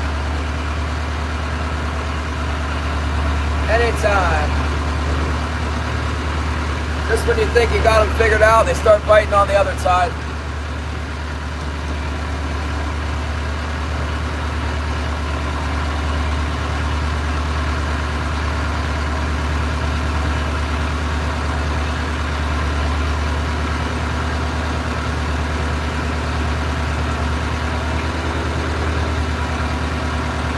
Light wind right now, it's starting to get glassy. I mean, there's a little bump, but there's no wind here. Must be windy somewhere else.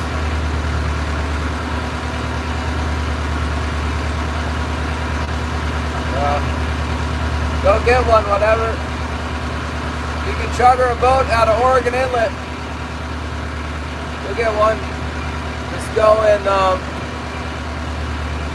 February or March. Right now is when they're catching them. I think it's closed right now, but they're probably still catching and releasing them. This is the time of year we used to go get them. You can just go to OregonInletFishingCenter.com and look at the pictures whenever they start bringing them in. They'll be in the report. Just go get them. You can get on a makeup charter for $700 or something.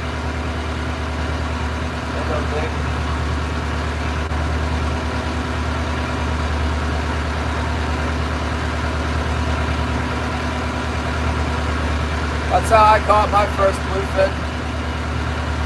You know, I don't think we ever caught a giant on that boat. We would go with our own boat.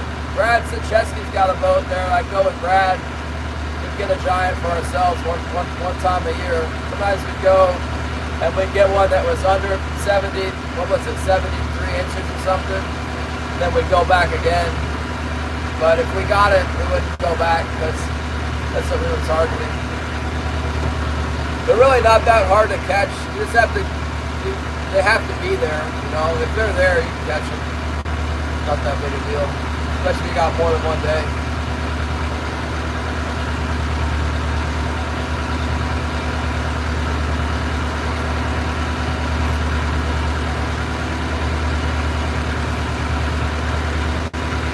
Probably because where you work,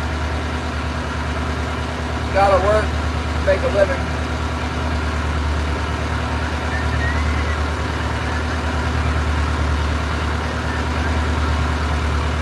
Good looking sonar mark right here. I wish it would bite. Keep seeing these marks now. Well, now we're marking the fish, you know. Those kind of look like king salmon. Probably rockfish or ring cod, but they look like they got potential.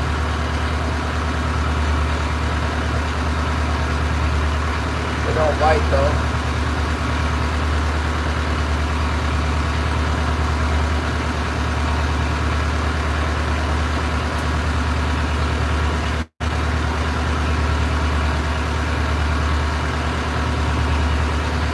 There's the big putt. Big putt's working the top of that reef like he's got business there. I think he must be catching them.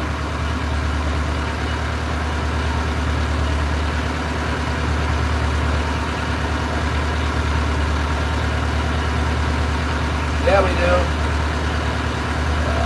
Those last two bites kind of, the double I didn't see anything. The second one I saw that little blue dot on the bottom and I was thinking that was suspicious.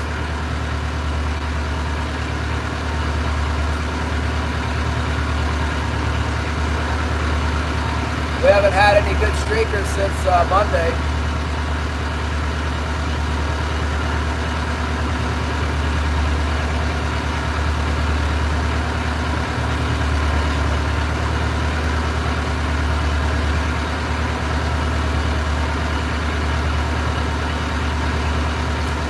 In this here area, the next 10 minutes is where we got the double. Right in front of the reef here, on the edge. Right on the edge.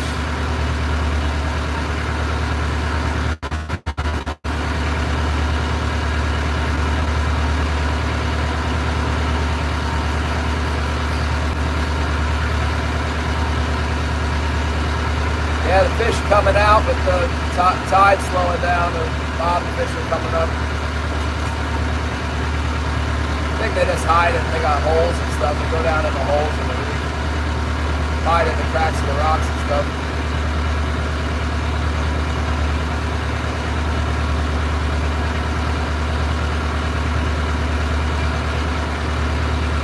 That always sounded like fun to me. I followed those sea trout guys, the German sea trout fishing. I've seen that. Looks like a good time. Our salmon fishing is a lot like that. You know, in the fall, the coho salmon, they come milling around. You can get in a lagoon, like a saltwater lagoon, or around like a creek mouth, and the coho salmon will be milling around, kind of tasting the water, tasting the fresh water, and you can catch them with a fly rod. It's pretty exciting.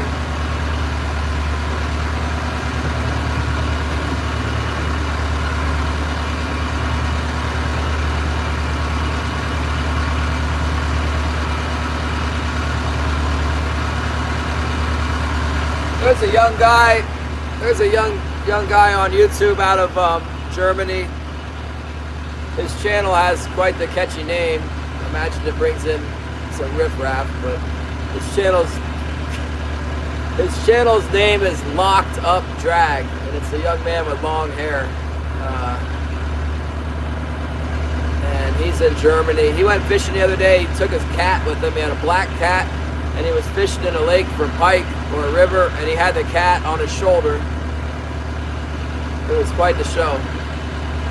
He's a little bit eccentric, I think. He comes in here sometimes. He does live streams where he'll be rigging up the gear for the shark. He likes to tie gear and dream about fishing. He's a real fisherman. I guess I imagine that he has a future in fishing YouTube. He's not spread his wings yet, really. His dad goes on business trips or something, and he was down in the Amazon for a while. I don't know.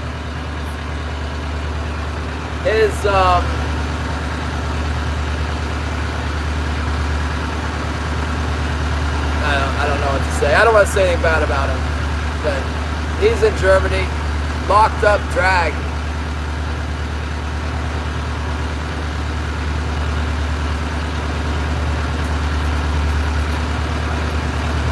But yeah, I've seen somewhere on YouTube, I've seen those guys fishing for the sea trout in Germany. That's pretty high level fishing.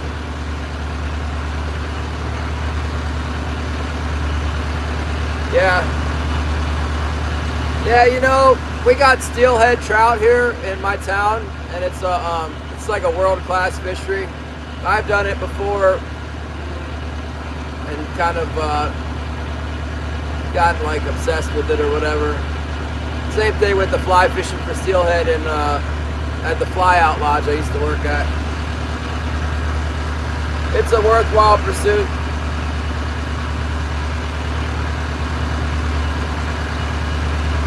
I know a little bit about fly fishing. I like this other channel too that's related to that. It's a NIMBY fly tying with NIMBY. NIMBY ties flies. He's kind of slowed down recently, but I'm sure he'll be back. He ties flies on live stream. He likes to tie classic trout flies. He knows just what he's doing.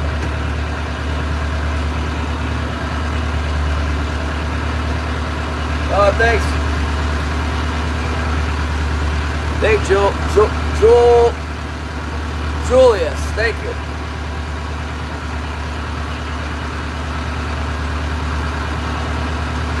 Yeah, I haven't really taken the time to making any long form videos.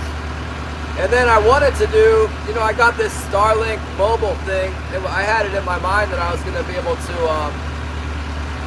live stream steelhead fishing, and then I took my Starlink out there in like November, and it was not working under the trees around the river. But I might try when the fish come in. They come in here thick in like late April.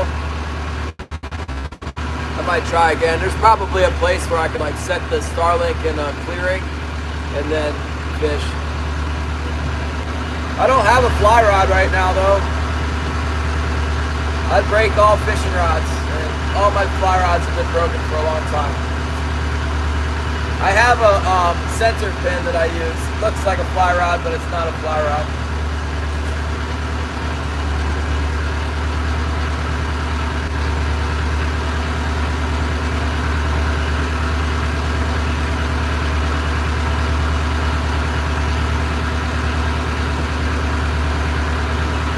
Yeah, I've dealt with a lot of, I used to be a fly fishing guide actually.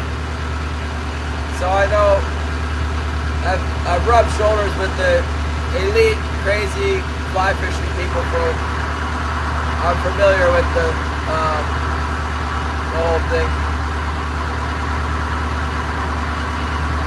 From people who just want to catch a fish and the fly rod happens to be the weapon of choice that everybody's doing, so they do it, to people who like only want to fish dry flies and have a $1,400 fly rod.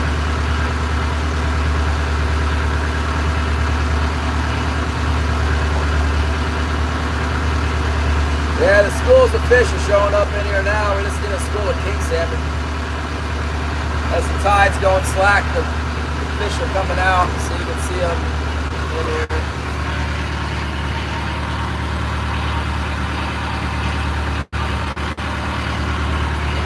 What kind of fish? I don't know. Those might even be bait fish.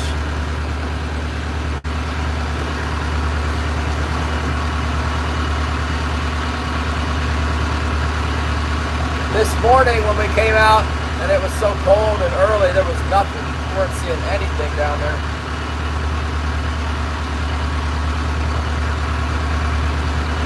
Where's the, let's see them. Edward says it looks like herring. I don't know, maybe. Could be.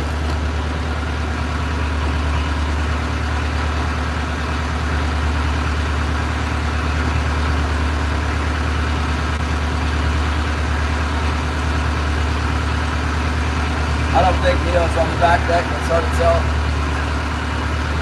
Hard to tell for sure what's going on down there. we get past this most productive zone, I'm gonna run my floats and then run my gear and see how many ling cod we got on. We might have a swimmer or something on the floats that we don't know about. It's just choppy enough that I wouldn't be able to tell if we had a light biter. But,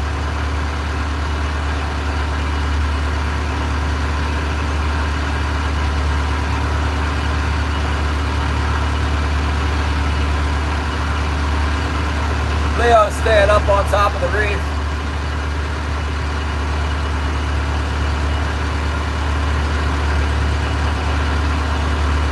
Wonder how many we got.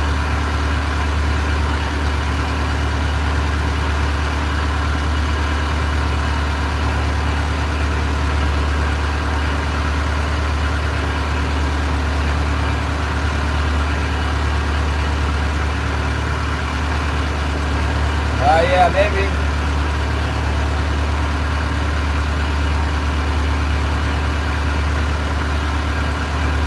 There's a lot of herring around here this time of year.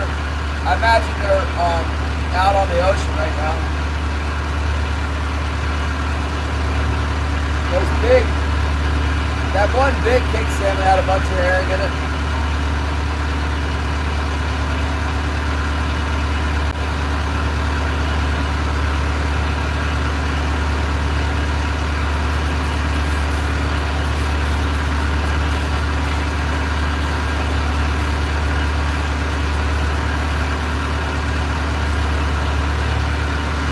Maybe the fish will start biting in the afternoon when the water warms up a little bit. And the sun's shining on the bottom. Come up in here and bite something. I don't know. Hope so.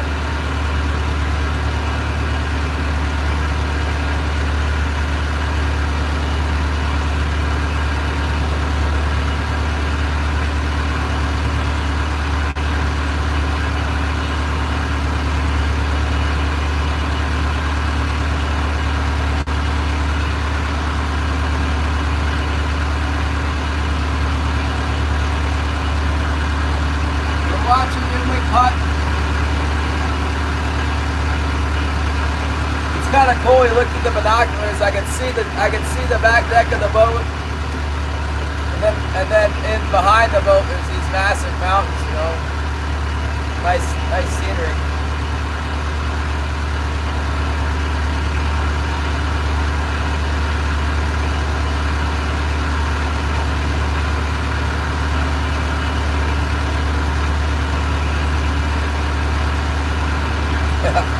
Well, when you're commercial fishing, you get bad fishing. If you don't catch fish, you lose money. And if you do it for a living and you lose money, then you don't thrive. So it's a little different than sports fishing.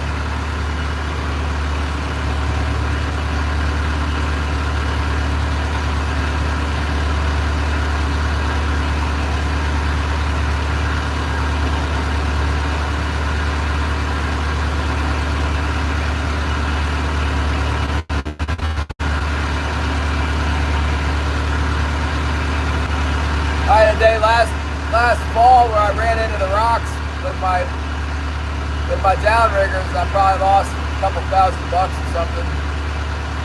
That was a bad day. Grateful to be alive and all that, but that's not good for business or the morale.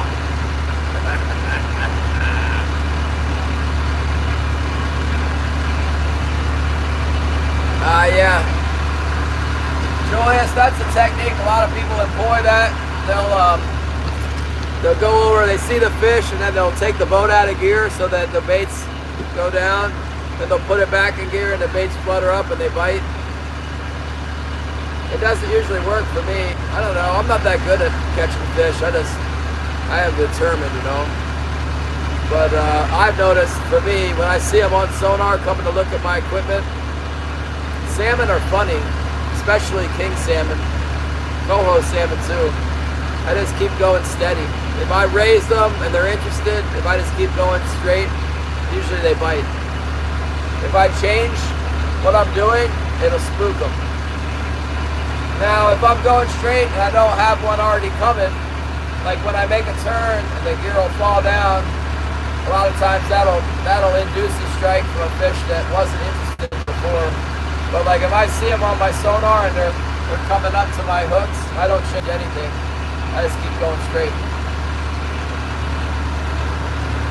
I've experimented over the years, and it just seems like if I rev the engine up or slow down, that it will turn the fish off for my boat and my fish feed with these fish. That's what I noticed. They like it. Just steady working. The big eyes, yeah. Super big eye tuna. We fished for the big eye out of Virginia. I never got the big one. One time we caught a big eye out of Oregon Inlet. There was a school of skipjack and they were biting up on some kind of bait fish. We had been catching yellowfin, not very many. We're never very good at catching yellowfin. We stopped, and my buddy was throwing one of those tsunami, the heavy deep water one. You know the tsunami swim shad that's like got this super big hook and an extra weight. He was throwing one about 6 inches. Doing that school of, it was a small school on the surface. Like it was small. I don't know, the size of a basketball court or something, maybe half that size. Anyway, threw in there and then let it sink, and I don't remember whether he started retrieving it or the thing just grabbed it, but he caught it. It was on my Van Staal 150 with like a, I don't remember what rod it was, like a Daiwa beefsteak or something, some cheapo rod. Anyway, Brad caught the thing. It was a big eye. It was like 50, 60 pounds. That's the only big eye I've ever been involved with. It was cool though. We thought it looked extra round because we had some yellowfin on the boat, and this thing was like, it was round, like they say, like a butterball turkey. And then there was big eyes in the fishing report too. So we checked the liver, had the striations on the liver wasn't straight up. It had like the little fingers on it or whatever. The liver was different. We had yellowfin to compare with it.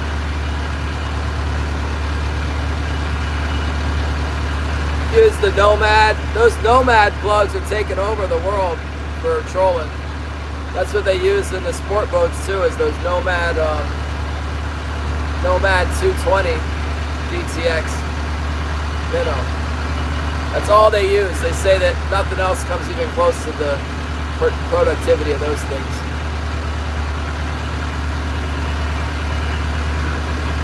Or you run in the stretch 30. You say 30, stretch 30 is not nearly as, I wouldn't think you'd run a stretch 30 for a big eye. They're not rigged that strong, I don't think. Maybe they are.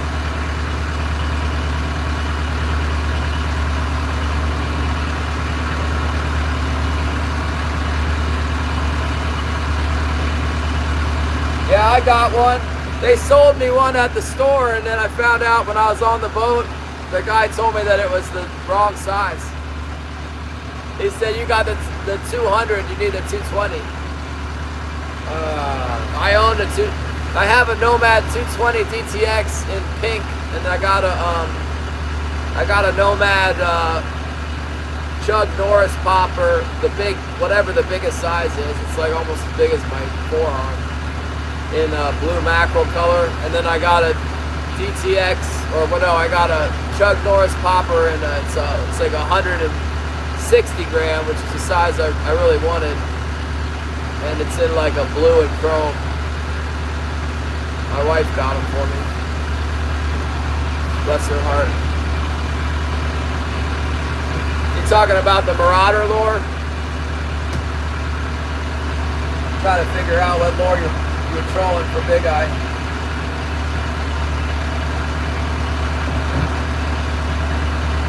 It's probably the DTX minnow, I would imagine. Step out for a second here.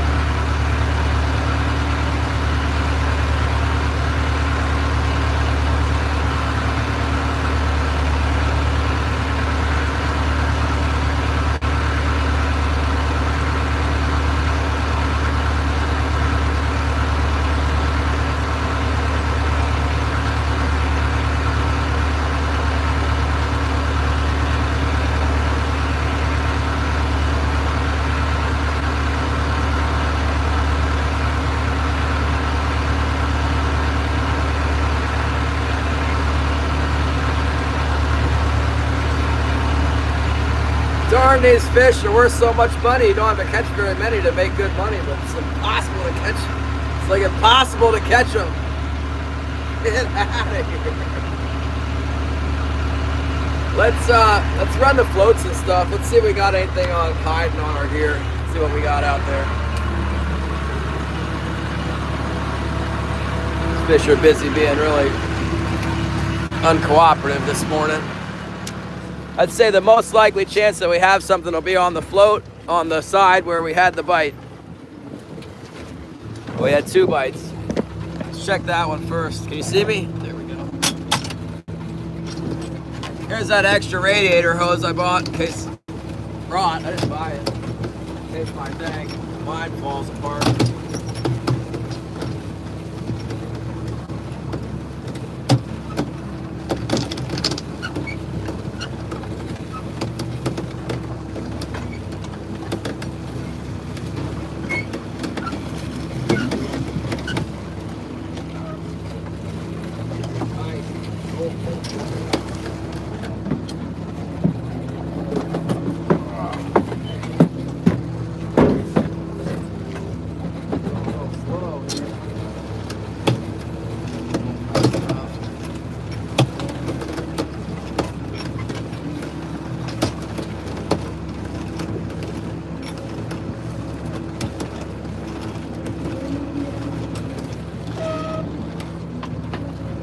Something down there, you guys. What's that?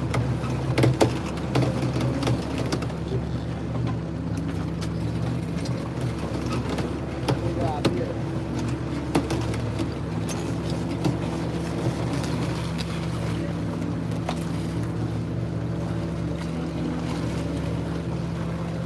Yeah.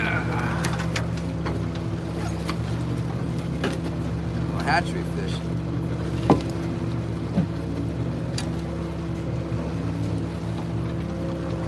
Yeah, barely.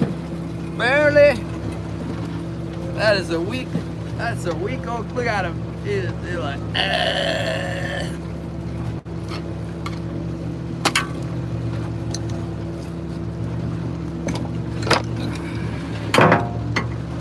barely alive and barely a keeper.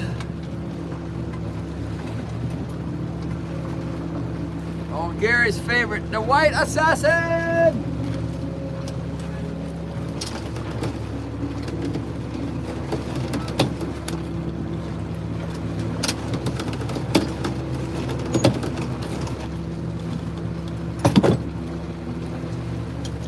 Put that puppy right down there on the bottom.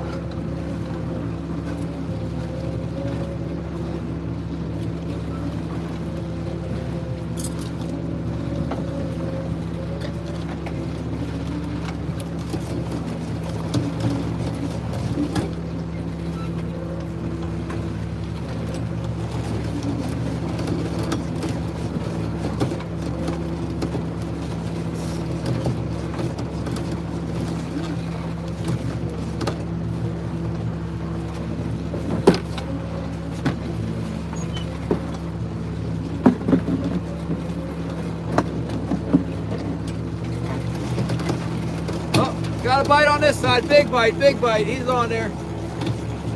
Here we go, let's go. Big one.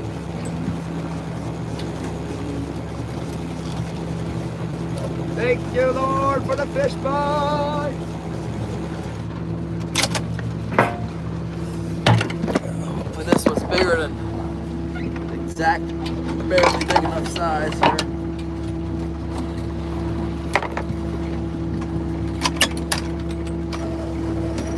I'm always nervous because this one's got a bait. You know, it's got the bait on there. It'll be on the bait, barely hooked. Come up, be like a 20-pounder, pull off the hook. Could be like a 30-pounder. Could be 40-pounder. 50-pounder!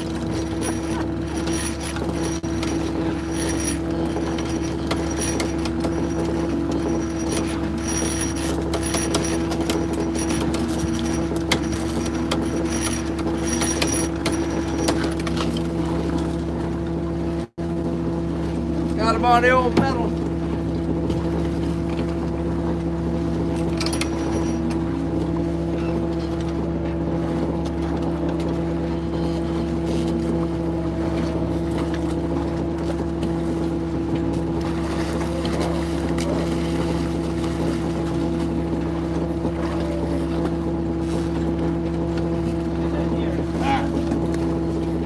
What do you know? Whose idea was it to put that bait on there? Oh, got fun! Oh! Want to save the short. Save it a short. That's a little better size one. Let me go grab another bait.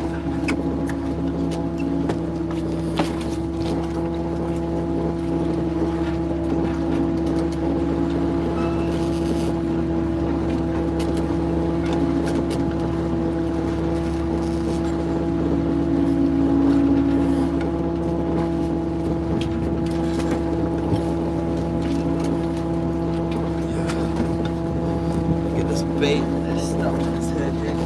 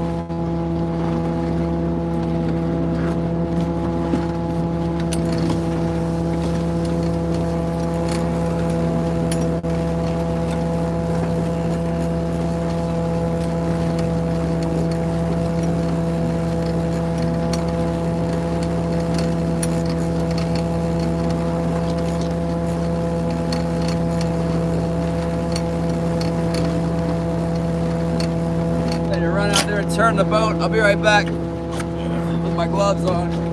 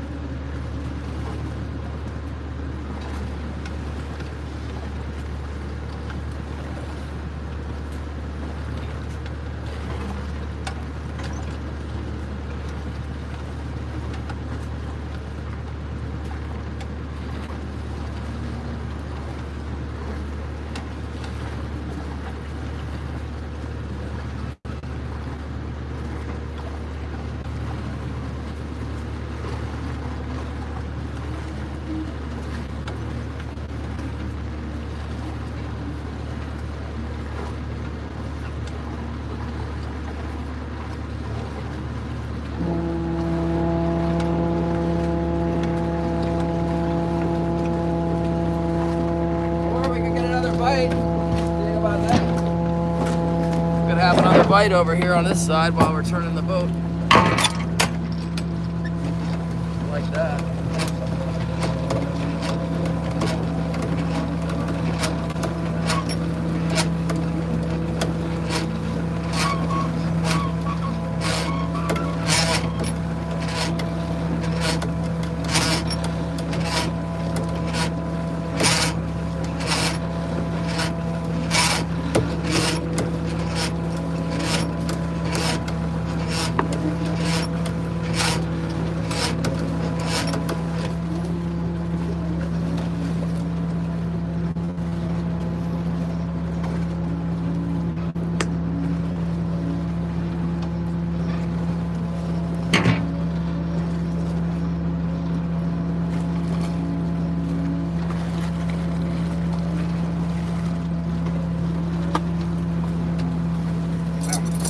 Nice.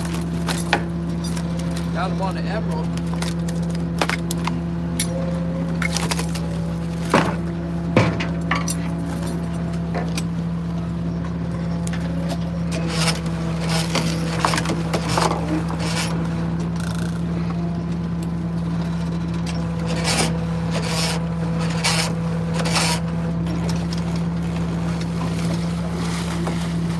That's why we keep that spoon out there, you know it. Gotta have a spoon out there.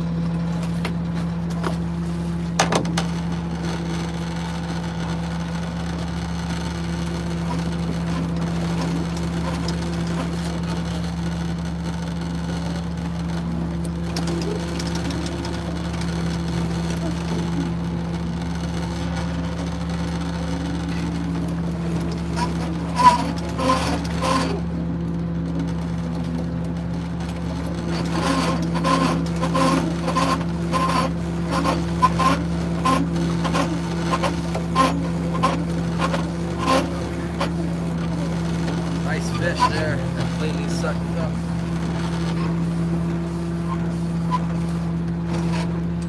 I'll be right back. I get my gloves on here. Hope that thing doesn't jump over.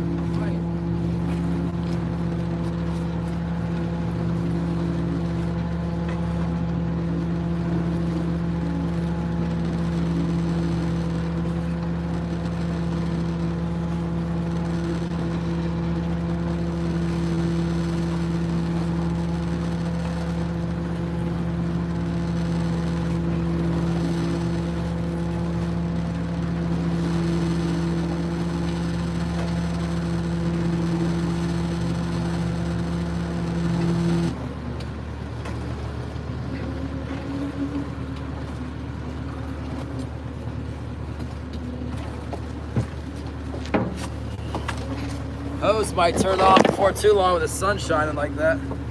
I hope so.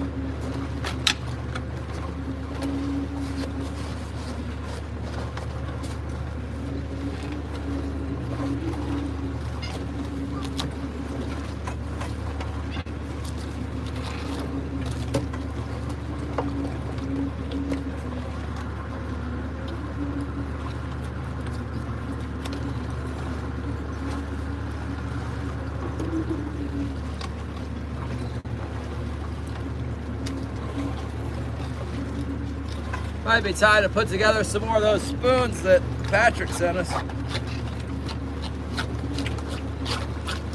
We got a whole pile of those emerald spoons.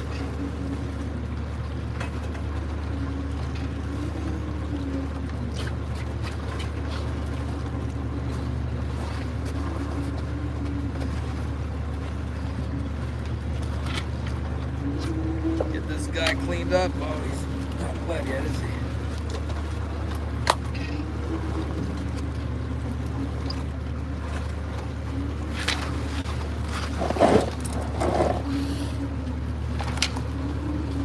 I don't even know how to do this without the trough.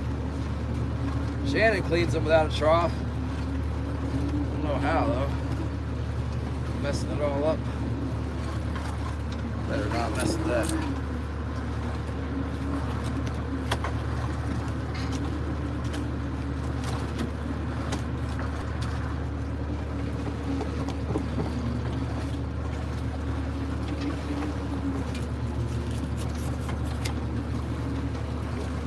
Got herring. Look at the size of that herring he had in him. Sorry, I'm over here. Big old herring.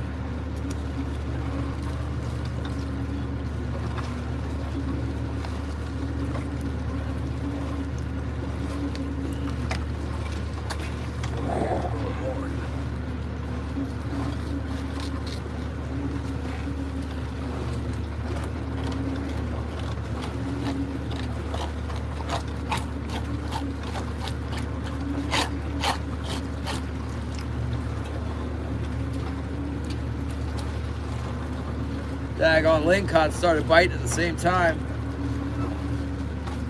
So that's what we need.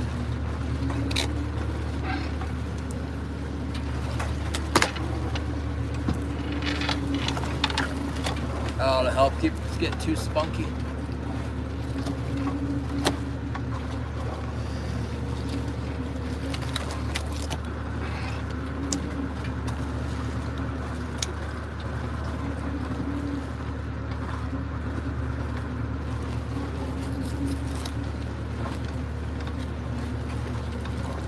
Okay, it's a little bit off center, but not bad. This one's got herring too, old herring. They've been out eating on them the last few days, but I don't know where. They weren't in here really on Saturday, but they were somewhere. That looks like a couple day old herring, as far as I can tell. It might just be a day old. Not real fresh. Let's see if our washdown hose is working yet.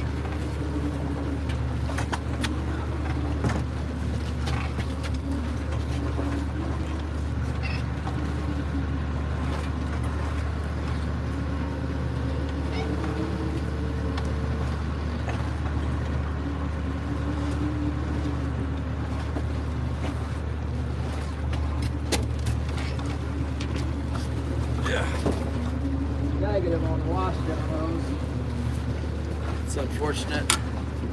Rinse them off back and forth.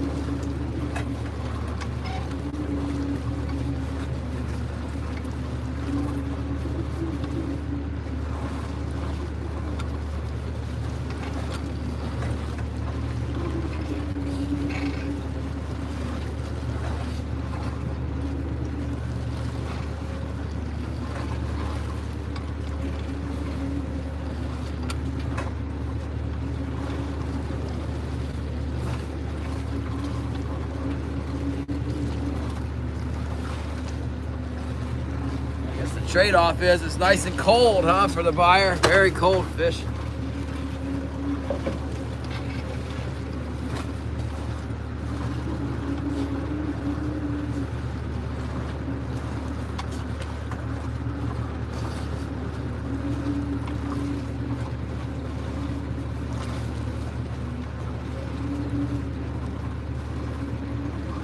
I think that's part of the reason the Winter Kings are worth a little bit more money, because for sure, every time they're going to be cold right away.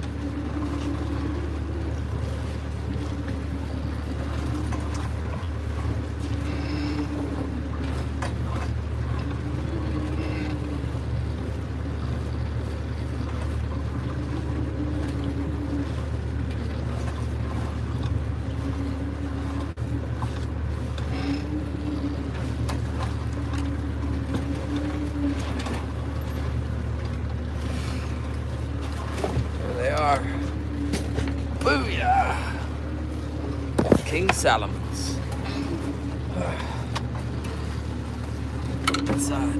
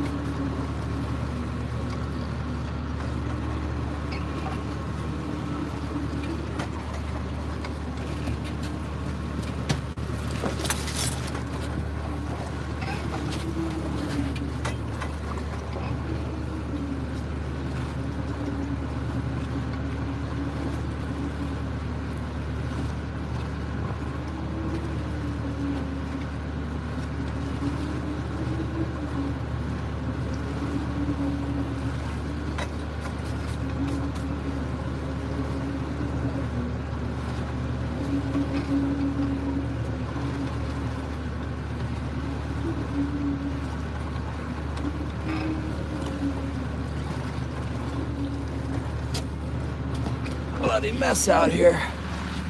Blood everywhere.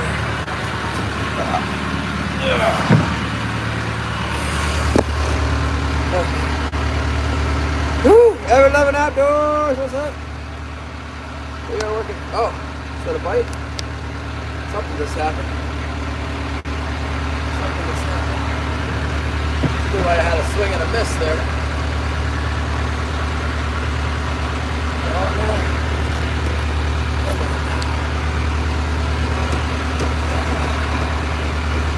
It would be nice if my hose would thaw out.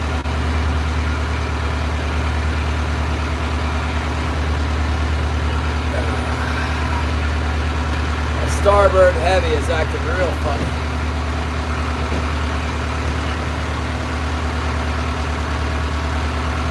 Ring caught on there or something.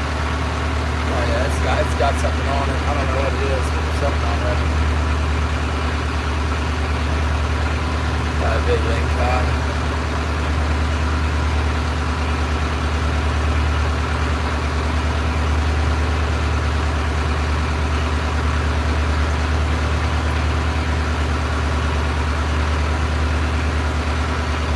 Let's see what we got now.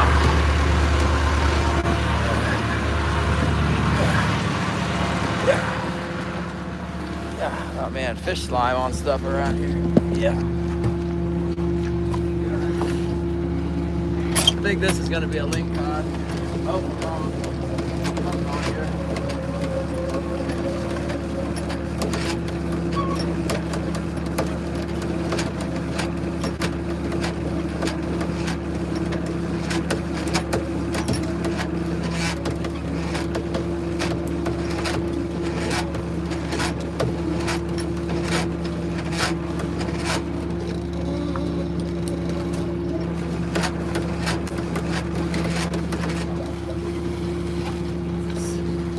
sizable halibut. That's what it is. You see the halibut? Halibut! Look at that. How dare you, halibut! Halibut! How about you get away? What do you think about that? That's a keeper size one there. If it was halibut, we could keep this one.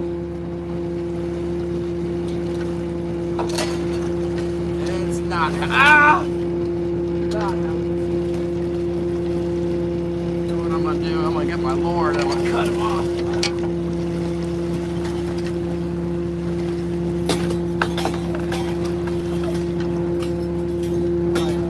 Definitely not trying to fight that fish with my busted arm and everything else.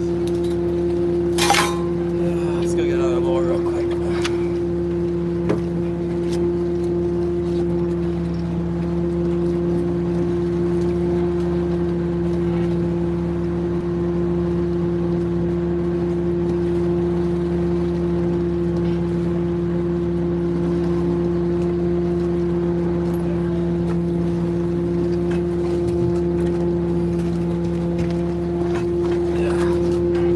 Try this buck. Try the old buck. Put a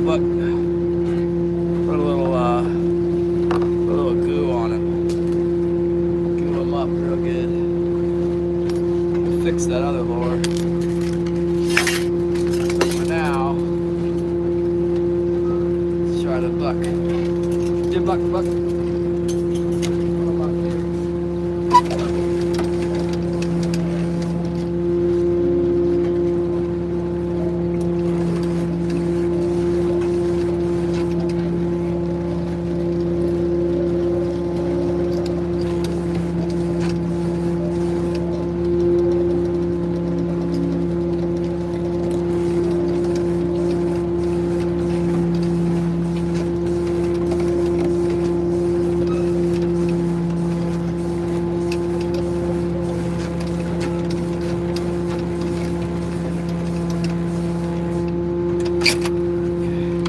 Halibut season's coming, you guys. It's coming soon. Yeah.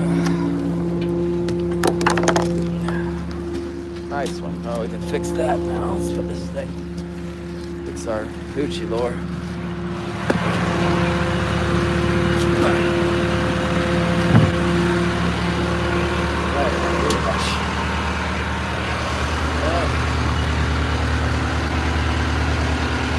Yeah, not halibut season yet. It's coming. So, another 26 days.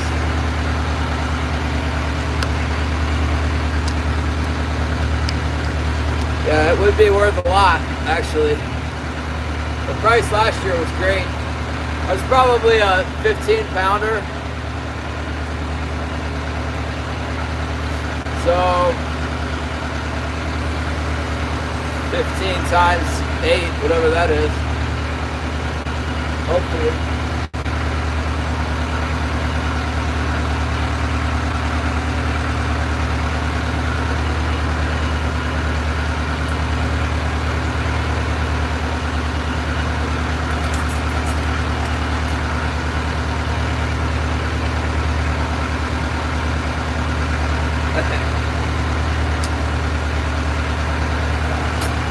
There's no stopping the halibut, man. They're just like the king salmon.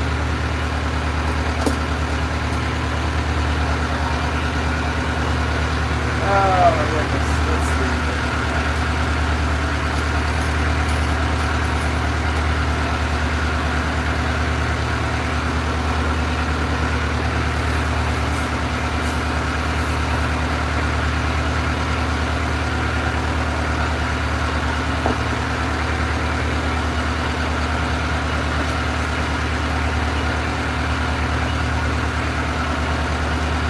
I'm surprised it didn't bite on our bait. We got bait. We got a line with bait on it. Only they go after the bait.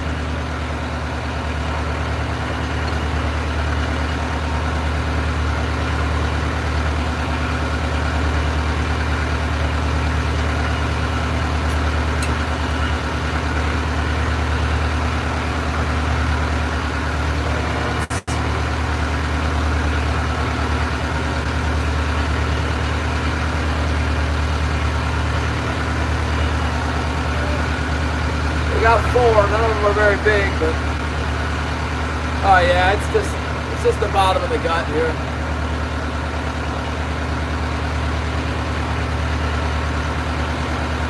This fish in the gut, lower gut.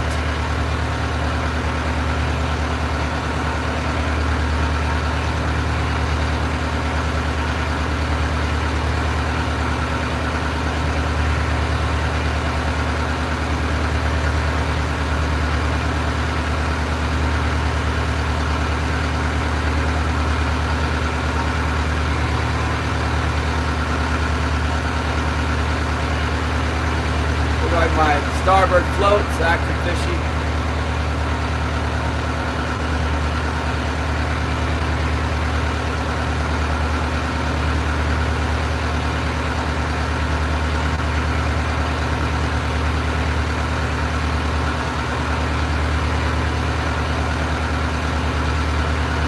Acting a little bit fishy.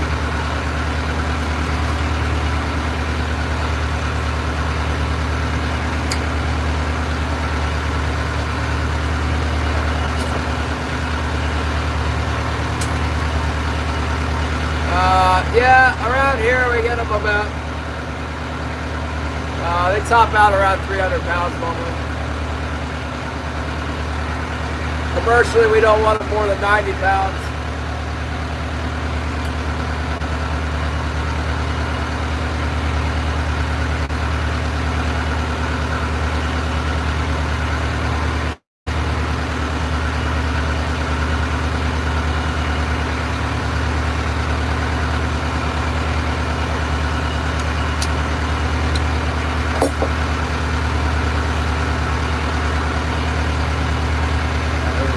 Back in business with this guy. That's the biggest tip from us. So that halibut ate on.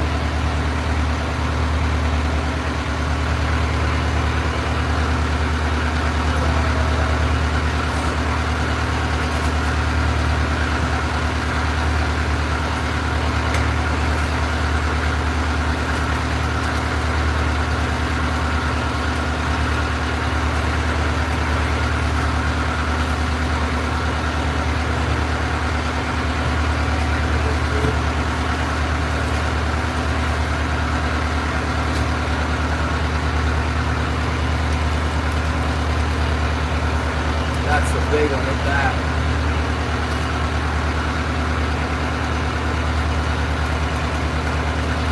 Yeah, I got a halibut. Probably 15 pounds. Let's call it 20 pounds, so let it go. Maybe it was 30 pounds. Looked like a keeper to me. They gotta be 32 inches to keep here. Put this together. That's what that bigger king salmon ate on.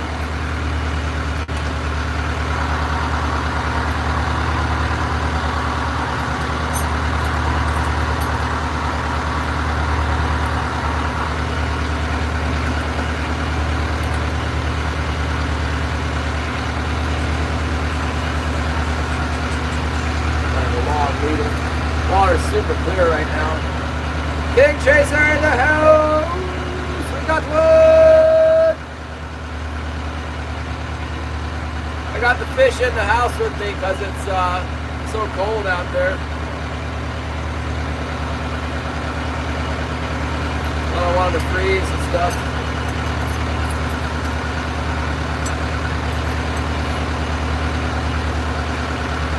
I'm gonna put some more of these guys out.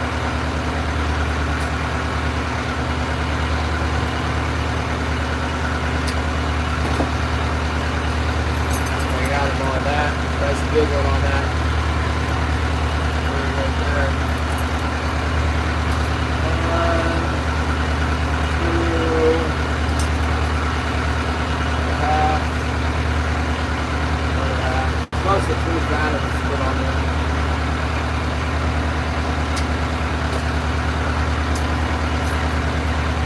We're gonna try wiggle fin action discs.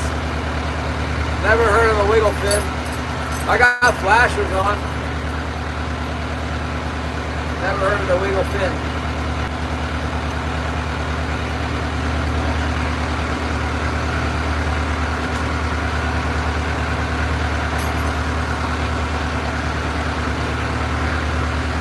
Are you talking about like those wigglers for the hoochie lures? Where did I put this?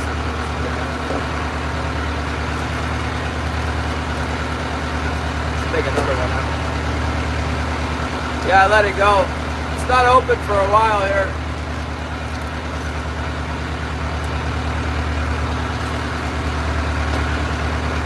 I actually cut the line. I grabbed a hold of my lure and then I cut the hook off so you can have the hook.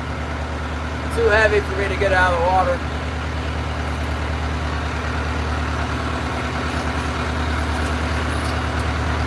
Make a big fight for nothing. It's a lot easier if you can kill them, you know. You hit them in the head with a bat, they're a lot more cooperative. But I don't kill the fish I'm gonna let go.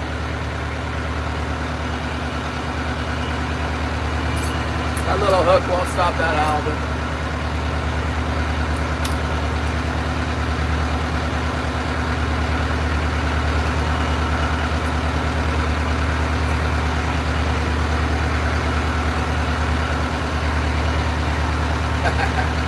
I am too. But just imagine if you were me, probably already got a halibut to eat somewhere. In the freezer.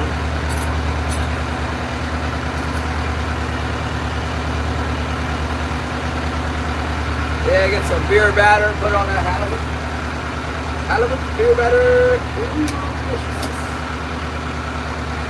Pick up a couple of these spoons.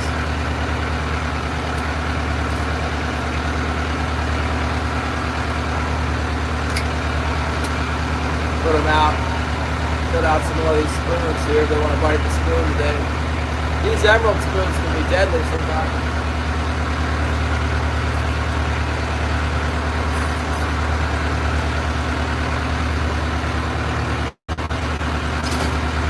I got a bunch of those glow spoons on short leaders for when it was murky, and now it's not murky anymore. I'm fishing the bright spoon on a long leader. There's our catch so far. Praise God, they're biting a little bit today. Just think, we had 2 other ones on that got away. Plus, yeah, 2 other ones. There's Leo. I bet Leo's getting them too.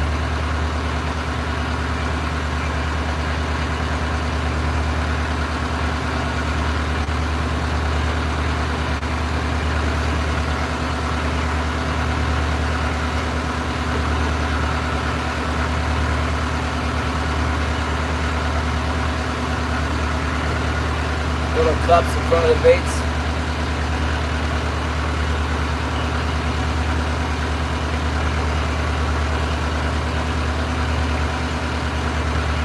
Yeah, I don't know. I haven't seen them.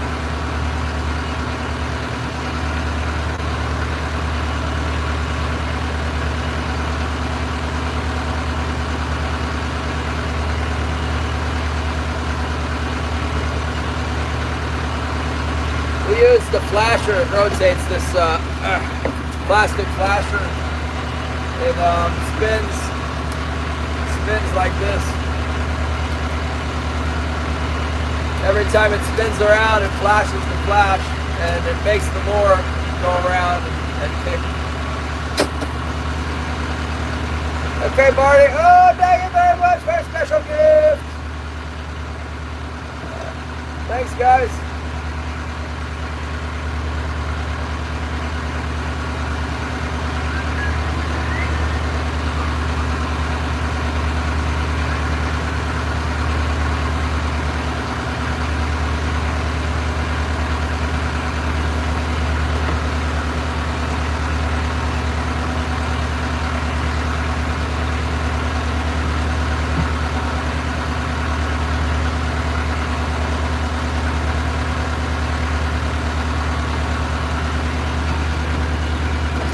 We see you, McPutt.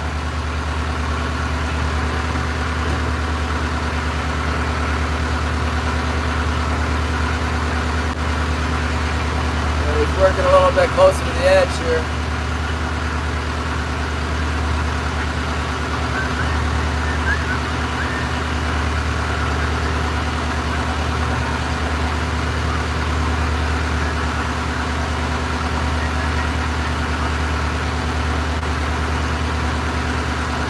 What if I'm picking up the lingcod now? Because I see my starboard float line is wiggling a little bit, and my port heavy is shaking a tiny little bit. Getting ready to go through all those bottom fish marks again. I might head a little bit to the outside to avoid the reef fish.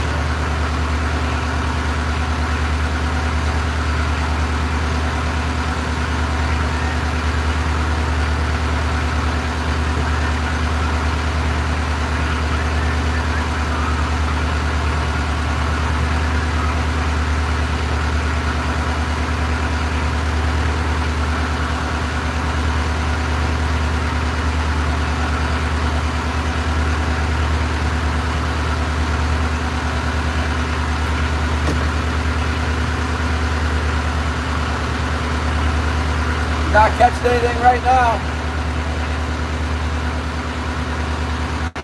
Neither am I.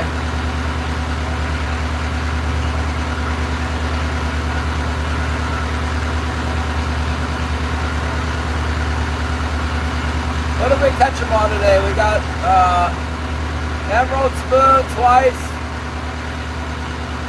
herring once, and white assassin once.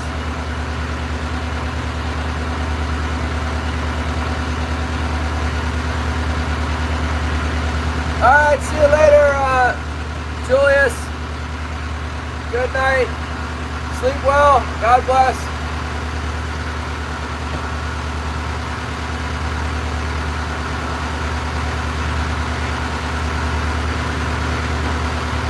Come on, Leo. Get out there and bite Leo's hooks. I want to see the Leo pulling in the fish. Otherwise, he'll say I caught all the fish.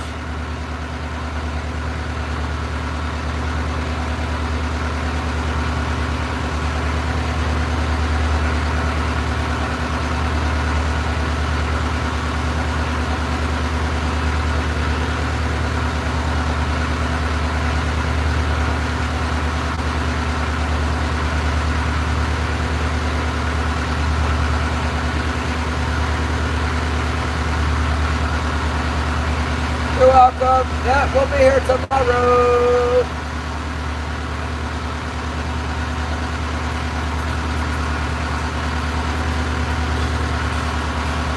Yeah, like I said, he doesn't like to come out here, fish around on this when there's other people out here. I think if nobody else is around, he comes down here where I'm at. A lot of times fishing's better up on top where he is. And a lot of times they'll start biting up on top and then they'll move over here or vice versa. I tend to do better off the side as a power troller because I get more hooks down. More spread out, a little deeper water is better for me. It's a lot better.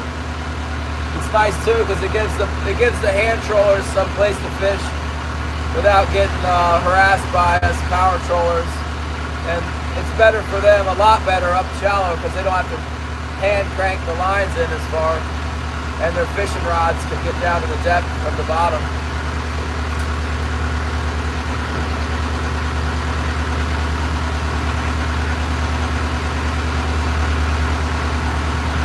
What do we got here? Cali Kush, what's up? Thanks for the well wishes. We're hoping Leo could get some too. We're like pretty much running out of money around here because the fishing's been so bad. He didn't get out last week, so he needs to catch some fish.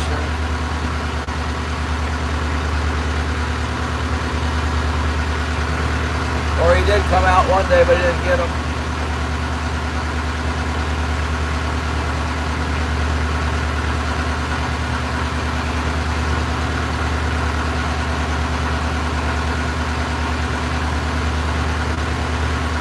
Yeah.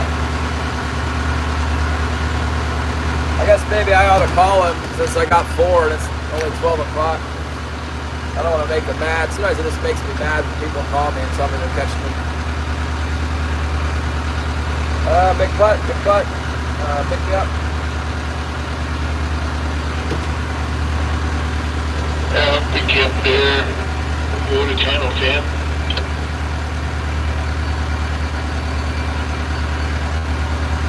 Are you on this one? Glacier's hard. Yeah, I got you. Are you getting the fuel up there?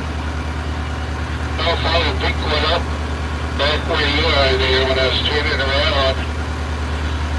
I just got one so far. Alright, I got 4 here, and I lost a couple. I'm just getting them out at 90, 100 feet deep. I had quite a few bites out in front of the gut there, like in 100 feet, 90 feet, like center of the gut. I don't know. It's not great, but there's something. Yeah. Well, I just changed my hooks again on the line. I caught it on a hook that I just changed. I'm going to dig around and see if I can find more like it. Yeah, I got 2 on the emerald spoon, like I showed you, on a pretty long leader, like a 2.5 fathom leader, and 1 on bait with the green head, and 1 on a white UV, the white UV cuttlefish. Yeah. I'm going to dig out in my tackle box somewhere and see what I can dig out of there. That's kind of slow for me. Slow trolling around though. Yeah, I just thought I'd let you know, so you know there's at least some fish out here. Maybe just run it off the edge when you get down on the top. They're not necessarily deep. I got some on the middle hooks. I'm out here a little deeper. Yeah. Well, okay, I'll talk to you after then, David. Alright, sounds good. Like 6 feet.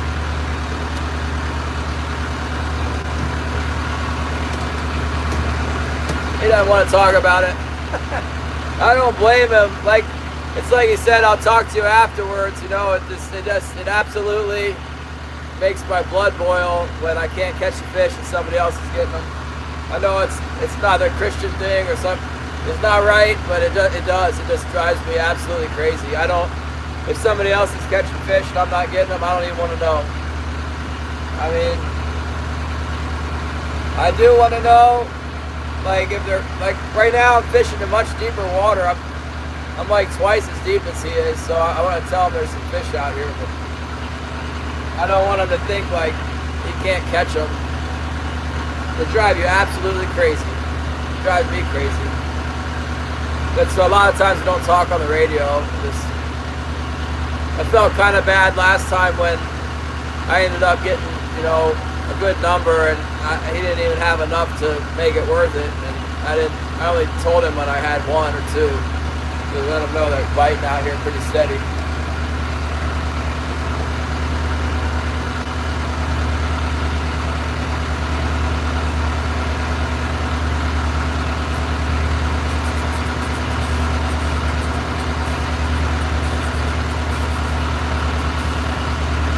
Let them know what they're biting on and everything else.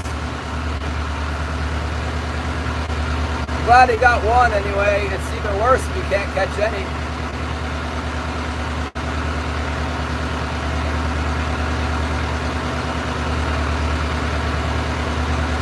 I have definitely been there myself.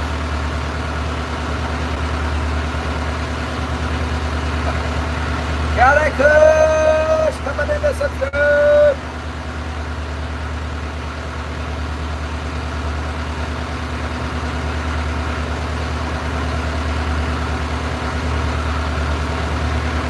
Gary, I didn't even know you had a channel.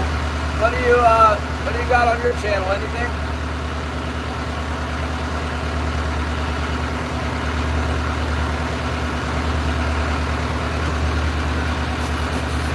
Darren, they're awful. Hello.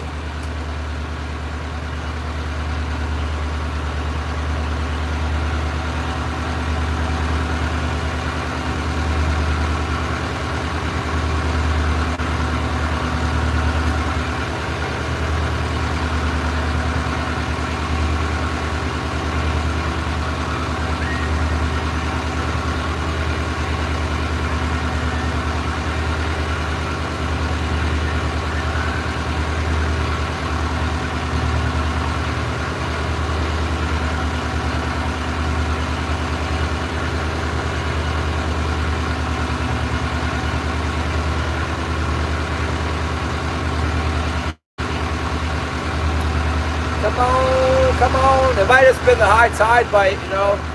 Get a little rattle on the tide change and then back to not catching anything for the rest of the day. Highly likely.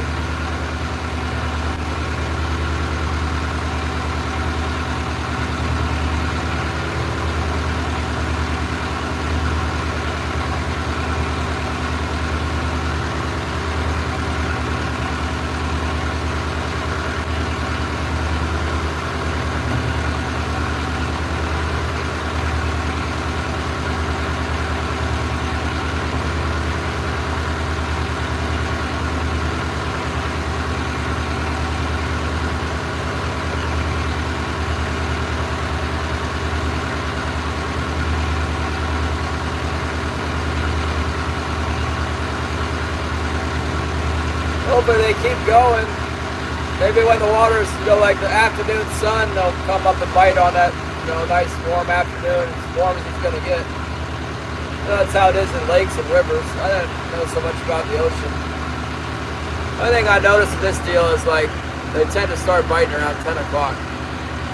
And then a lot of times you get a bite and then you think they stop biting, so you end up going over there to the west, wander off to the west.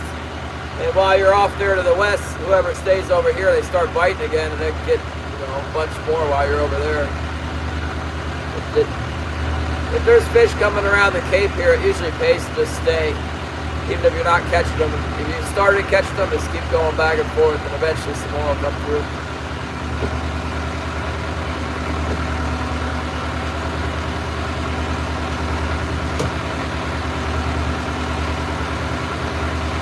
Yeah. End of the day, it'll be good.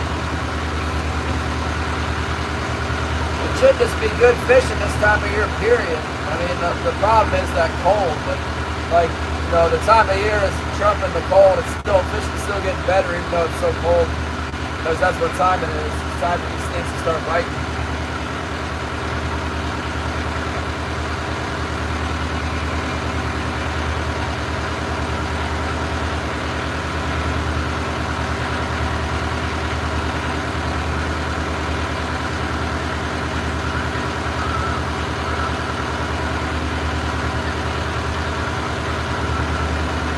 There was a nice little pile of fish there at the bottom of the gut, but I decided to keep going. Went all the way to the west and then to the drag here, and now I'm turning around now. Headed back to the east. Be back over there by the bottom of the gut in about 20 minutes. Overlook those other fish.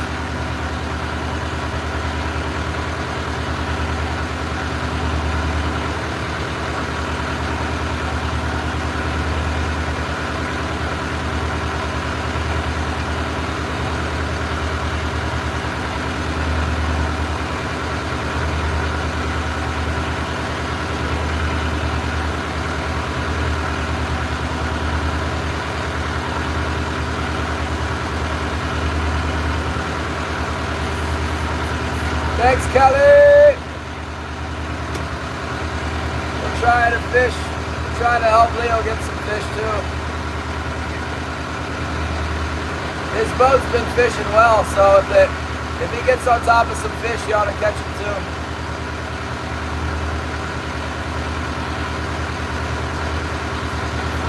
He might need some 6-aught hooks. I can hook him up with 6-aughts. I got some. He was saying that he felt like the 7-aught hook was too big for the hoochies, and I looked, the way he was rigging them, the hook was hanging all out, you know, all out, hanging out behind the back a little bit. Might be scaring him with the 7-aught. There's no problem with the 6-aught, but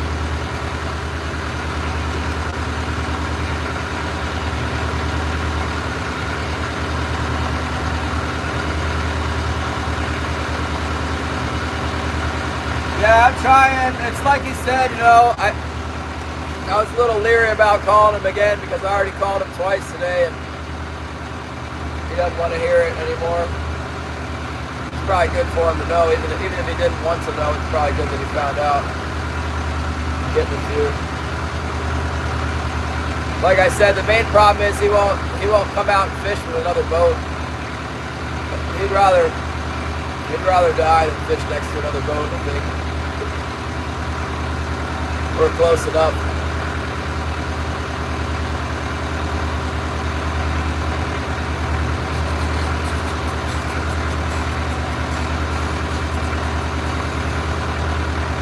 It can be really hard to catch next to a power troller. If you're a hand troller, the power troller's getting them. Sometimes it doesn't help if you come out where they're at. A little different setup.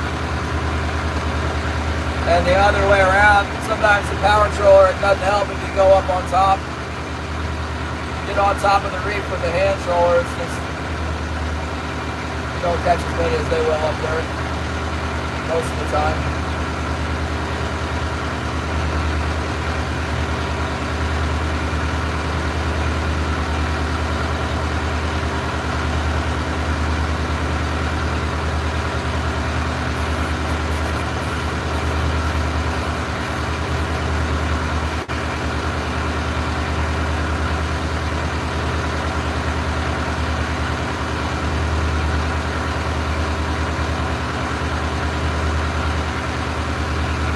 Nice for our washdown hose to turn on.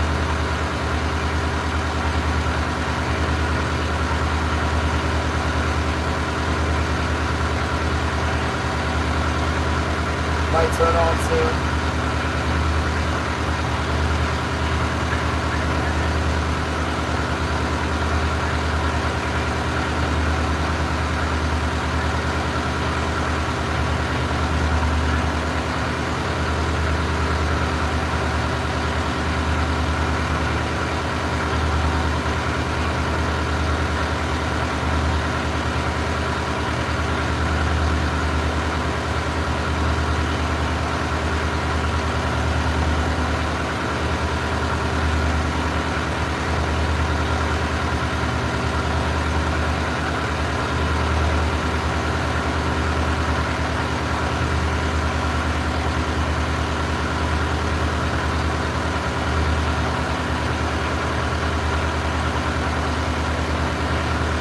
Thanks, Kelly. Thanks for 100 likes. Look at that. Got 100.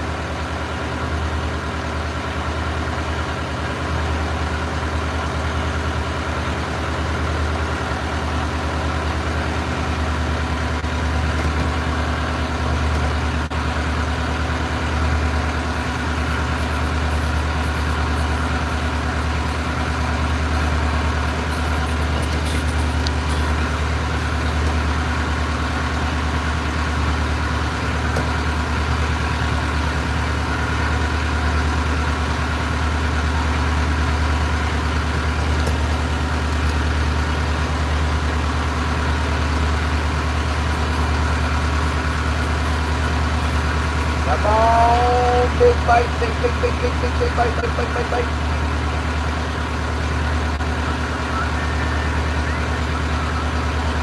That's good that some fish came in here on the high tide. Hopefully they like what they see and they stay around for the outgoing.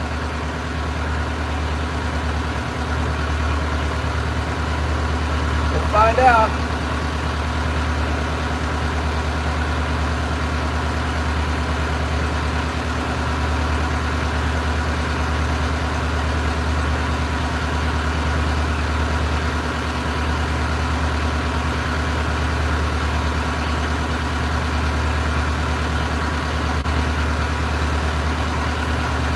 Yeah, that would be enough to drive me crazy if I was in Leo's shoes. The guy who had 6 bites and he's only got 1 fish.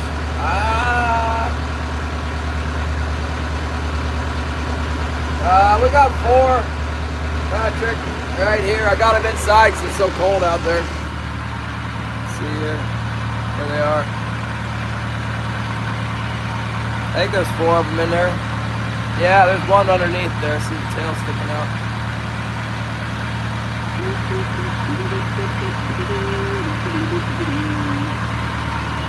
Getting a few here. Had a biggish first keeper halibut that we've seen of the year came up to. We got 2 on the emerald spoon, 1 on bait, One on white assassin cuttlefish.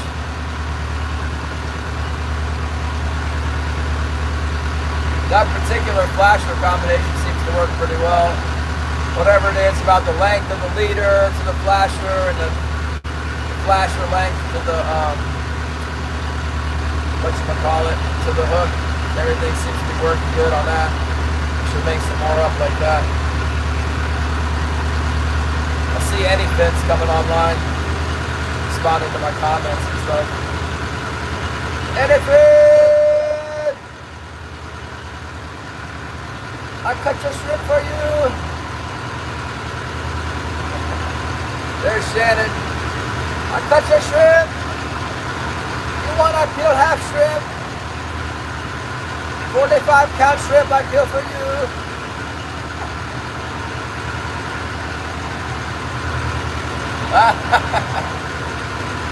Come on, Bob. Get your butt to Floridio. Bob's been spending a lot of time at the DMV recently. He's probably not in a good mood. I wait in line for you. I pay money and go back to get more documents. How many more documents you want?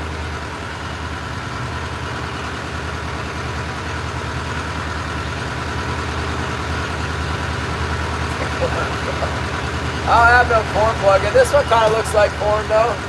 This one's got like some dots on it, huh? Got the corn dot on there.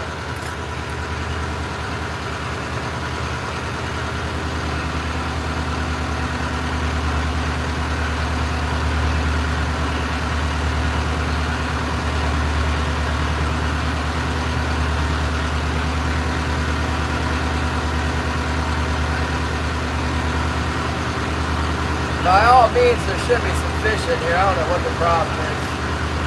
This is usually the money stretch right here.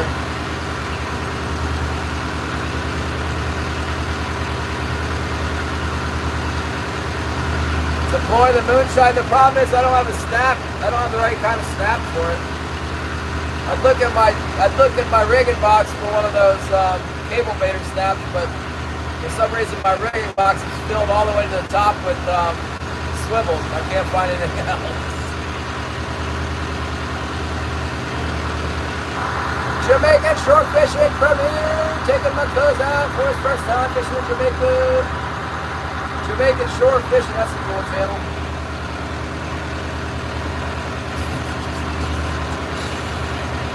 Kind of seemed like he slowed down a little bit after they got that hurricane, but he's still kicking.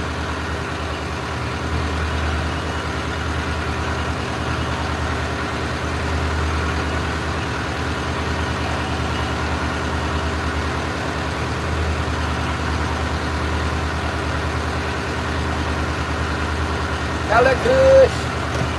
They are enjoying the nice weather. My goodness, it's like a cruise ship on here. Real nice. Warm sun hitting my face. Not right in my eye. Very minimal fumes in the cabin today. Getting a fish every once in a while. No link cod hardly at all. Yet, so far.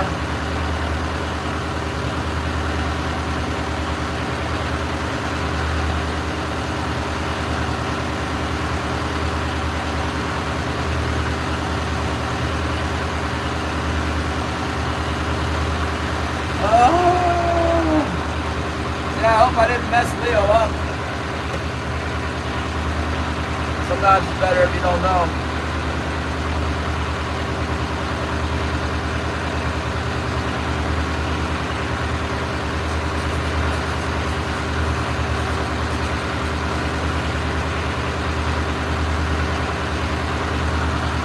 You got to smoke king salmon? I don't have any smoked king salmon. What about me?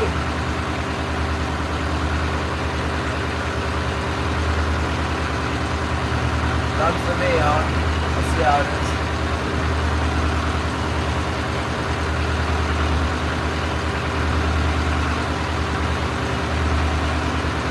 You been catching any halibut down there on your troll gear, Shannon? Or they're all out in the abyss out there?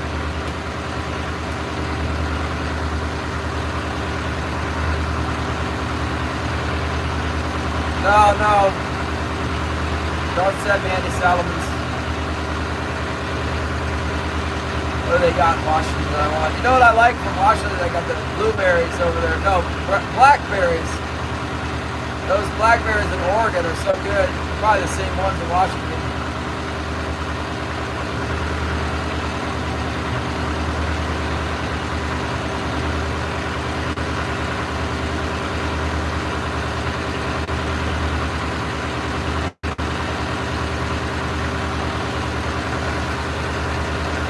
Looks like Leo's gonna make attack towards the gut. I thought I'm getting his way. Oh yeah, right. I've had people swear that the Oregon salmon is so much better. I don't know. I remember it being so much better when I was a little kid, but I think that was just it's nostalgia.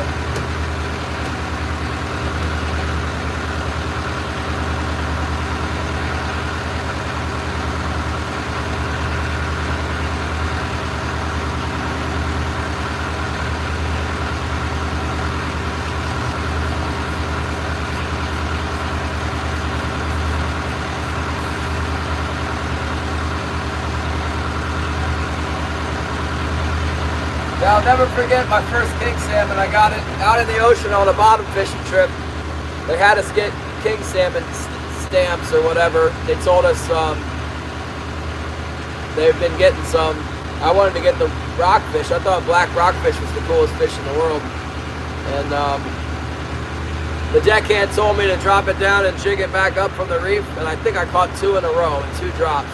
And then they told me, you go sit down. They wouldn't let me fish anymore. So I didn't get to catch any rockfish at all. Maybe it was this one. I think the limit was 2, but I'm not sure. I just know I got them. And then they wouldn't let me fish afterwards.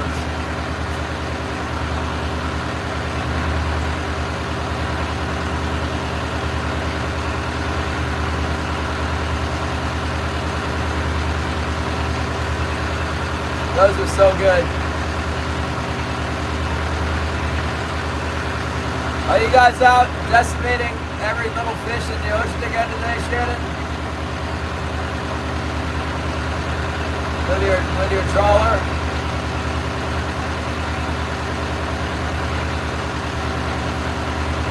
The yellowtail termination operation.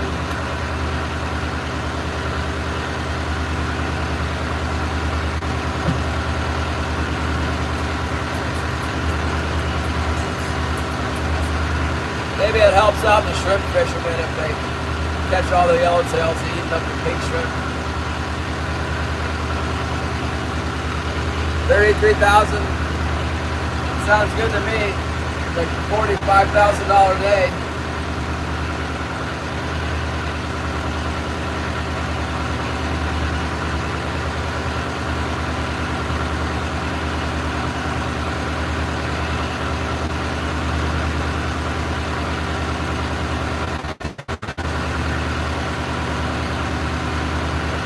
That triple we had the other day took care of us. We ended up making a little bit of money. We got the triple, and then later on in the day we got that single. That's all we needed to make a little change. The galactic short. I like that. I like that short. I'm afraid to use the AI anymore. I didn't tell you, Shannon, I was watching something on YouTube about how not to get your channel demonetized, and the guy said that the AI, the YouTube AI looks through 500 hours of video every 1 minute. So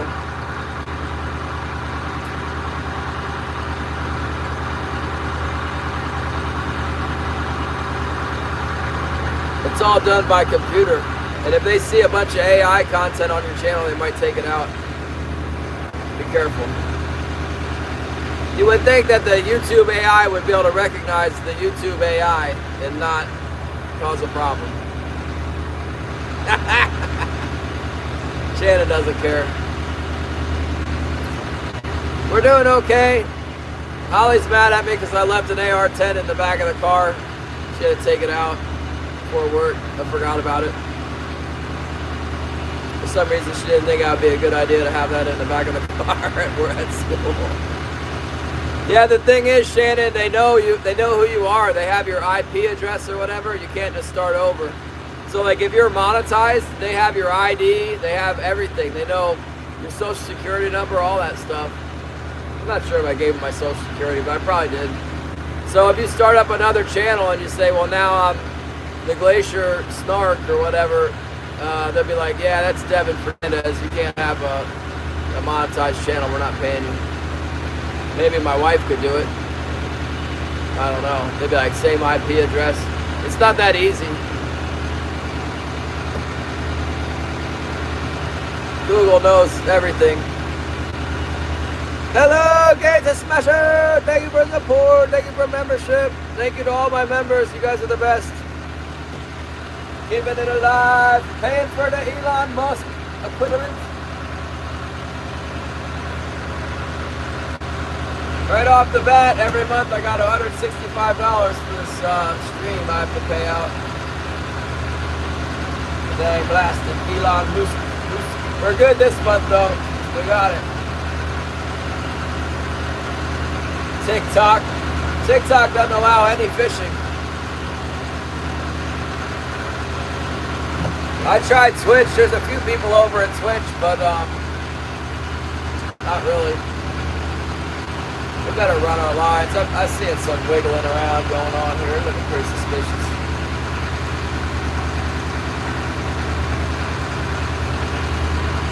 Yeah, maybe I won't run. I feel like I've run my port heavy through minor wiggles and it hasn't been nothing on there a couple times. Let's wait till we have something more conclusive going on.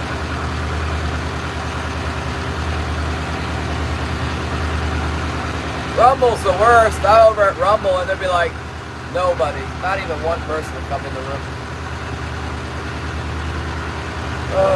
Twitch has potential, but I think that Twitch is pretty sensitive about the animal cruelty stuff too.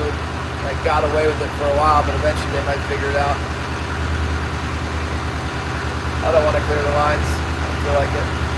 Just gonna run with them for a minute. This is how we lose hooks on the bottom. Spreads. Yeah, just going for it for a while. They haven't bitten onto the Vetro flash in a long time. Yeah, I got with them dogs.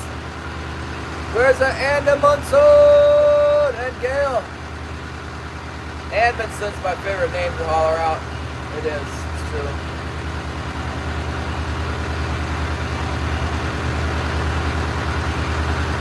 Hopefully they don't mess with the channel. What happened to Fish Tough? Did he get back yet? Get any word on the Fish Tough situation? Shannon?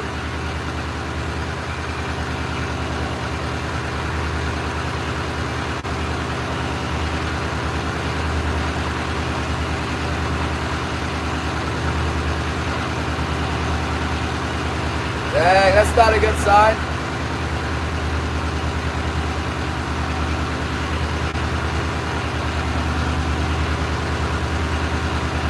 He must be busy too. He stopped coming into my channel a long time ago. Somewhere around, let's say, December. It's the last time he's been in.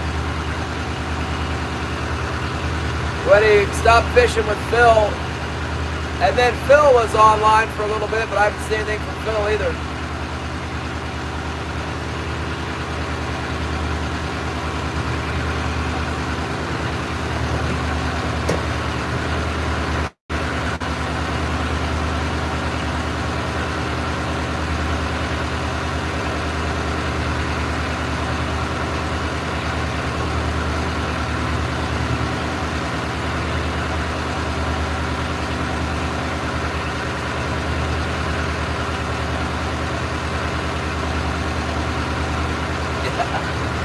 Maybe he did.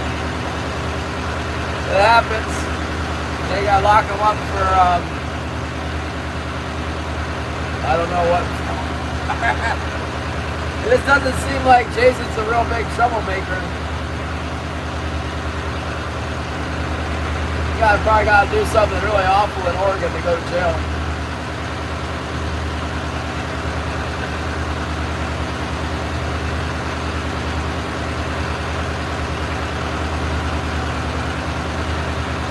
These darn fish.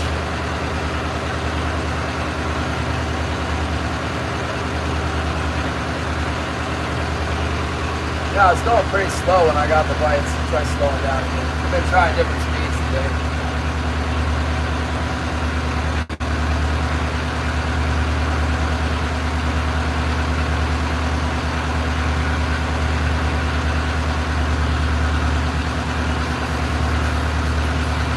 Holly!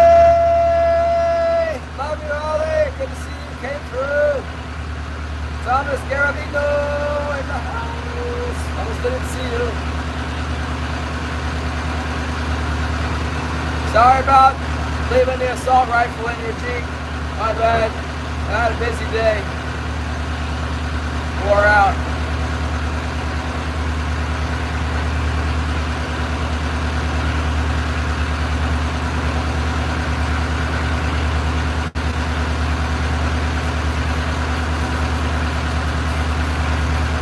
That's a heavy rifle, isn't it? You gotta lug that thing back to the house.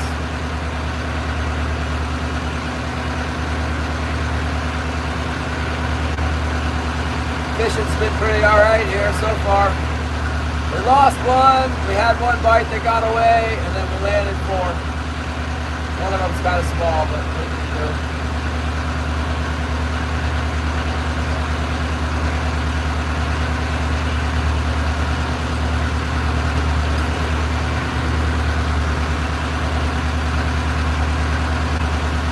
We also got a halibut. Halibut! Let it go. We tried to take our lure, but we were victorious over the slimy flat denizen of the deep, attempting to take our equipment. And Patrick so kindly donated to us. We got him.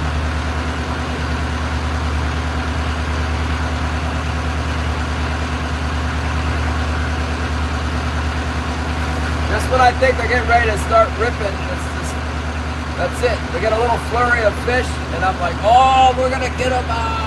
We'll get them on every pass now. That's it.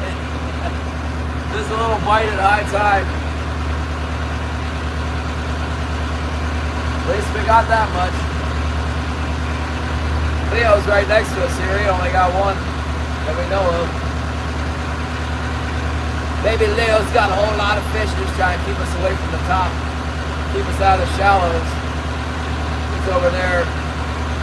He doesn't pull the hooks till he's far away. He's got a fish on every hook.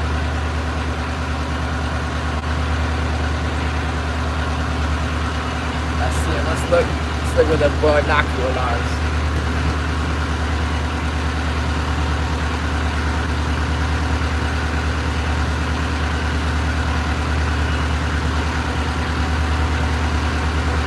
Coming out. That one day, every time we looked over there, he was out on the deck.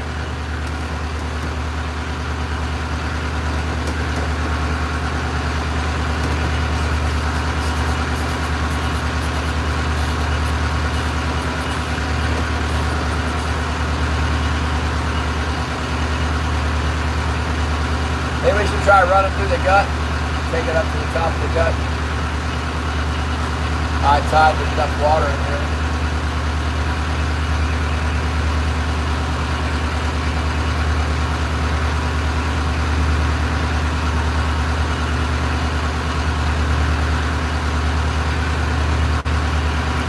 Yeah, that was last Monday.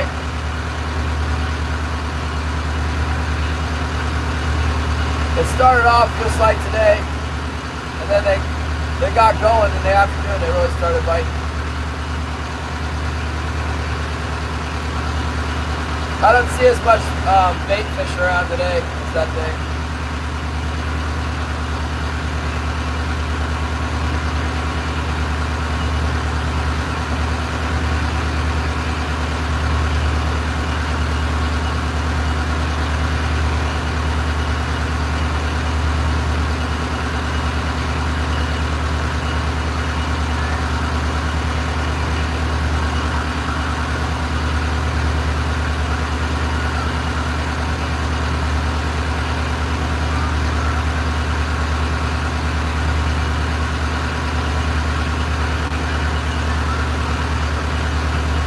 weeks ago,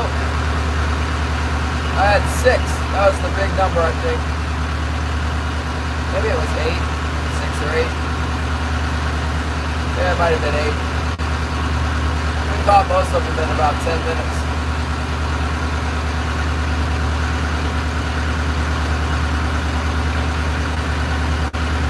They just go ahead and bite on the hooks. I'll bring them right in.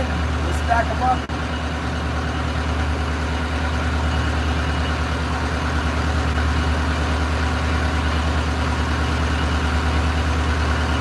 We have the technology to bring them in. It's not a problem. It's getting a bite.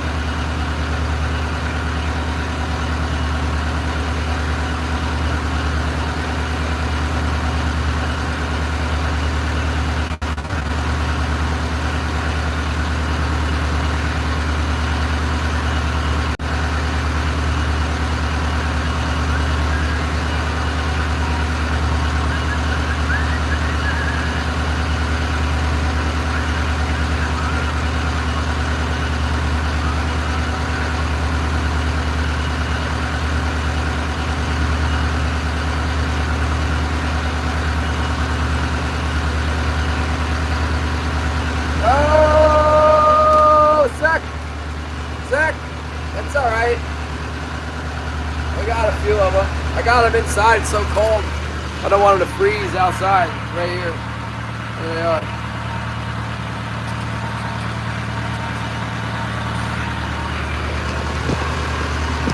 The king Salmon has been captured.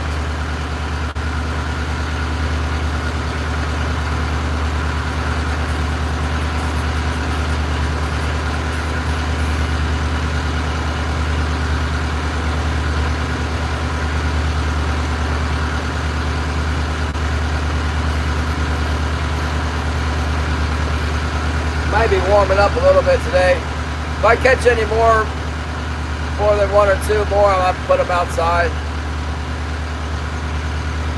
You know, now my right float's acting funny again. I better check that. Kind of looked like it got a bite a while ago. Now it's acting suspicious.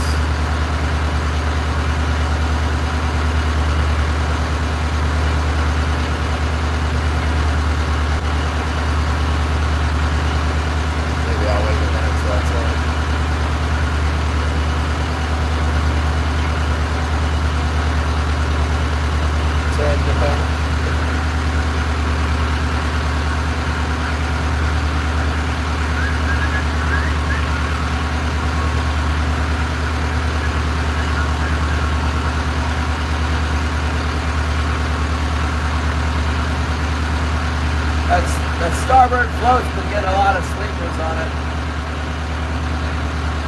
I don't know why it keeps catching these little ones on that white assassin.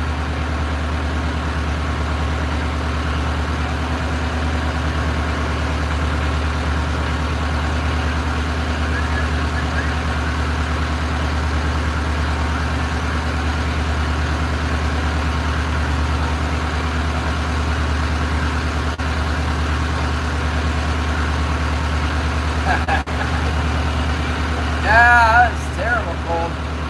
I've never ever kept the fish inside the boat with me before. This is crazy. This king salmon season is crazy. Not normal.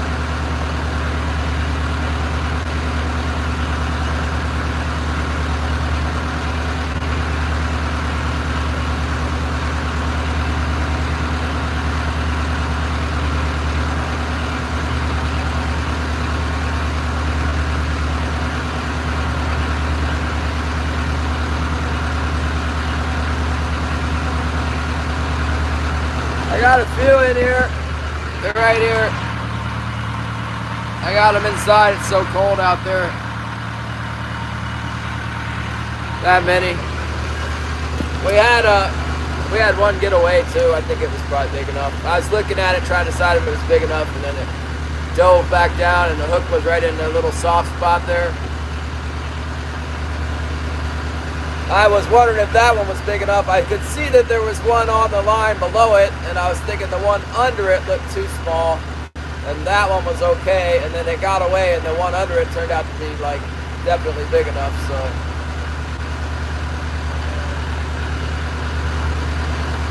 it was probably a keeper. Then we had one more good hit, and it had a good bite, and the dang thing got away somehow. I think it wrapped up in another leader. It was pulling on there pretty good, and then the wire started vibrating, and I reeled it in, and it was gone.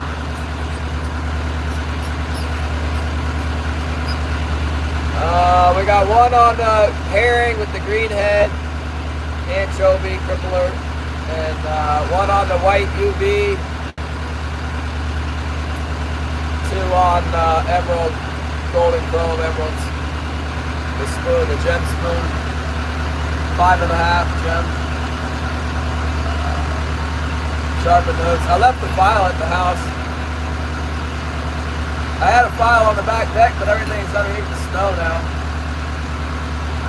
I was going to turn around, but I see there's a cormorant up here ahead of me. Let's go over there by that cormorant and see if he's sitting on a pile of bait or something.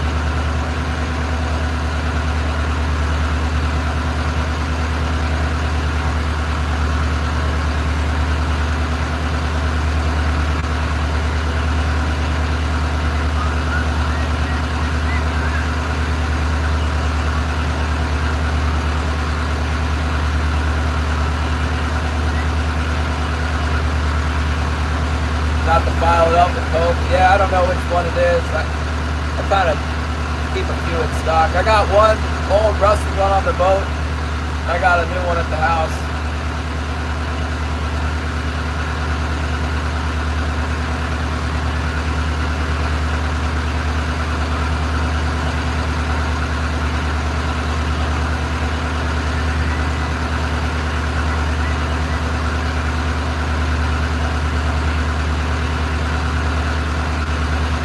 Better have a fish underneath you, Mr. Cormorant.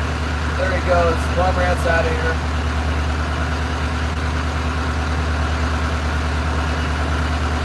Let's make the turn.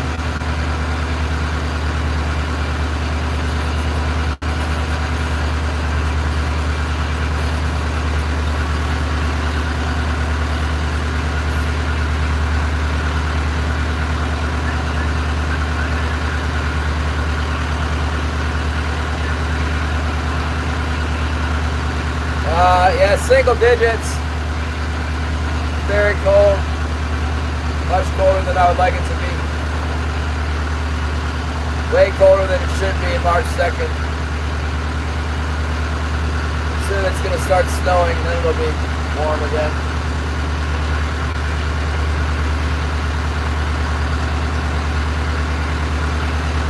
Let's just go. Let's make a pass out in the deep here, I guess. I don't know.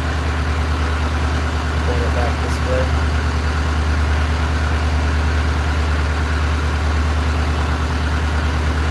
See that? I won't hold anything to make one pass out the deep.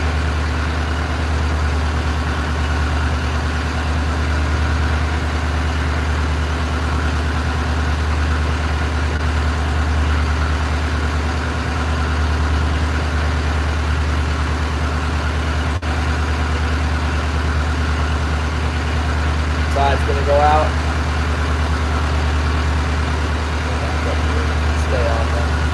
Stay on the reef edge while it's changing. It's 24. Maybe my wash down hose will start working.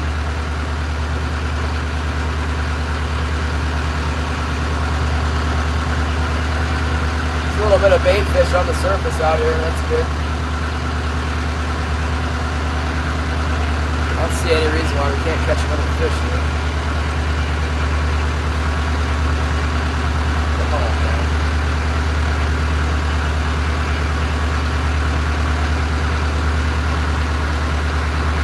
$72 in the Floridio. What's up, James? Want to see the catch? I got it laid out here on the ground. I brought it inside so I don't.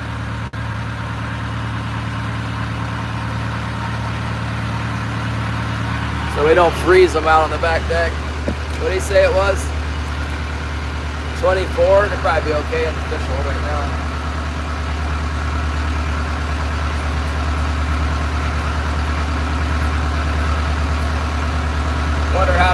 marks on the bottom are pink salmon that are just like not moving right now.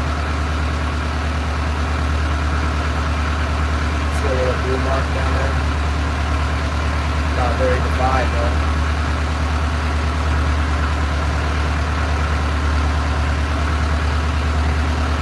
Yeah, me either, Shannon, but I don't feel like throwing them in the back and having them freeze up. I gotta put them out. If we catch any more, I'll start putting them back there.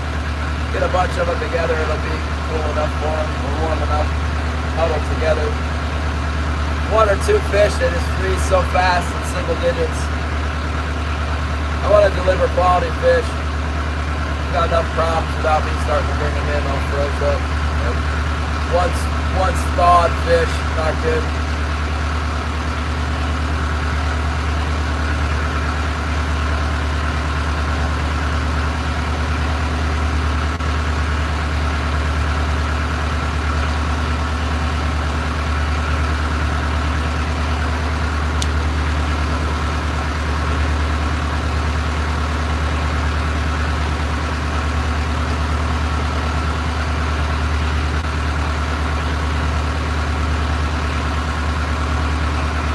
Shannon's a fish hater.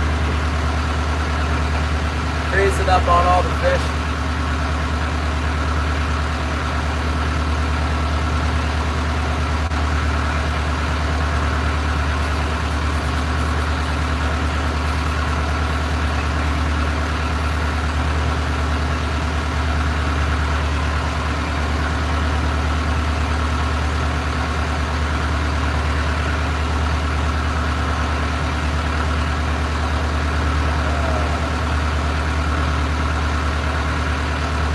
Catch one more fish, we'll put them outside.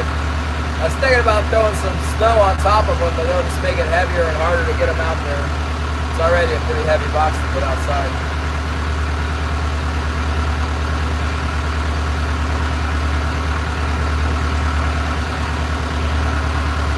The heavier the better in this business when it comes to weighing up the pink salmon.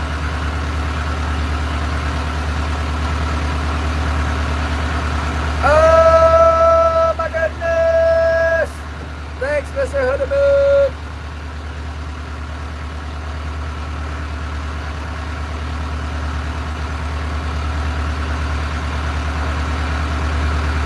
What's up, Jay Sharp?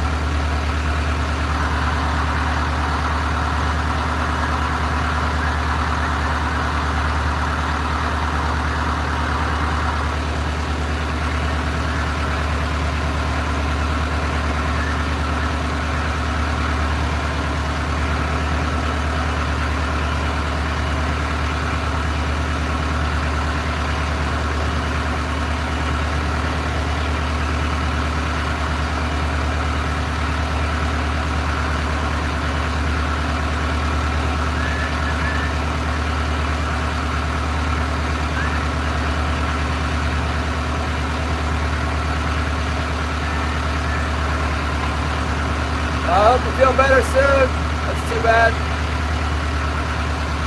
Alright, we got the boat. We got the boat on a long tack here, getting straightened out, and we'll go check the hooks. Go check a couple hooks.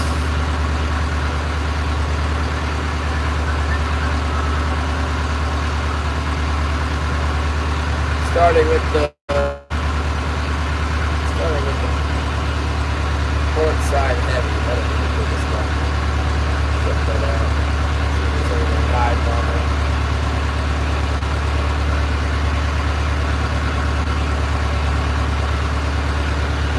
Last time we checked the lines on this tack, got excited and we caught one. Yeah. Here we go. Yeah. Here we go. Here we go. Yeah. I say port side heavy. Guys, whoa. Yeah. You see? I can't see.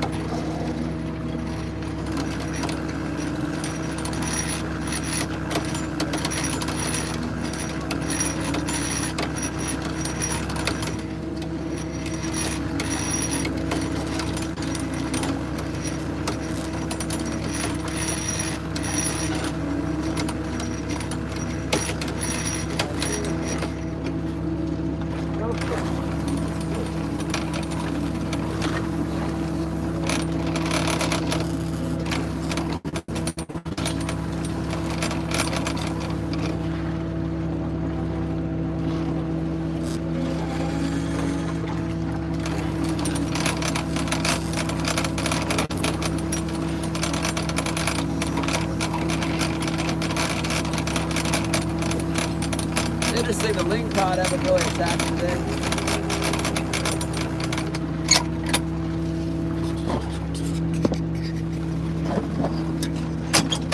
Check this float. This is the one I thought looked like maybe it was getting a bite.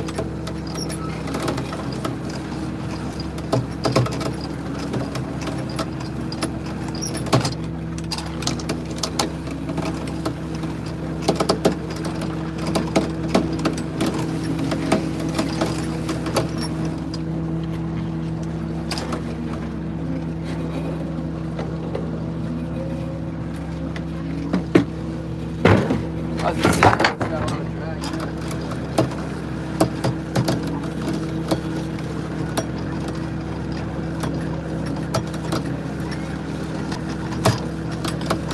Yeah, I reckon there's probably something on there.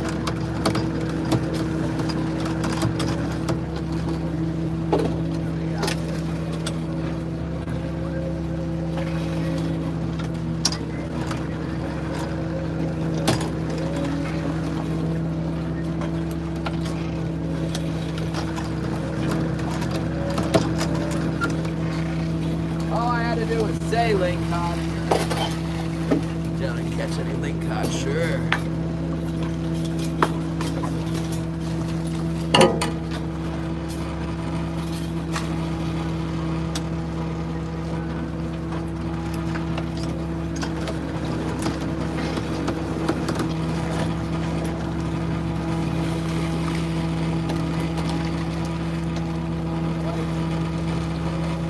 Can't help themselves.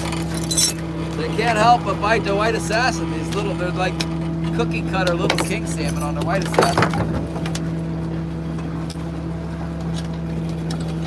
This one's gonna just miss the mark. Not quite as big as that other one we got. Biting up on the white assassin on there. White assassin got him.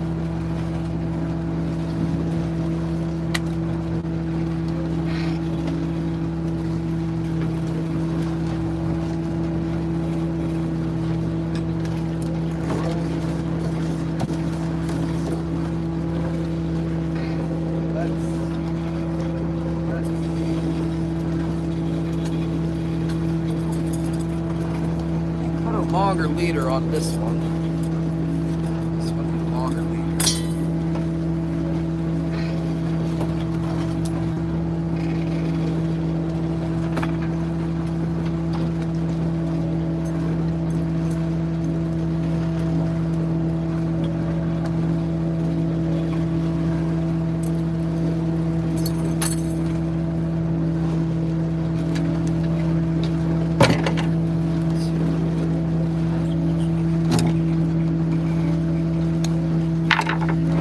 Where is a gem out there?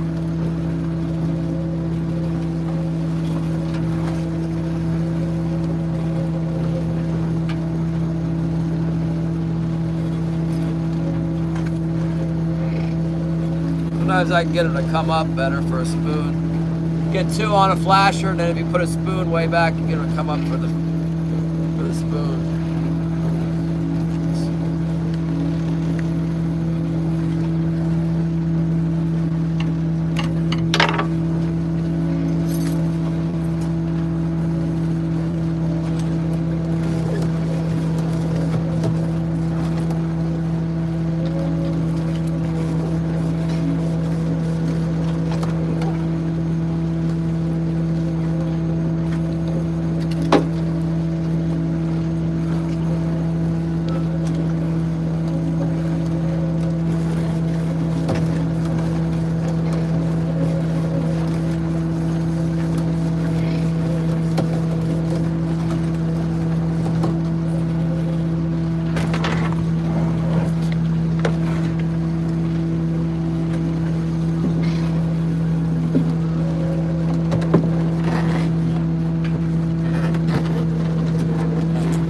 So much for not catching lingcod. We got a lingcod on there, didn't we?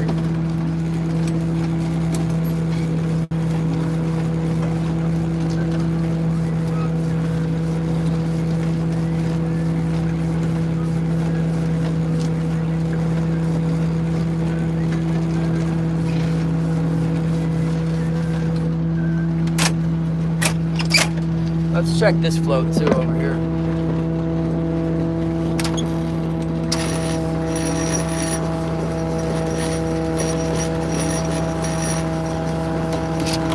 Something different. It's not catching anything.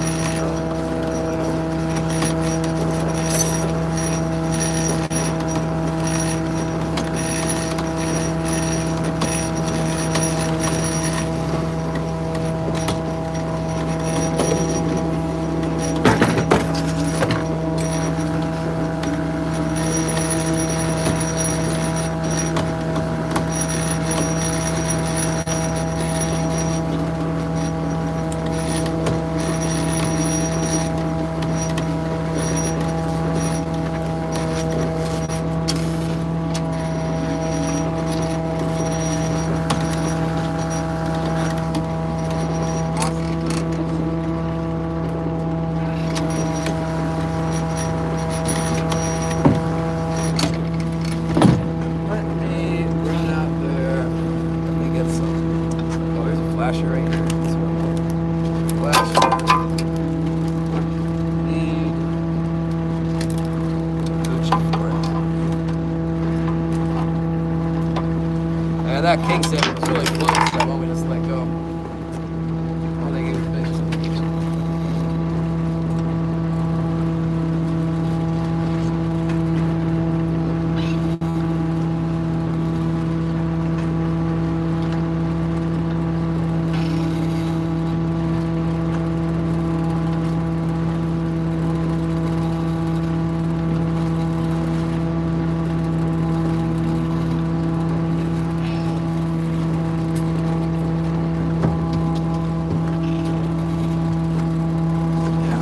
This one is not catching very well.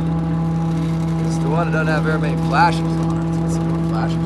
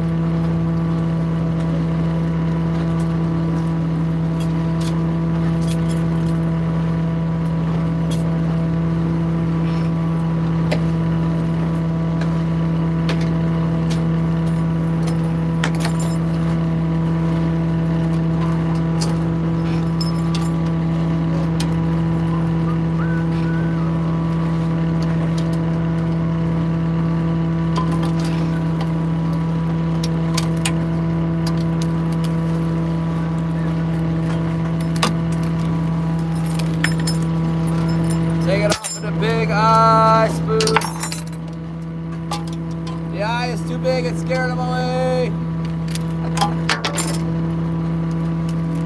No, I just want to put more flashes out.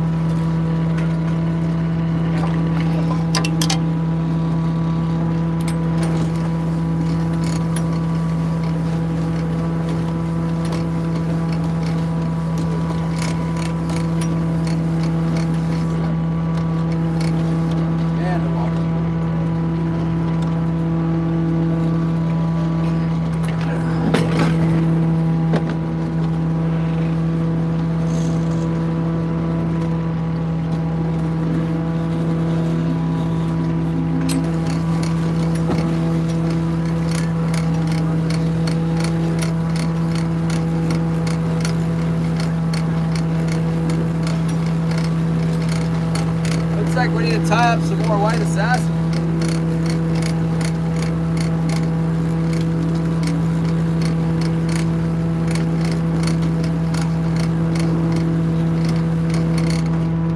Catch some more fish with the white assassin and the red flasher. Look at what happened to this spoon. No more ring on it. It's pretty much worthless. Unless somebody's gonna weld a ring back on it. Gillian might weld a ring on there for us. Yeah. Hold on, sucker.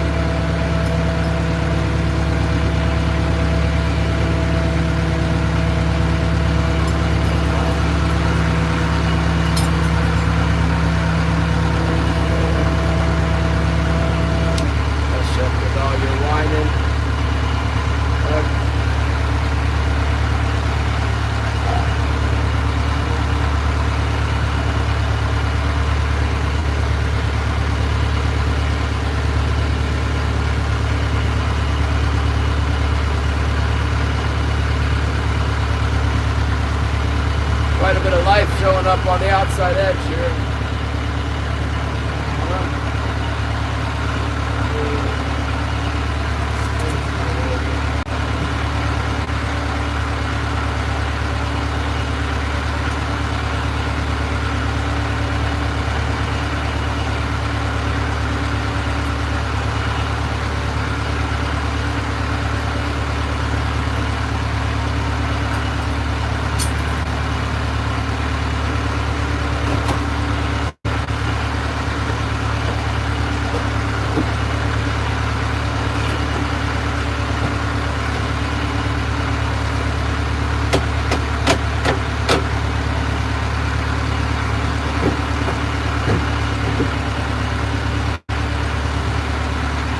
Surely we can get a bite out of this. It's pretty lively down there. What's that? I look like fish coming up here. What's that? Second opinion. Yeah. Maybe not.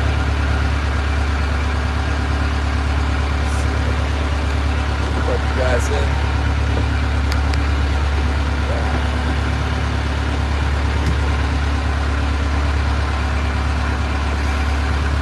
Getting older, getting older. I am too, man. I feel like I'm way older today than I was last year this time. Last summer, man. Come on, fish, jump on up here, get these hooks. We're ready. Also, bite up on the big punt. Get the big punt. He's right there. Get the most punt.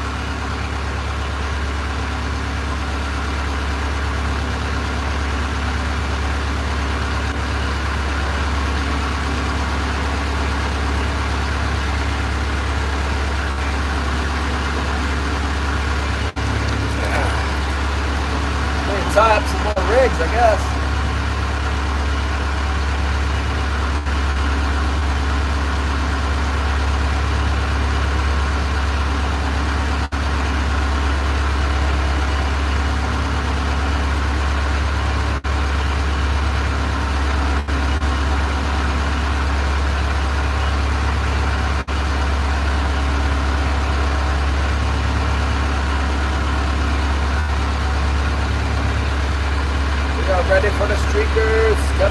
streak up. Let's go.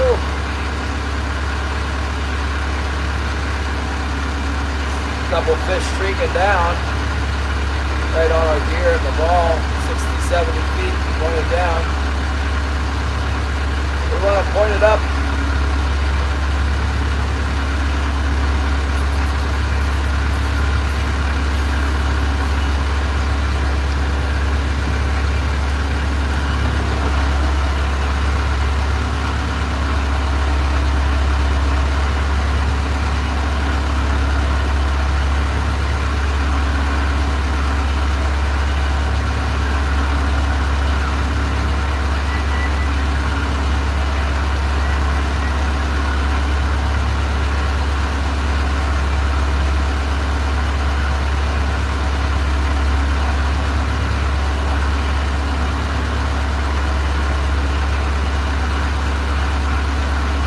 Leo was asking me, he goes, have you ever tried out all the way out on the line, like out in the deep? I see the big boats doing that. He's just trying to get me to go out further away from where he's fishing. That's what I think.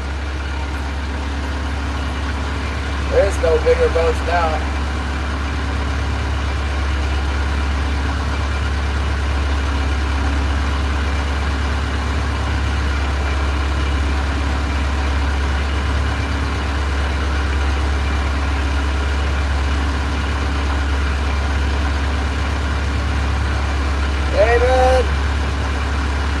Amen.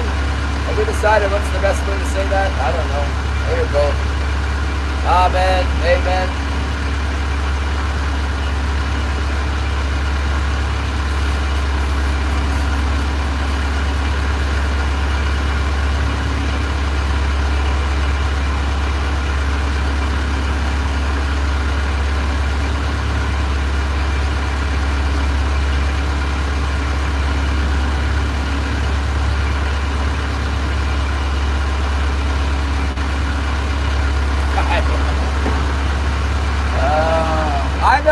Hand trolling, I was a hand troller, and the power troller would come around me in the shallows. I was like, get out of here! Why don't you go out there in the deep where you got all the deep water and you got those big lead weights and set your lines down? You guys don't know how to fish. If I was you, I'd go out there.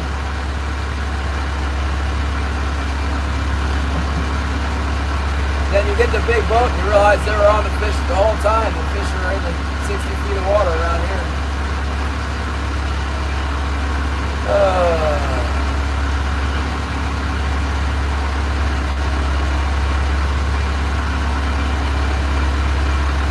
I've seen Leo move to the outside line and just go back and forth along the line. It's a little further out than where we are. Not much further, but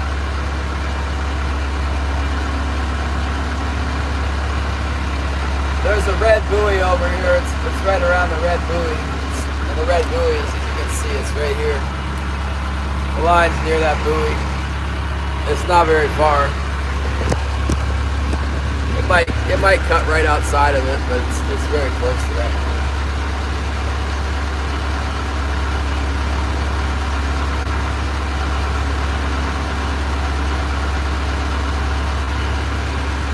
No, it was short. Your white assassin is attracting the undersized fish. They're gravitating towards the starboard float for some reason.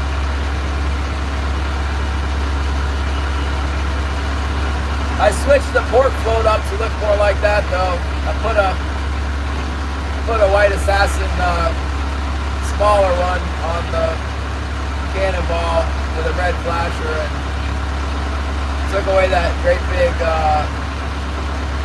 catch point spoon that won't catch anything. Yet to get anything on that spoon. I can see why they were on sale. It must be like a bad model spoon or something. Yeah, it was really, really close. Kind of stubby.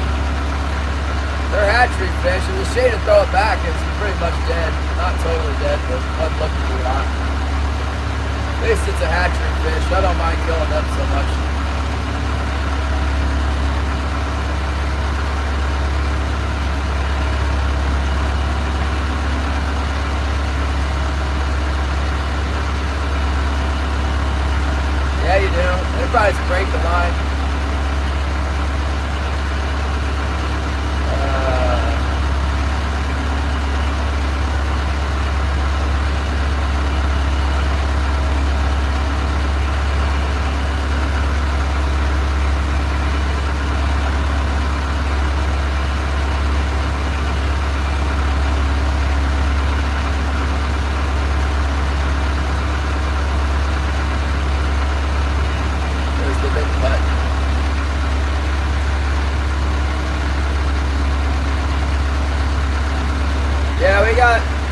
getting them on the float. That's the only thing we can catch them with the float. One day we got one on the big gold spoon. It was on there towards the end of the day. We had a bite, reeled in a nice big one on the gold spoon out there. The Scotty spoon. I took it off though. Hasn't been catching anything with lingcod for a while. It's a lingcod magnet. We're doing good with the flashers, so I put more of those out. And the small spoon, the emerald spoon.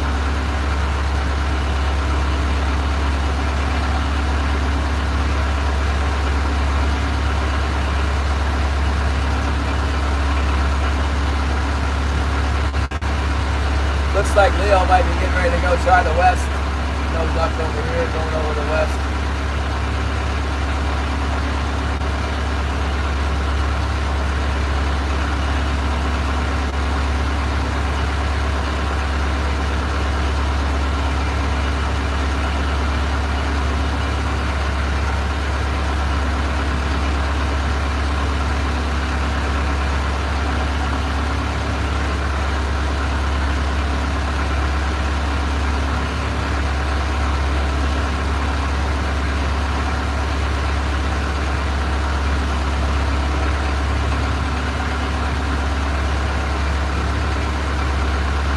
Killian was trying to get his boat yesterday. I told him to just burn it, forget about it, get in another boat.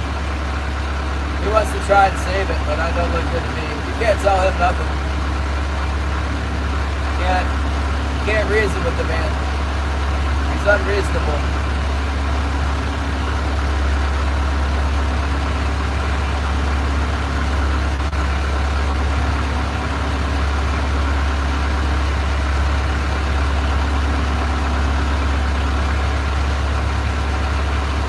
Anyway, he's using somebody's letting him use a skiff. He took a skiff over there yesterday.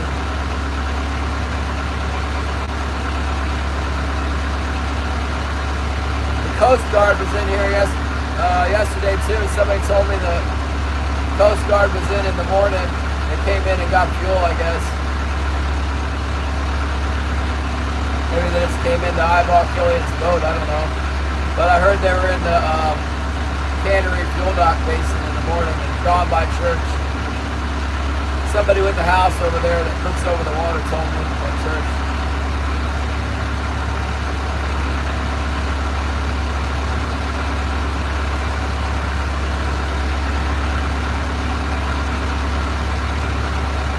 He fell asleep driving, I think. With the autopilot, send him into the beach.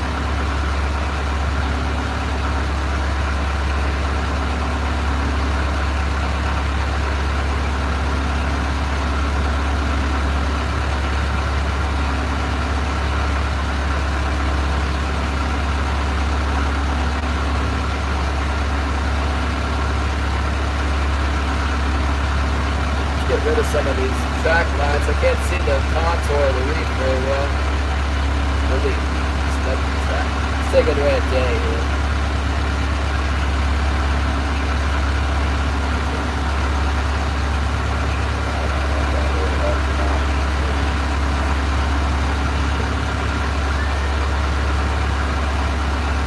Oil tanker. Yeah, there's no fear of that taking place, Patrick.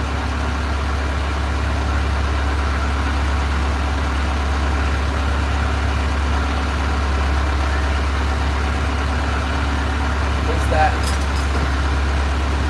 Red 32 85, what's up?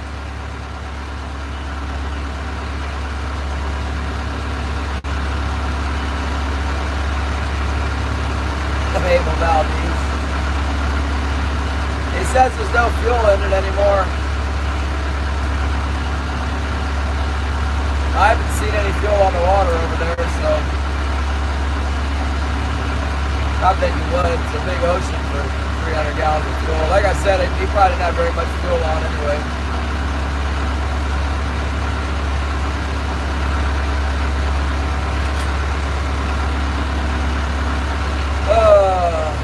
I consulted with my friends from church, and they said that he should burn it.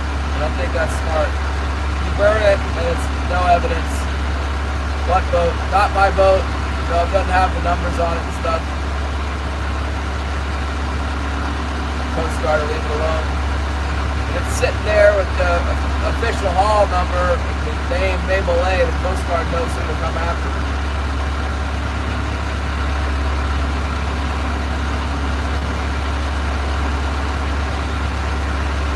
Whatever, it's his responsibility. I try to give him advice and he doesn't listen, so.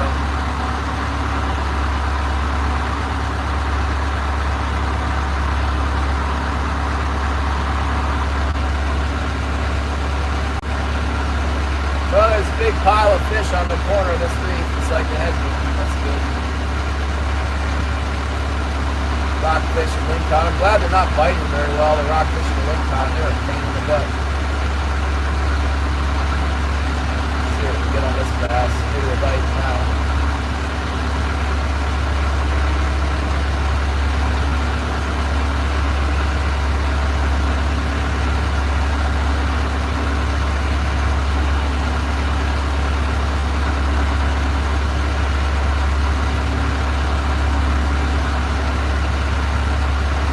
Yeah, Leo's headed off to the west. He's going to give it a try on the other side of the reef.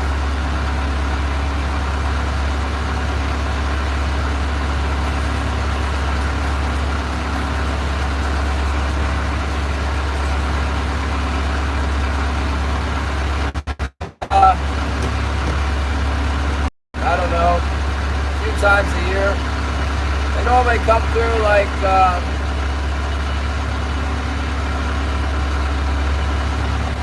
I don't know, maybe say they come through in April, and I'm not usually here in July and August, but they'll be here in the fall for sure. They come through in the fall, and then randomly, like that boat coming through on Sunday was totally random. They might be under orders from the president, you know, to watch out for North Korean submarines or whatever. They might be under orders to deal with something a little bit more important than killing a boat on the beach, you know. They are the military.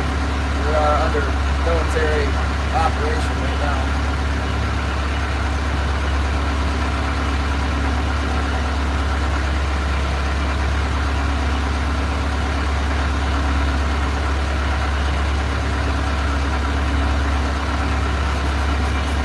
That NJ Maniac. NJ Maniac, what's up? Dropping the emoji. You got the emojis now. Oh, there's some feed off the side here at 20 fathoms. A nice ball of feed. Look at this. Looks like feed on the bottom with fish over top of it. See? Turn it around. Turn it around. There. Pretty big pile of bites right there. Shannon could wrap that up in his net and get under rockfish ever it was in Yak Attack night.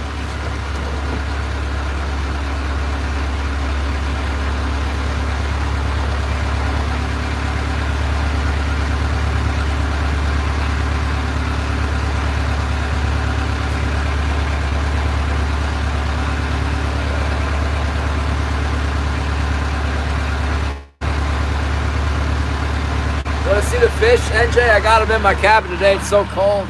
I don't want them to freeze. There's the king salmon right there. Hello, subscribe to the NJ Maniac. Oh my goodness! There. The king salmon says hello.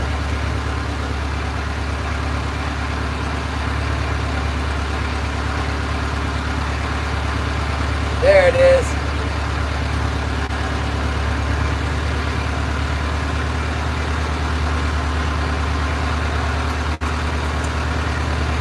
NJ's got good member emojis. I like his. Whenever I get a membership over there, I get it. How you doing?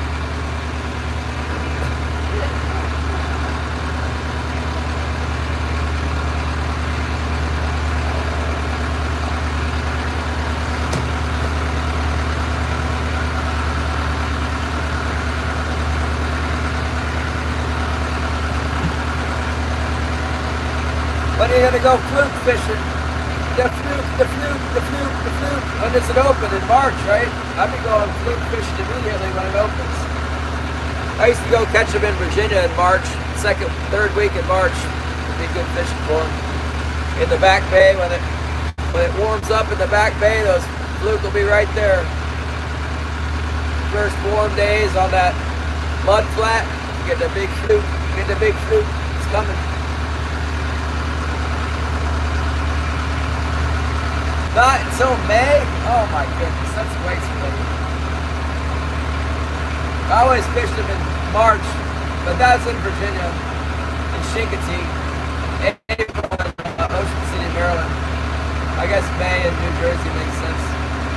You could probably get them in April. It doesn't open till May.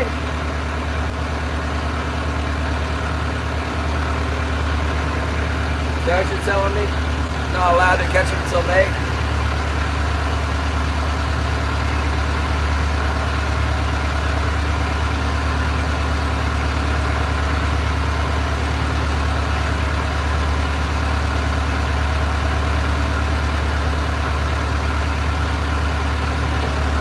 May to September, okay. Yeah, we got 4. Looking for number 5. We got 4 and we lost 2. 4 for 6 on the King Salmons. 2 lingcod. We got a big halibut that we let go, or bigger than these salmon are anyway. About a 15, 20 pound halibut.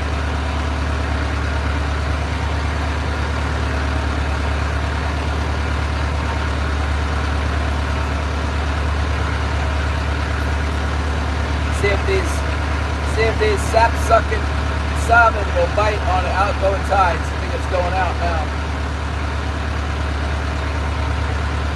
Come on! Bite.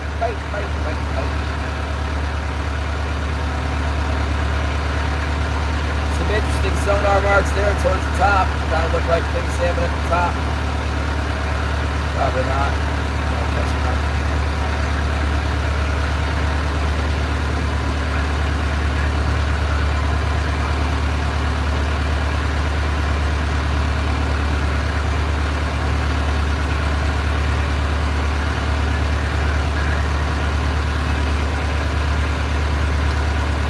Kind of jealous because Anyfin Bob has got the maple tree in his yard. He's getting the maple syrup. I don't have any maple syrup in my house. Can I sap the alder trees or something around here? Can we do like willow syrup? I know I don't want no spruce syrup. That's turpentine right there. You melt the paint off the walls. You can't eat it. Wilson's here, yep. He's passed out down below.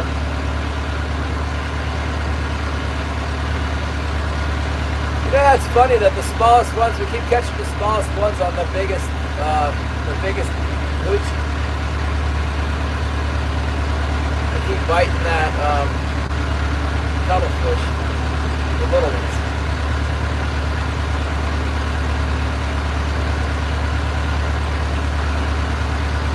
Brian made alder syrup, for real?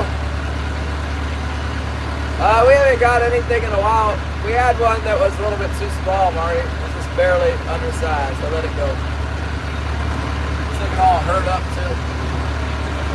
Dragging it around on the white assassin.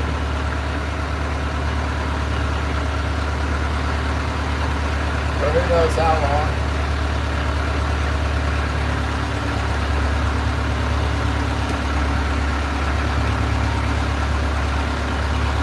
Leo's on the Fraggle Rock. I see him over there. Turning north to go over the Fraggle. Beautiful afternoon, that's for sure. Really nice out.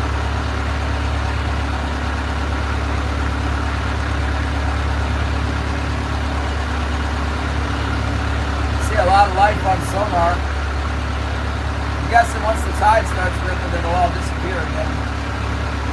That doesn't mean we won't catch king salmon, but all these rockfish and lingcod that are swarming around right now will probably disappear.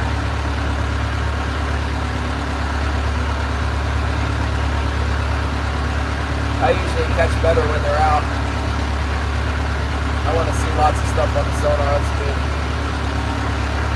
Nothing on sonar is bad. The only time I don't like seeing a bunch of stuff on sonar is when it's all rockfish and lingcod and biting my hooks every time I see them. That's not great. It's not ideal. Yeah, the light's getting, the sun's starting to come down a little bit. Getting better light.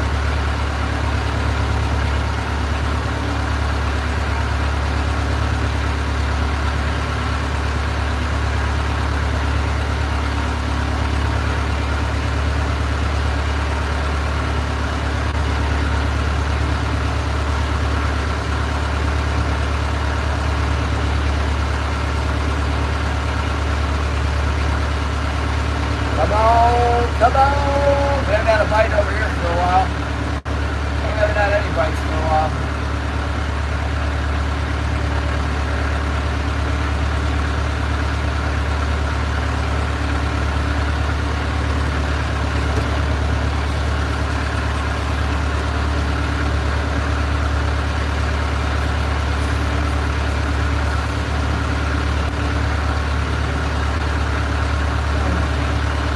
Nice weather. Check the food. Cages are holding.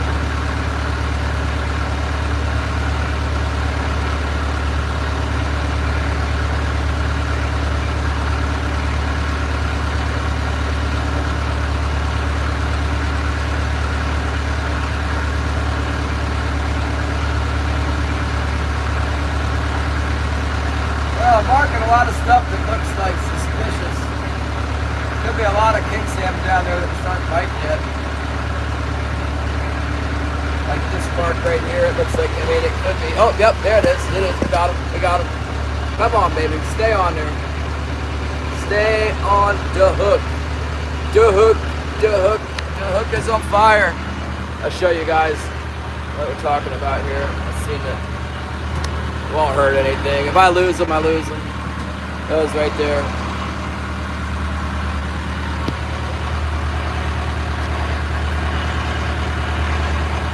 On there. Look just a little bit different from the rest. They're a little bit thicker. They're a little bit bluer. There's a little pile of them there, I think. A little pile of them. 3 or 4 of them it looked like. Looked like 3 or 4 to me.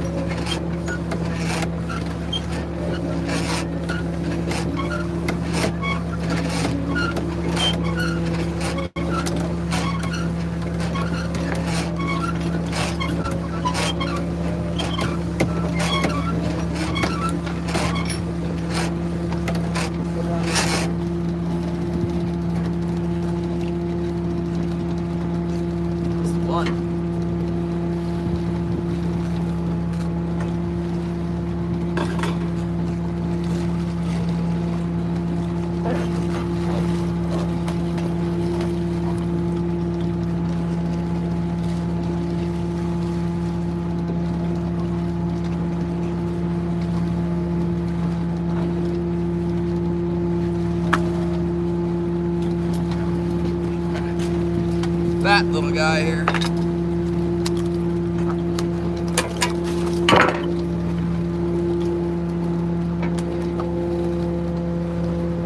Yeah. 28 3.5 inches.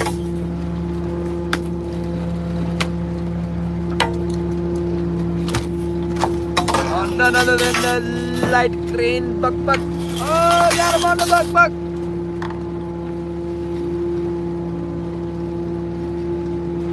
Cool.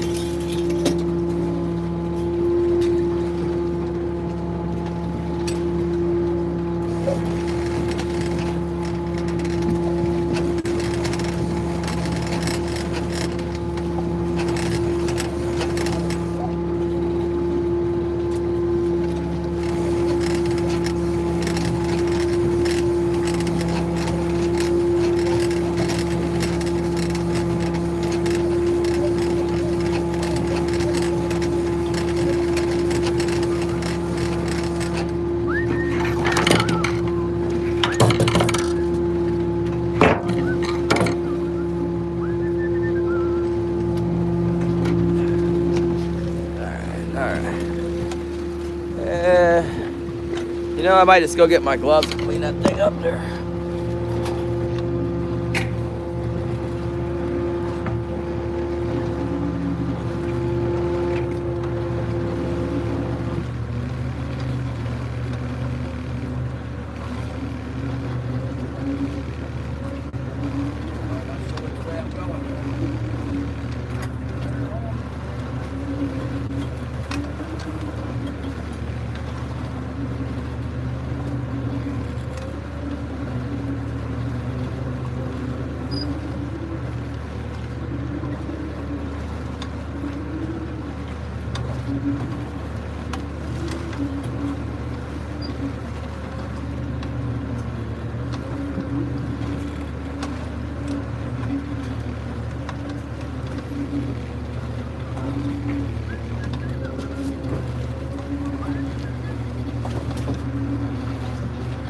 Really clean this puppy up here.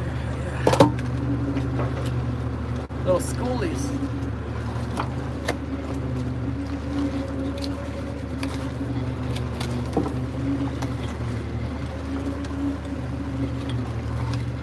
We need 2 of them like this to make one of those big ones we were catching.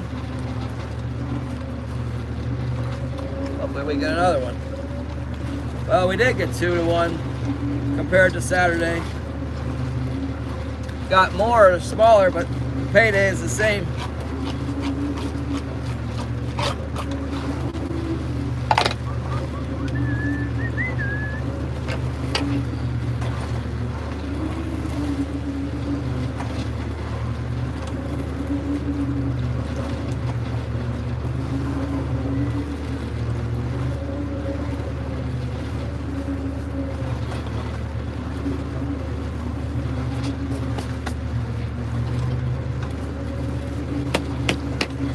See if my hose is working yet. You know what? Let's put them in the box. I doubt it is. I doubt it.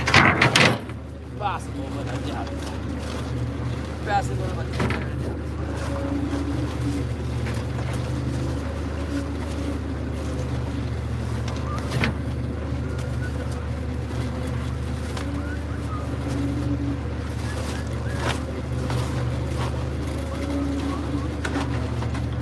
that's rough. There is some rough ice in my fish over there.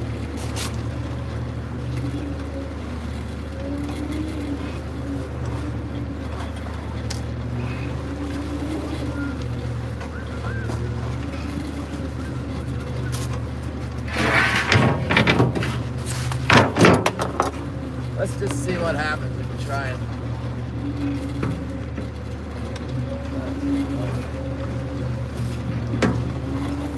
Literally frozen to the control pit, frozen to the floor in there, and it's really cold, you guys.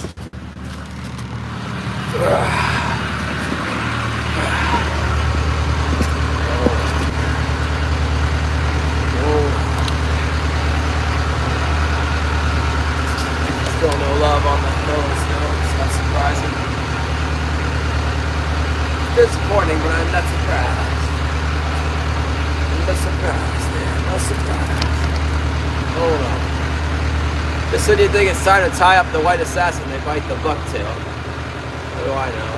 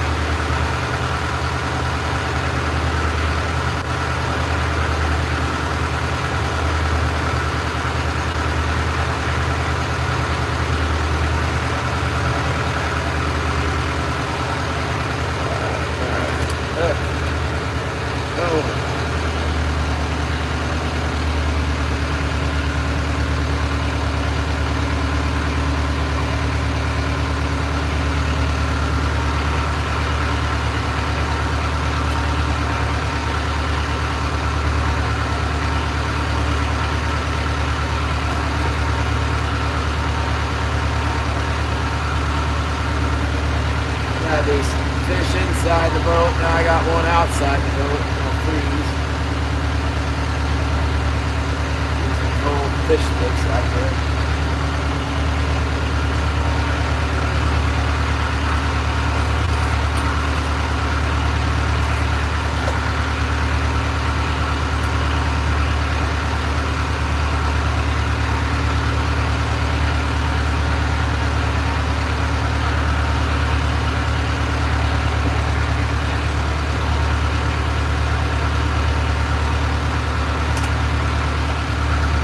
Patrick sent us a bunch of these bucktails because we're going to tie one of them up right now too. Lots of bucktails. Look at the buck. There you go, buck. Tie up the buck. Yeah, look at this. There's the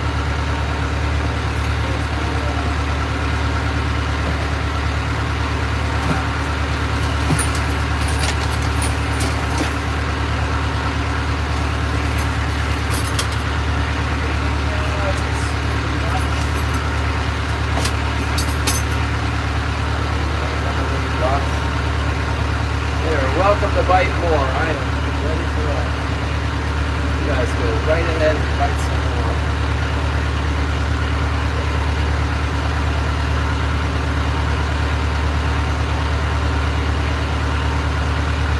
That's a 7-aught, but I've got a lot of that 7-aught we got in there.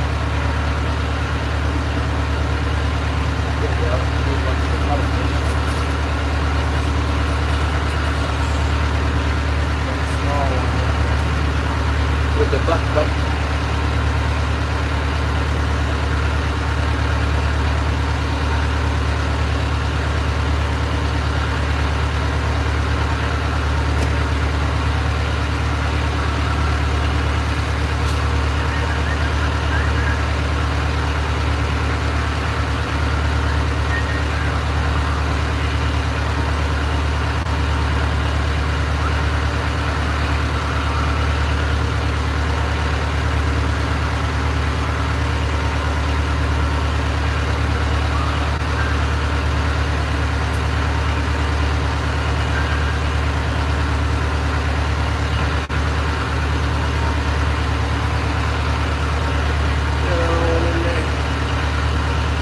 Get on in there. Barely had that sucker by the tip of his little stick. Just barely had him. There we had him. See, I rigged this bucktail. I got 2 beads. I got the luminous bead number 1 and luminous bead number 2. Matching colors.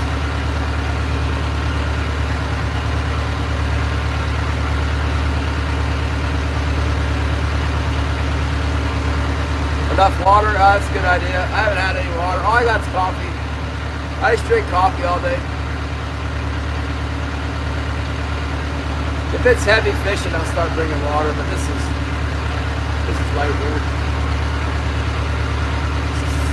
Where did my clippers go? I done lost my clippers. Scotty, where did you put the clippers?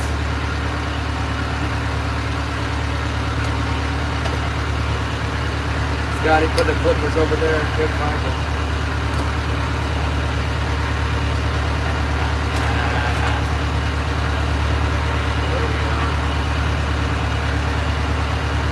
Yeah, that worked out nice. That's right there.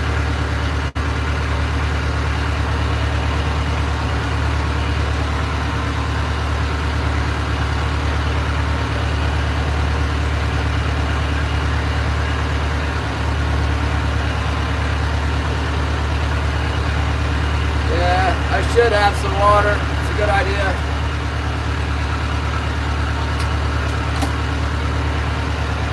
We'll run this baby. We'll definitely run it. Put some of this sardine juice in there. Ooh. Some of that stuff I said I wasn't going to touch. I'll touch it.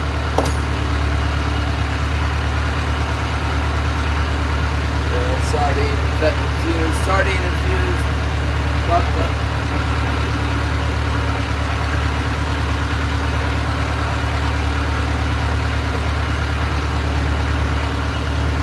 Turn back around and go over there again. There's a lot of fish on that reef there.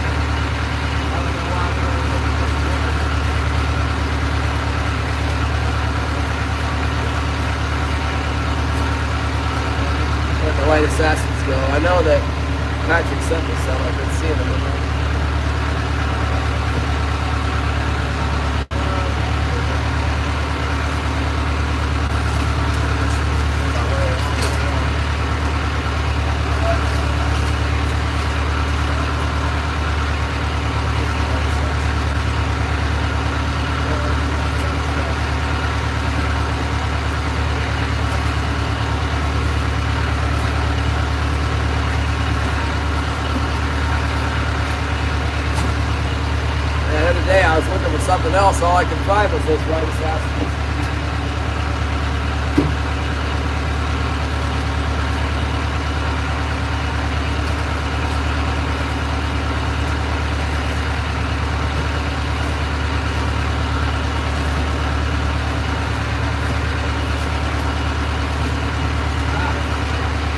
There's only one pack in there, but we got them. Gary's favorite lure, the white assassin.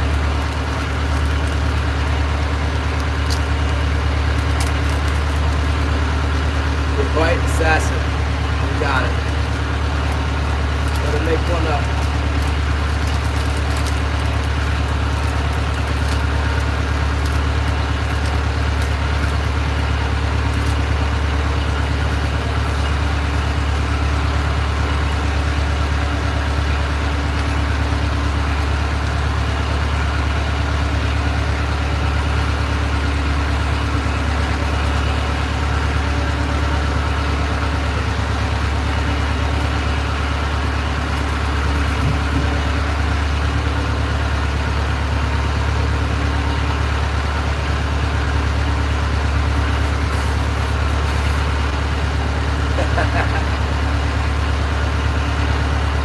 We got the white assassin, and he hooked us up with the big gump monkey too.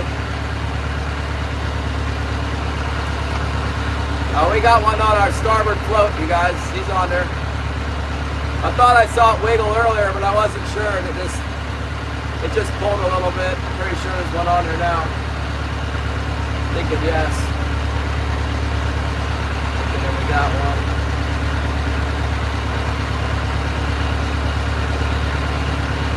Probably got one on the white assassin. What's going on? It could be a ling cod. It didn't pull all that hard. It pulled pretty hard, but a lot of times the king salmon have like a rhythm to them. The ling cod will just jerk it every once in a while. That was a random jerk on there. That looks like.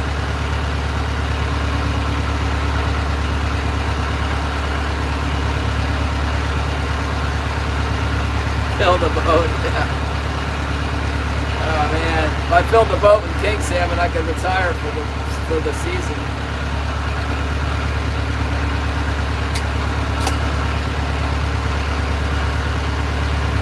I think we got something on the float. Let's go see what we got out there. If anything, could be a false alarm. Ling cod or something like that. Yeah. Let's see here. What do we got? We need to put a hay rack mount on here, like Gary said. I think that's super popular.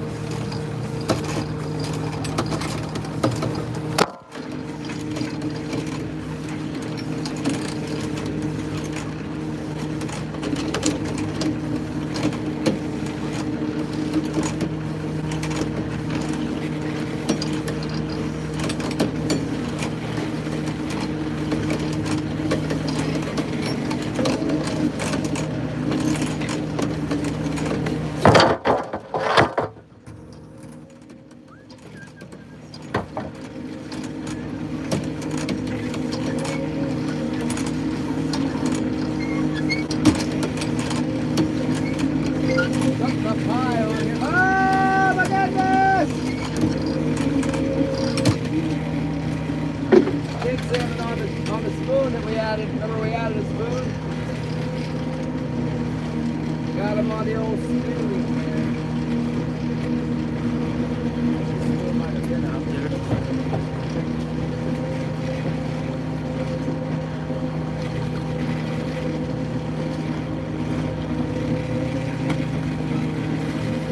There he is. You guys quit flopping over like that. Quit flopping over. Sleeping on the job there. What are you doing? They try to get away. You guys see that? Try to jump out of the boat. Stuff. Not this time, buddy.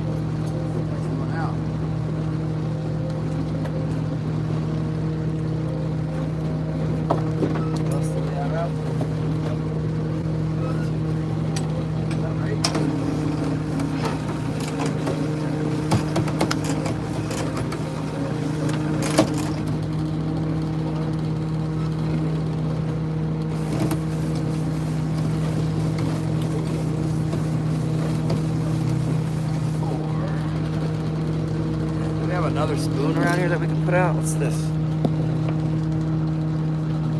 What's this go to? Not that one. Need another one.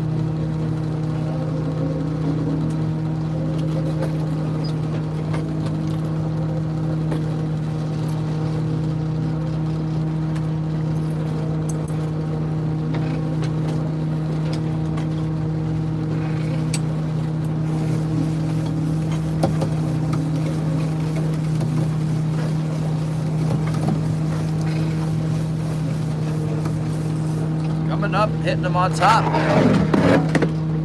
Super high up bite.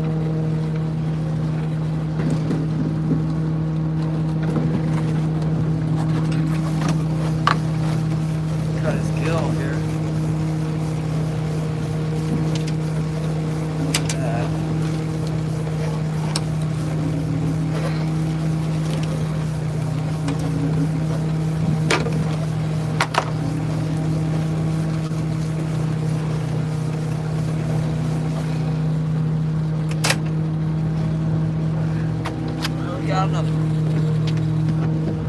Got another one bleeding all over the place and everything else out here. Good deal.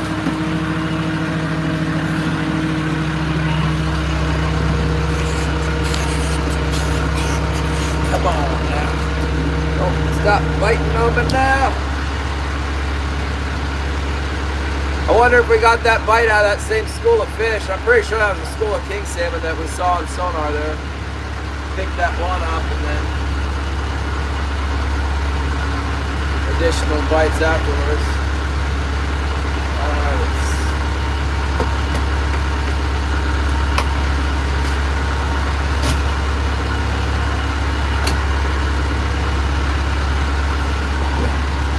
I put any rest out there.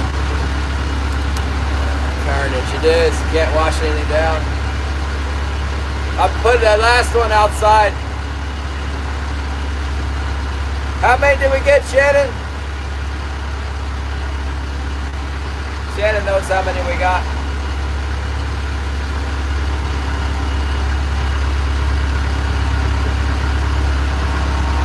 Oh my goodness.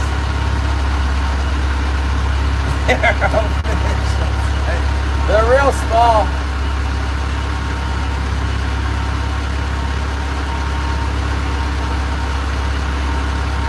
About the same as Saturday right now because of how small they are. Oh, what's it? Yeah, Saturday.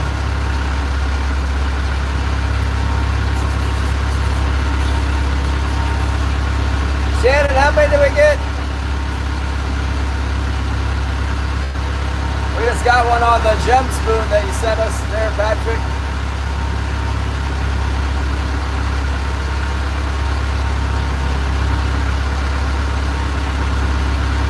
Shannon must be working.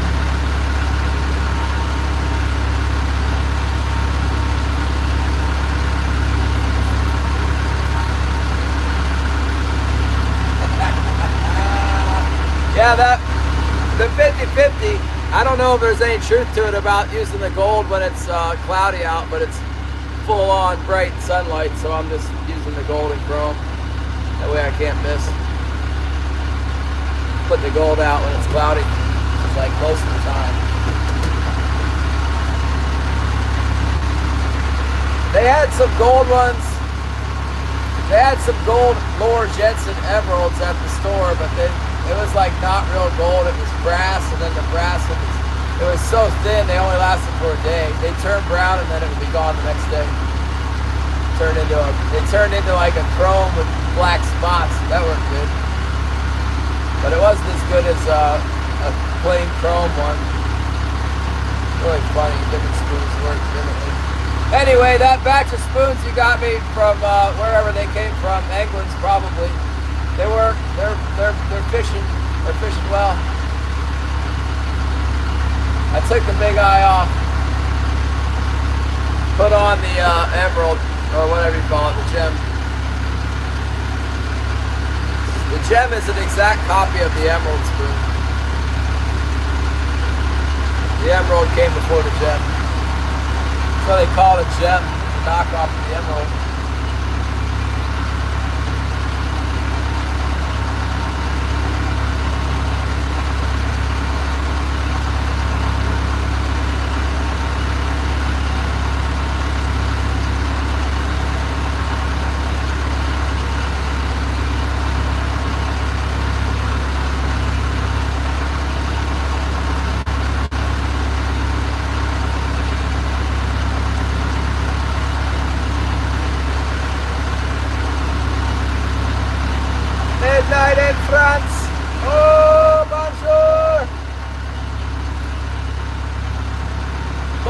Hudson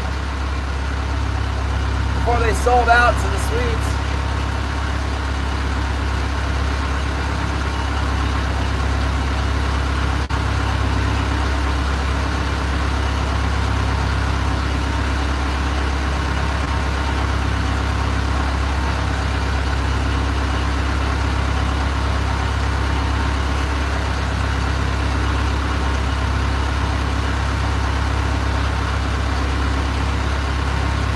I have a white spoon out there right now. It's an original Maiden Hood River, a white coyote.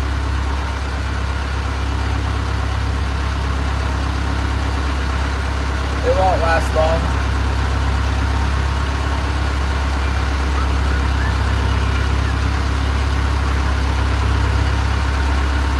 Leo, we see you over there at the Fraggle Rock. Leo's up a little ugly now, I think. Further out. Hopefully he's getting them.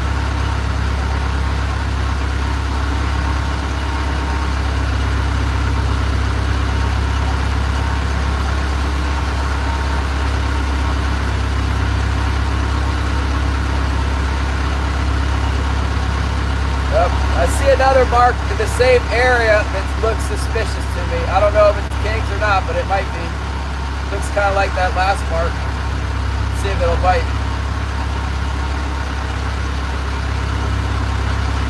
Looks like that last mark to me. You want to see it? Before it goes off the screen.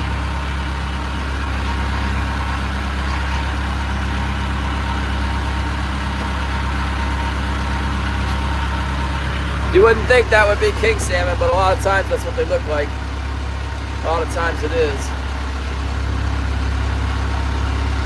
Let's see if they'll bite for us here.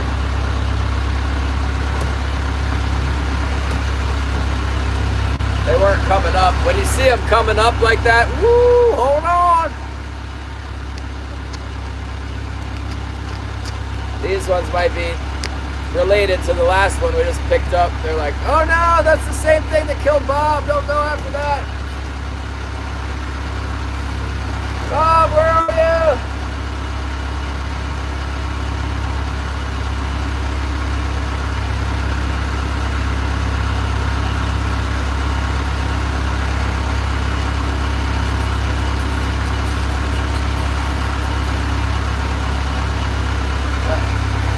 Gotta go clean that fish too.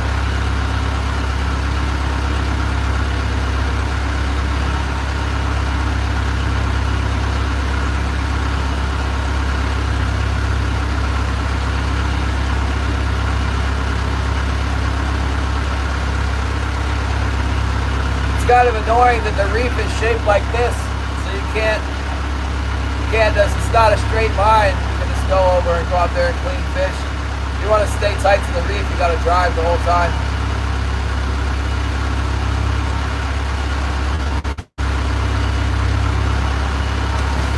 That's close enough. You guys watch this spring right here. That's the one that's getting all the bites. The one with the bell. Let me know if it gets one. We'll run out there and rip the guts out of this fish real quick.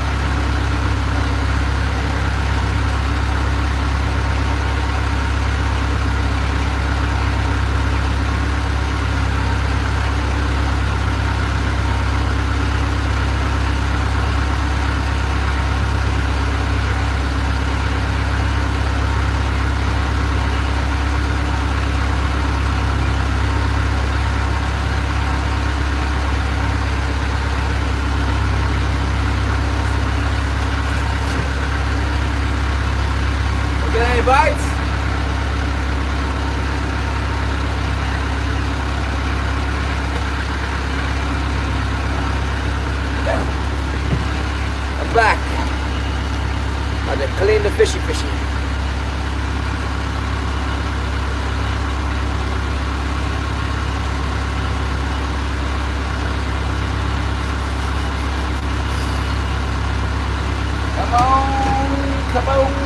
Come on. What do they want from us? Faster? Slower? Faster. Going 2, 6, 2, 5, 2, 4, 2, 6, 2, 8, 3, 1, 2, 6. That'll be fine. Go faster on the back tack.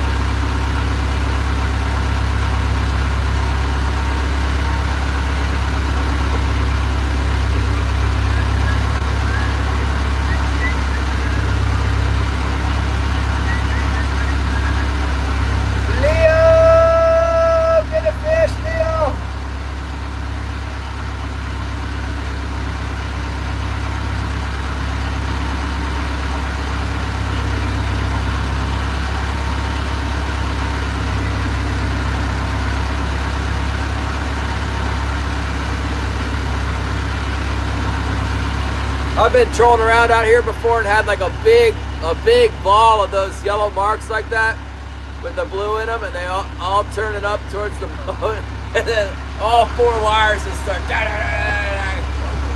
That's what we want.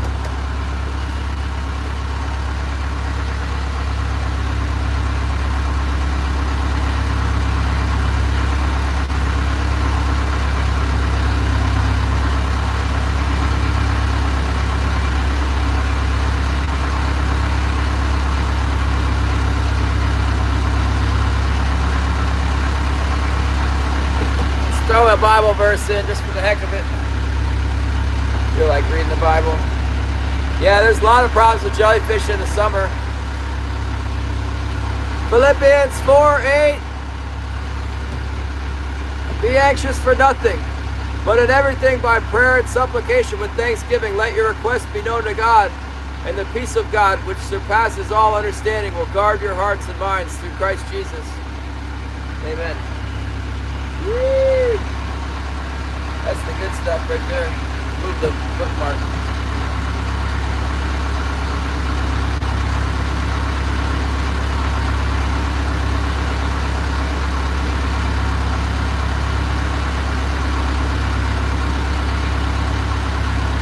Yeah, jellyfish no problem this time of year. We get one every once in a while, but they don't have any tentacles on them. It's like they've been detentaclized.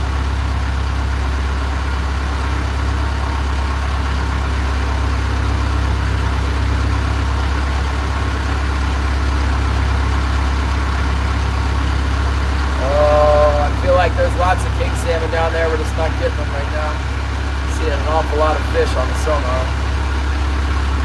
Can't be sure, but it looks almost suspicious, a lot of them.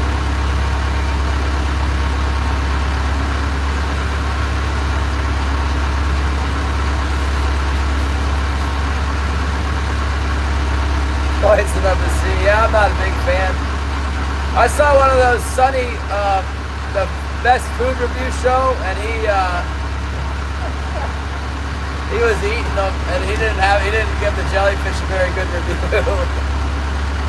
he wasn't too high on the jellyfish.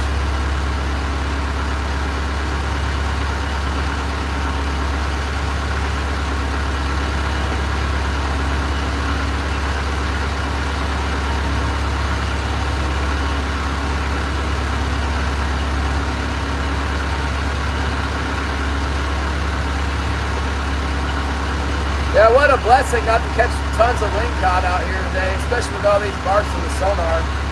Lingcod haven't been bothering us too much at all. Nice king salmon after king salmon.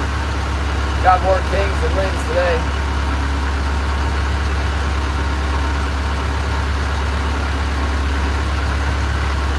Matt S, what's up?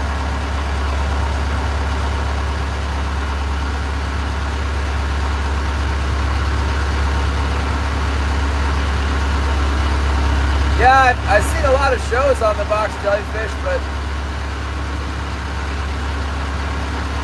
they don't have them here, I don't think. I don't swim in this water anyway, it's way too cold.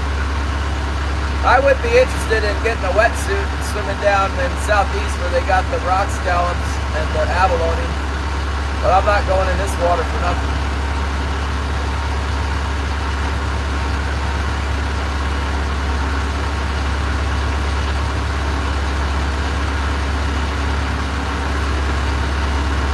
Up, fishy, up, fishy.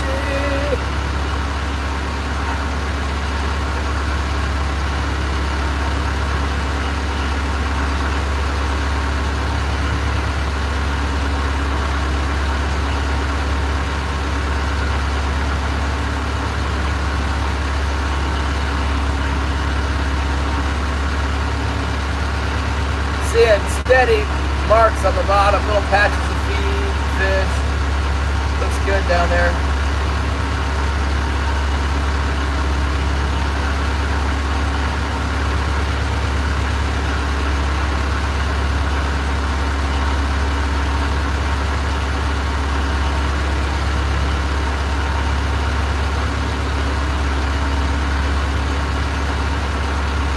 Nothing crazy yet, but definitely some life down there.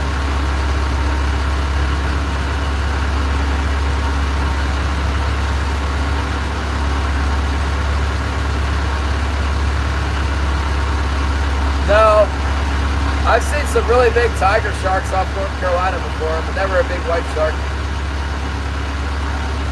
No, not tiger sharks, I'm sorry, hammerhead sharks I think is what they were. Not sure I've ever, oh, one time in Hawaii I saw a big tiger shark. But there's lots of hammerheads off North Carolina. They hang out in the Gulf Stream, they just like float around. Sometimes they get fired up and eat your tuna. Usually they just float around. They must be really well fed. I don't know if they're still there, but they were there 20 years ago, big time.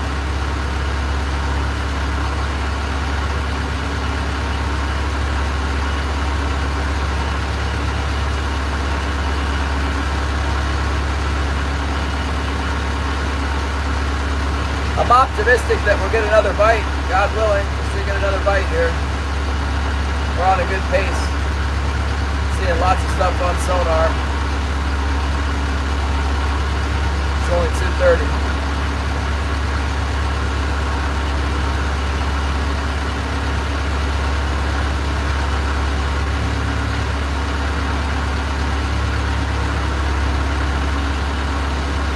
I don't know, 10 years or something. Whatever. I don't keep track of time. I do know that I'm starting to get older. Doesn't seem to matter whether I'm keeping track or not. Getting wrinkles. My arm doesn't work that great. That kind of stuff. Sometimes my neck hurts. That's a weird one. Man, when my neck is hurting, that's no good.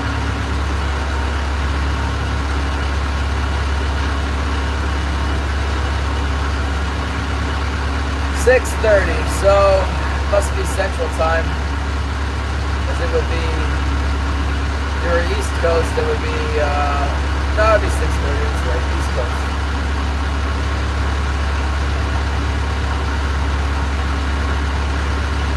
What do they call that, Eastern Standard?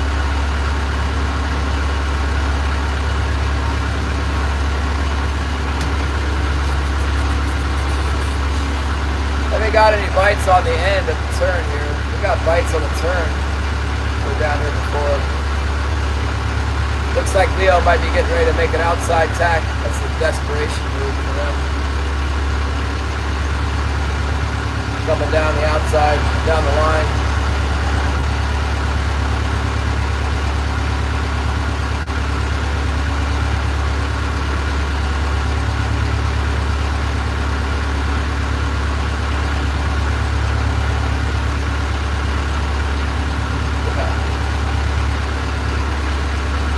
Yeah, same age. You're a little younger than me.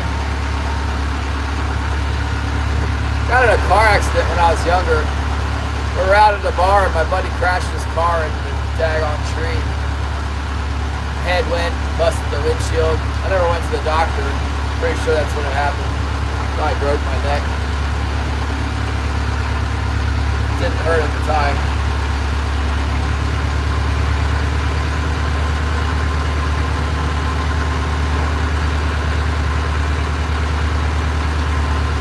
Fishing's going pretty good today. We're running kind of small, but we're getting a few. Hoping we get another bite here on this pass. Yeah, they're running kind of small. We've had to let a couple go. Too small. We got some keepers though.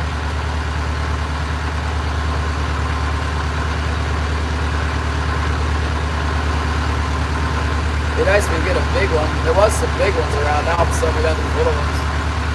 That'd be cool. I'll settle for the little ones if we get a whole bunch of them. That'd be great. I think it's fine. We got one good sized one in here, I guess. Good anchor fish. Oh, get the weight up.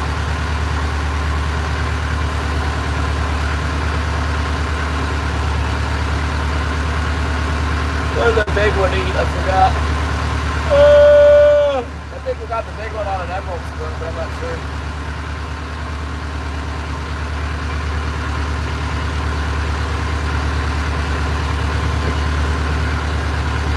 On the gem. So, yeah, you know what? If I sleep wrong, that's the beginning of my neck problems. My neck might be out for 2 weeks if I sleep on it wrong one night. I was getting those My Pillow pillows. I like them, but they seem to go kind of flat after a while.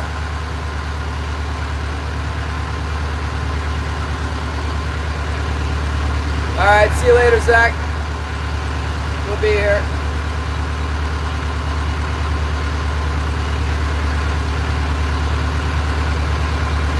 Yeah, acupuncture. Yeah, acupuncture in my brain. They acupuncture in my brain, will that make it so I can remember things again? I don't think I ever could remember things. How many needles do I gotta take in the temple before I can remember the scriptures I'm trying to learn? That's unfortunate. I can't remember stuff. Really not very helpful.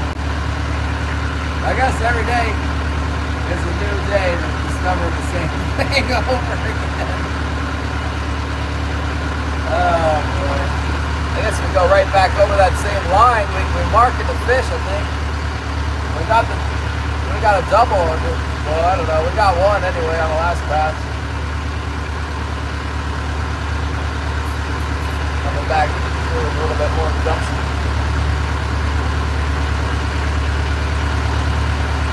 Try it again.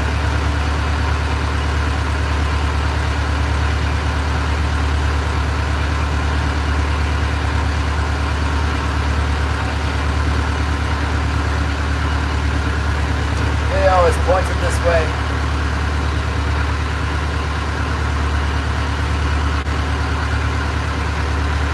Try acupuncture? I'm not so sure. I don't like needles at all. Not even a little bit. Not gonna convince me that doesn't hurt.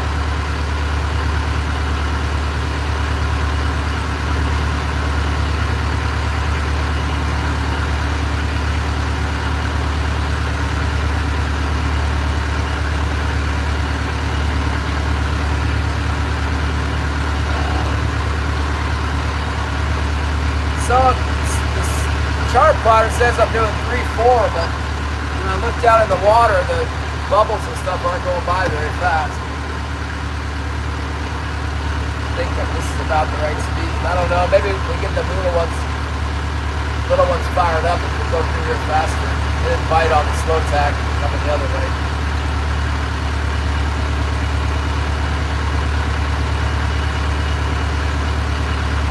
This is quit time for Leo. I don't know what he's still doing out here.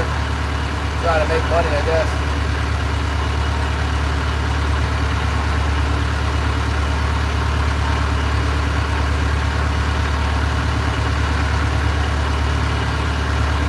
This right here, what I'm doing is what we always do this time of year, is drive back and forth across this reef here, various different angles. Sometimes the fish bite to the west, but they sure haven't been in there yet this year. Last year they went off crazy thick to the west of April. They went nuts out there. But there was a lot of herring out there at the time. I don't think there's any herring out there right now. Not yet. Yeah, he got one.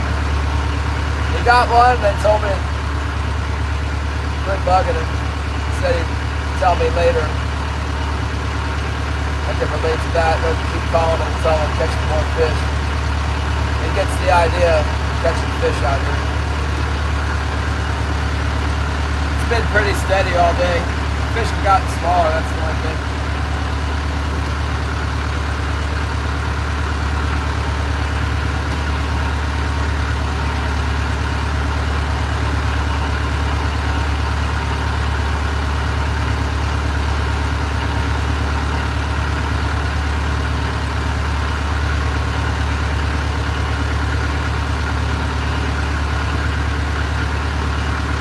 Running all over the property.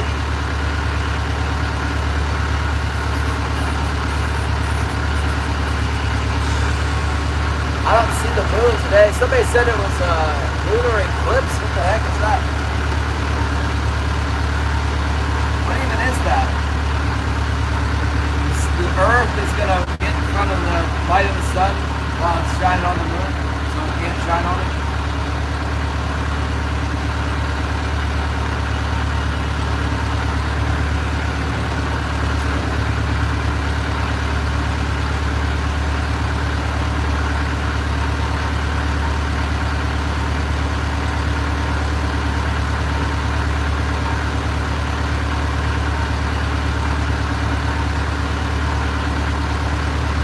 Alright, yeah, see you later, Marty. We'll be here. I'll be out tomorrow, I think.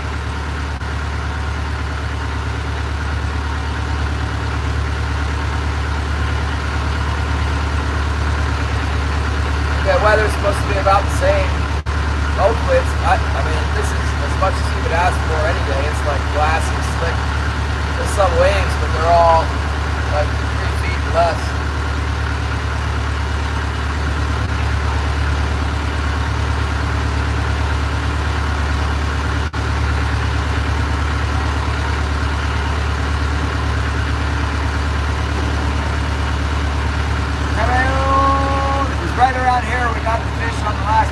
And where we saw that mark, I thought looked like the same mark again.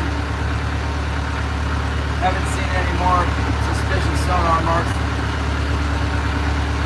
But we're in the area.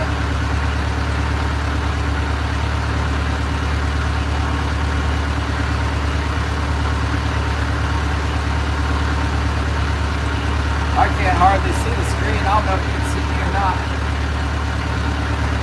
I can barely. There we go. Gary, next time. Oh, get up here.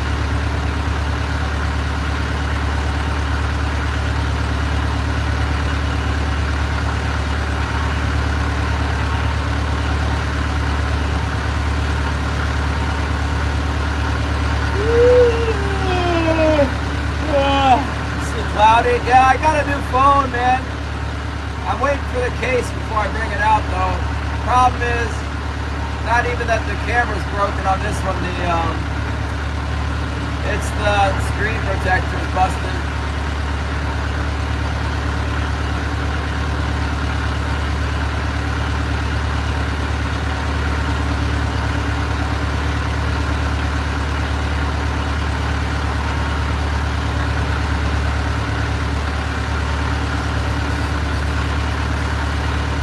Sorry about that.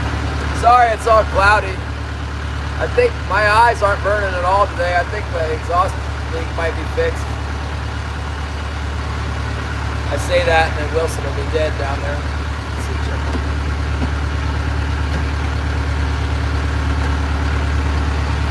I don't know.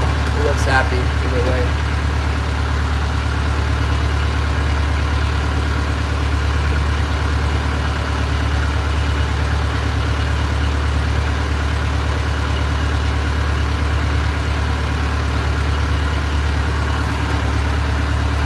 Poor old Wilson.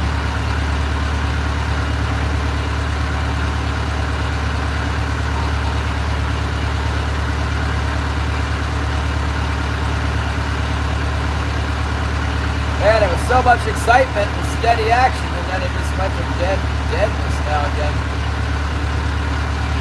What do you scare all the fish off to, Shannon?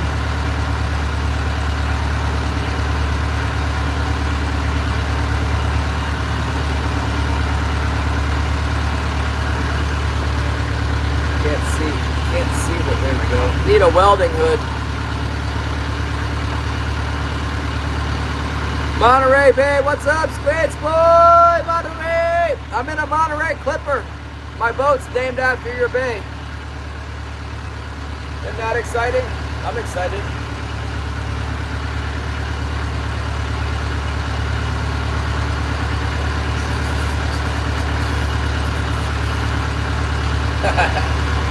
I watch a guy, there's a channel called Fisherman's Chronicles.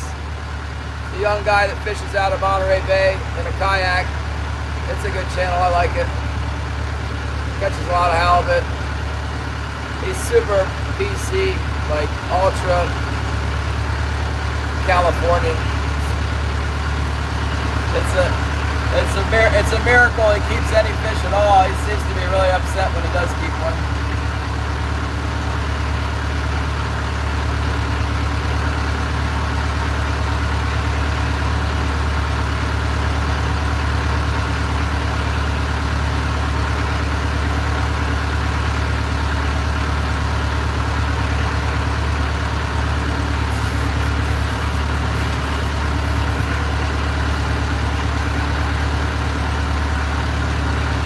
Fisherman's Chronicles was coming in here for a little bit. I was commenting on his video, told him he should go live, and it's easy, and to come check out my live. And he came in here a few times and then never seen him again. Hello from Atlantic Canada, Richard Moser. Yeah, that guy. I don't know about all those other places. I pretty much watched all his videos. I'm out. I'm fresh out of Fisherman's Chronicle videos, so it'd be fine with me if he made some more.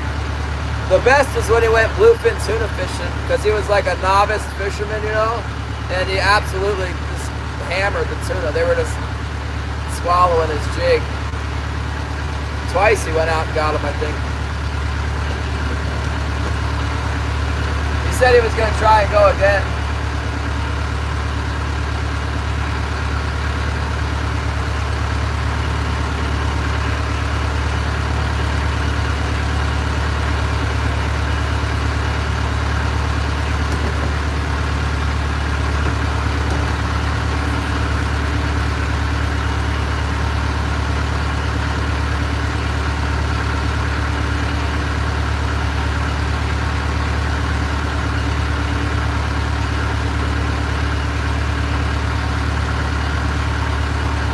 Come on, fishies, bite my hook.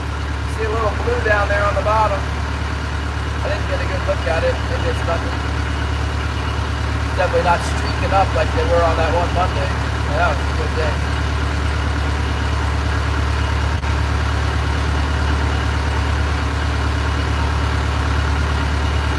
There's Leo. Leo is coming. He's on the outside edge. That's where he needs to be.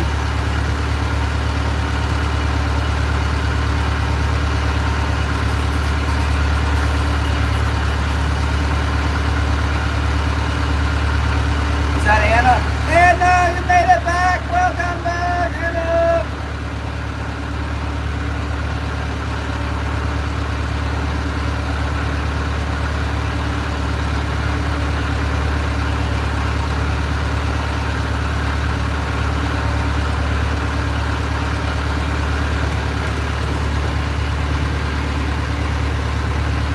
Atlantic Canada and Ontario! Me, I'm fishing right now, squids. We're trolling, man. We're power trolling for king salmon. Look, we got our lines in. We got 4 lines out. We're trolling around here. We got salmon on the boat. I got them right here.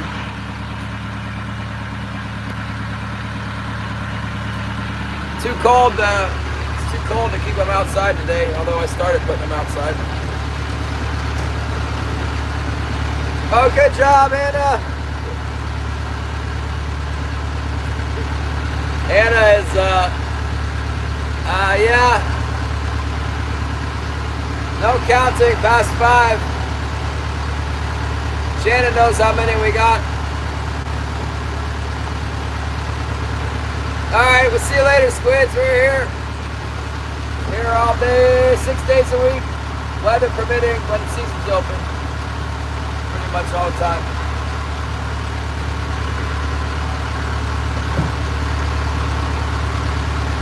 Although we could end up going down.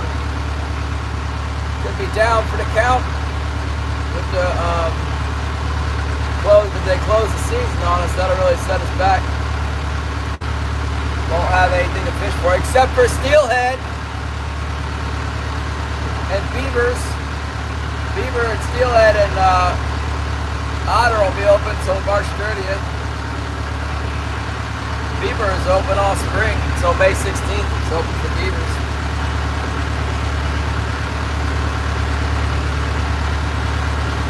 I'll be darned, I don't know why we can't get another bite. We were doing just fine there for a minute.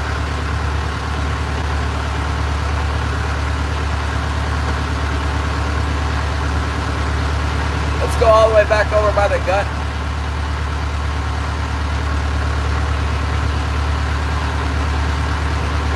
That'll give Leo room to do whatever he wants to do. He's coming up behind me.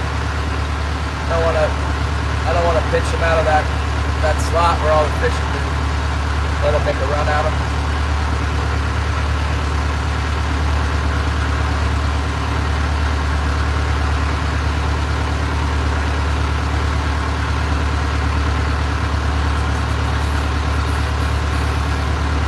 Well, that sun is still way up there. Got lots of time. It won't help if again Holly start talking about cooking all this dinner at home, wanting to go home. Took out some deer meat, a little bit of deer, ground deer.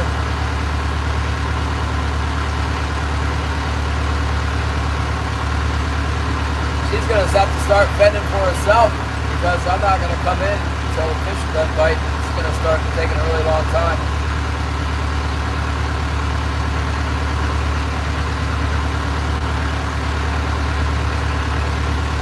Maybe we can get a big one off this rock pile.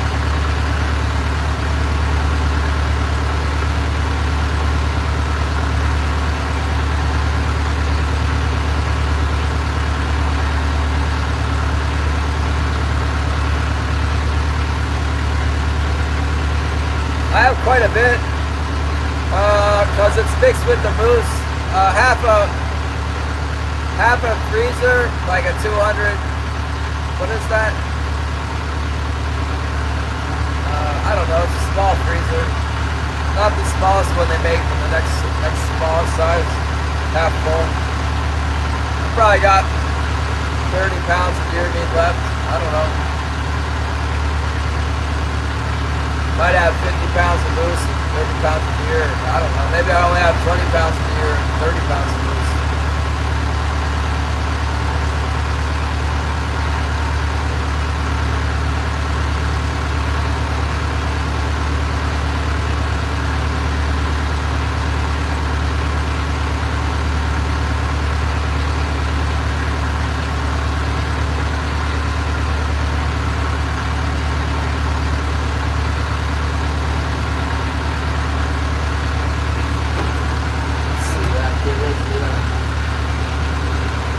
Is coming right behind us.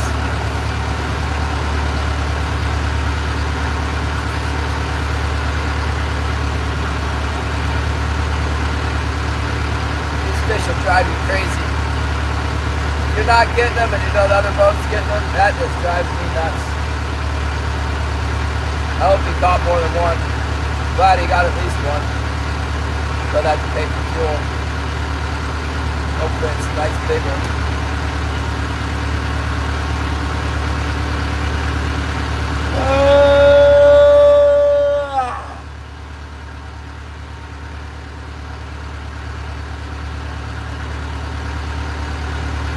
Interesting. All the feed and the schools of fish seem to pull back off the reef as the tide started to go out. On my last pass in 17 fathoms, I still saw a lot, but 15 fathoms here, I'm not seeing it.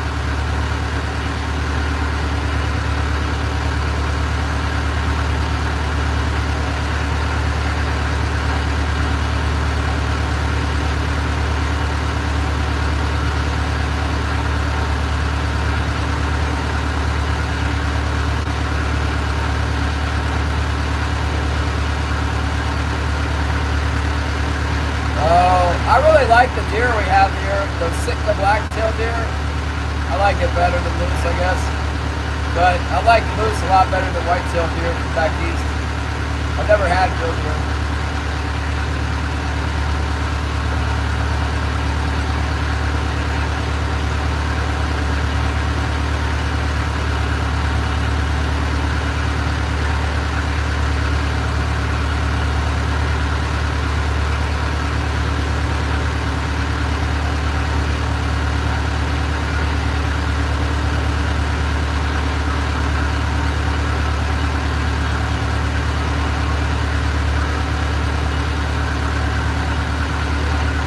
That's weird. Today we never have yet gotten into the lingcod and stuff. Maybe they'll come in with the tide.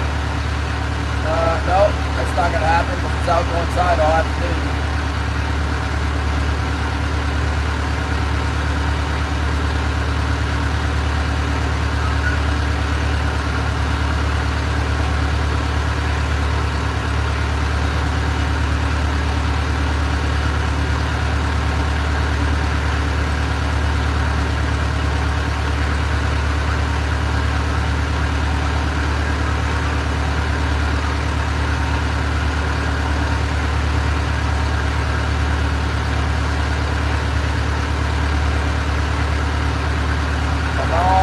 Another bite. Where's the big one?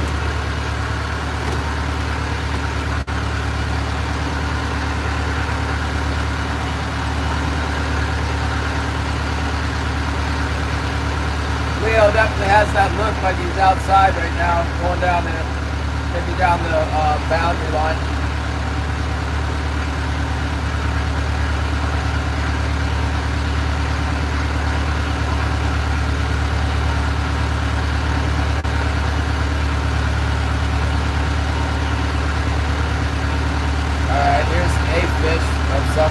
Bottom, looks like bottom fish.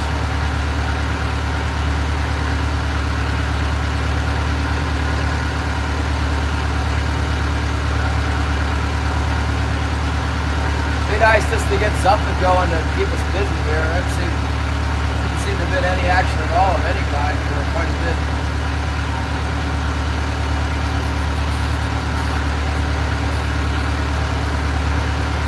Full lines. Yeah, it's opened up full lingcod, rockfish, and halibut.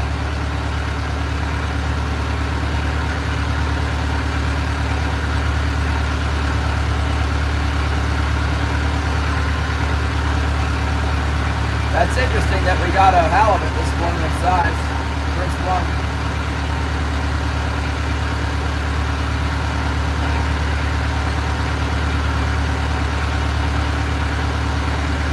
I wonder why they decided to keep the halibut season closed for a while. Maybe they knew they were going to be late. I don't know how they would have predicted that. But it'd probably be real hard to catch a quota right now if they were to open it up on the 5th. They've opened it on the 5th before. It's like unbelievably cold. I guess it's a good thing that they didn't open it on the 5th. There's a lot of big boats that once they say go, they got to do serious work.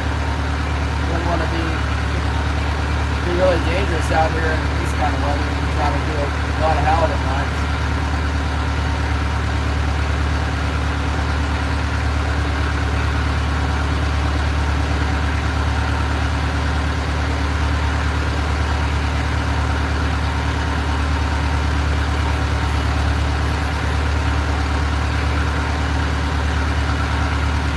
Yeah, I'd like to go out there and run my lines, but I haven't seen nothing. We'll run them anyway after a while here. Make sure it's not lingcod that's dragging on all the hooks. We do that, sometimes we do that. Never see them bite, not even a little bit. They're on there.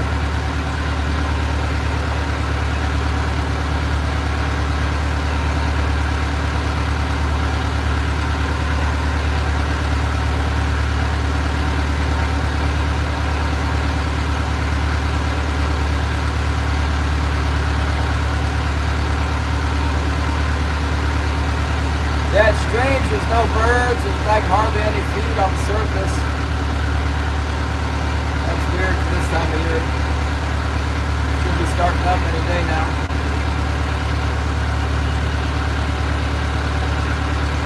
Maybe we'll get the night bird activity in the dark like the last time.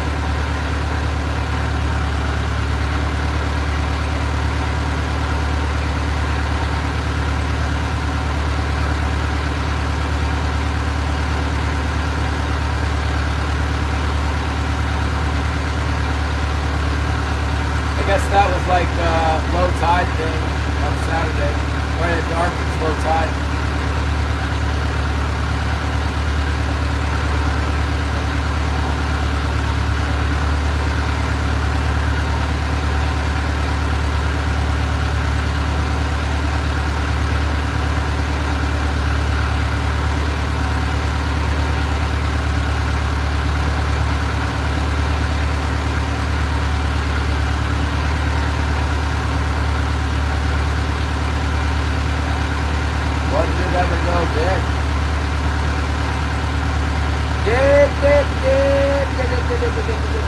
I know back east in the spring, when you wanted to fish early, they always said that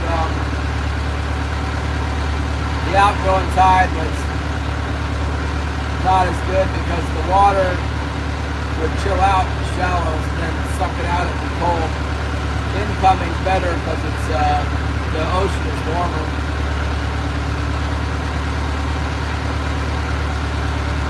Maybe that's what's going on here.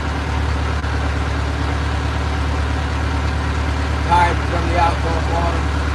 Get her, what's up? Check the traps. Yesterday didn't have nothing.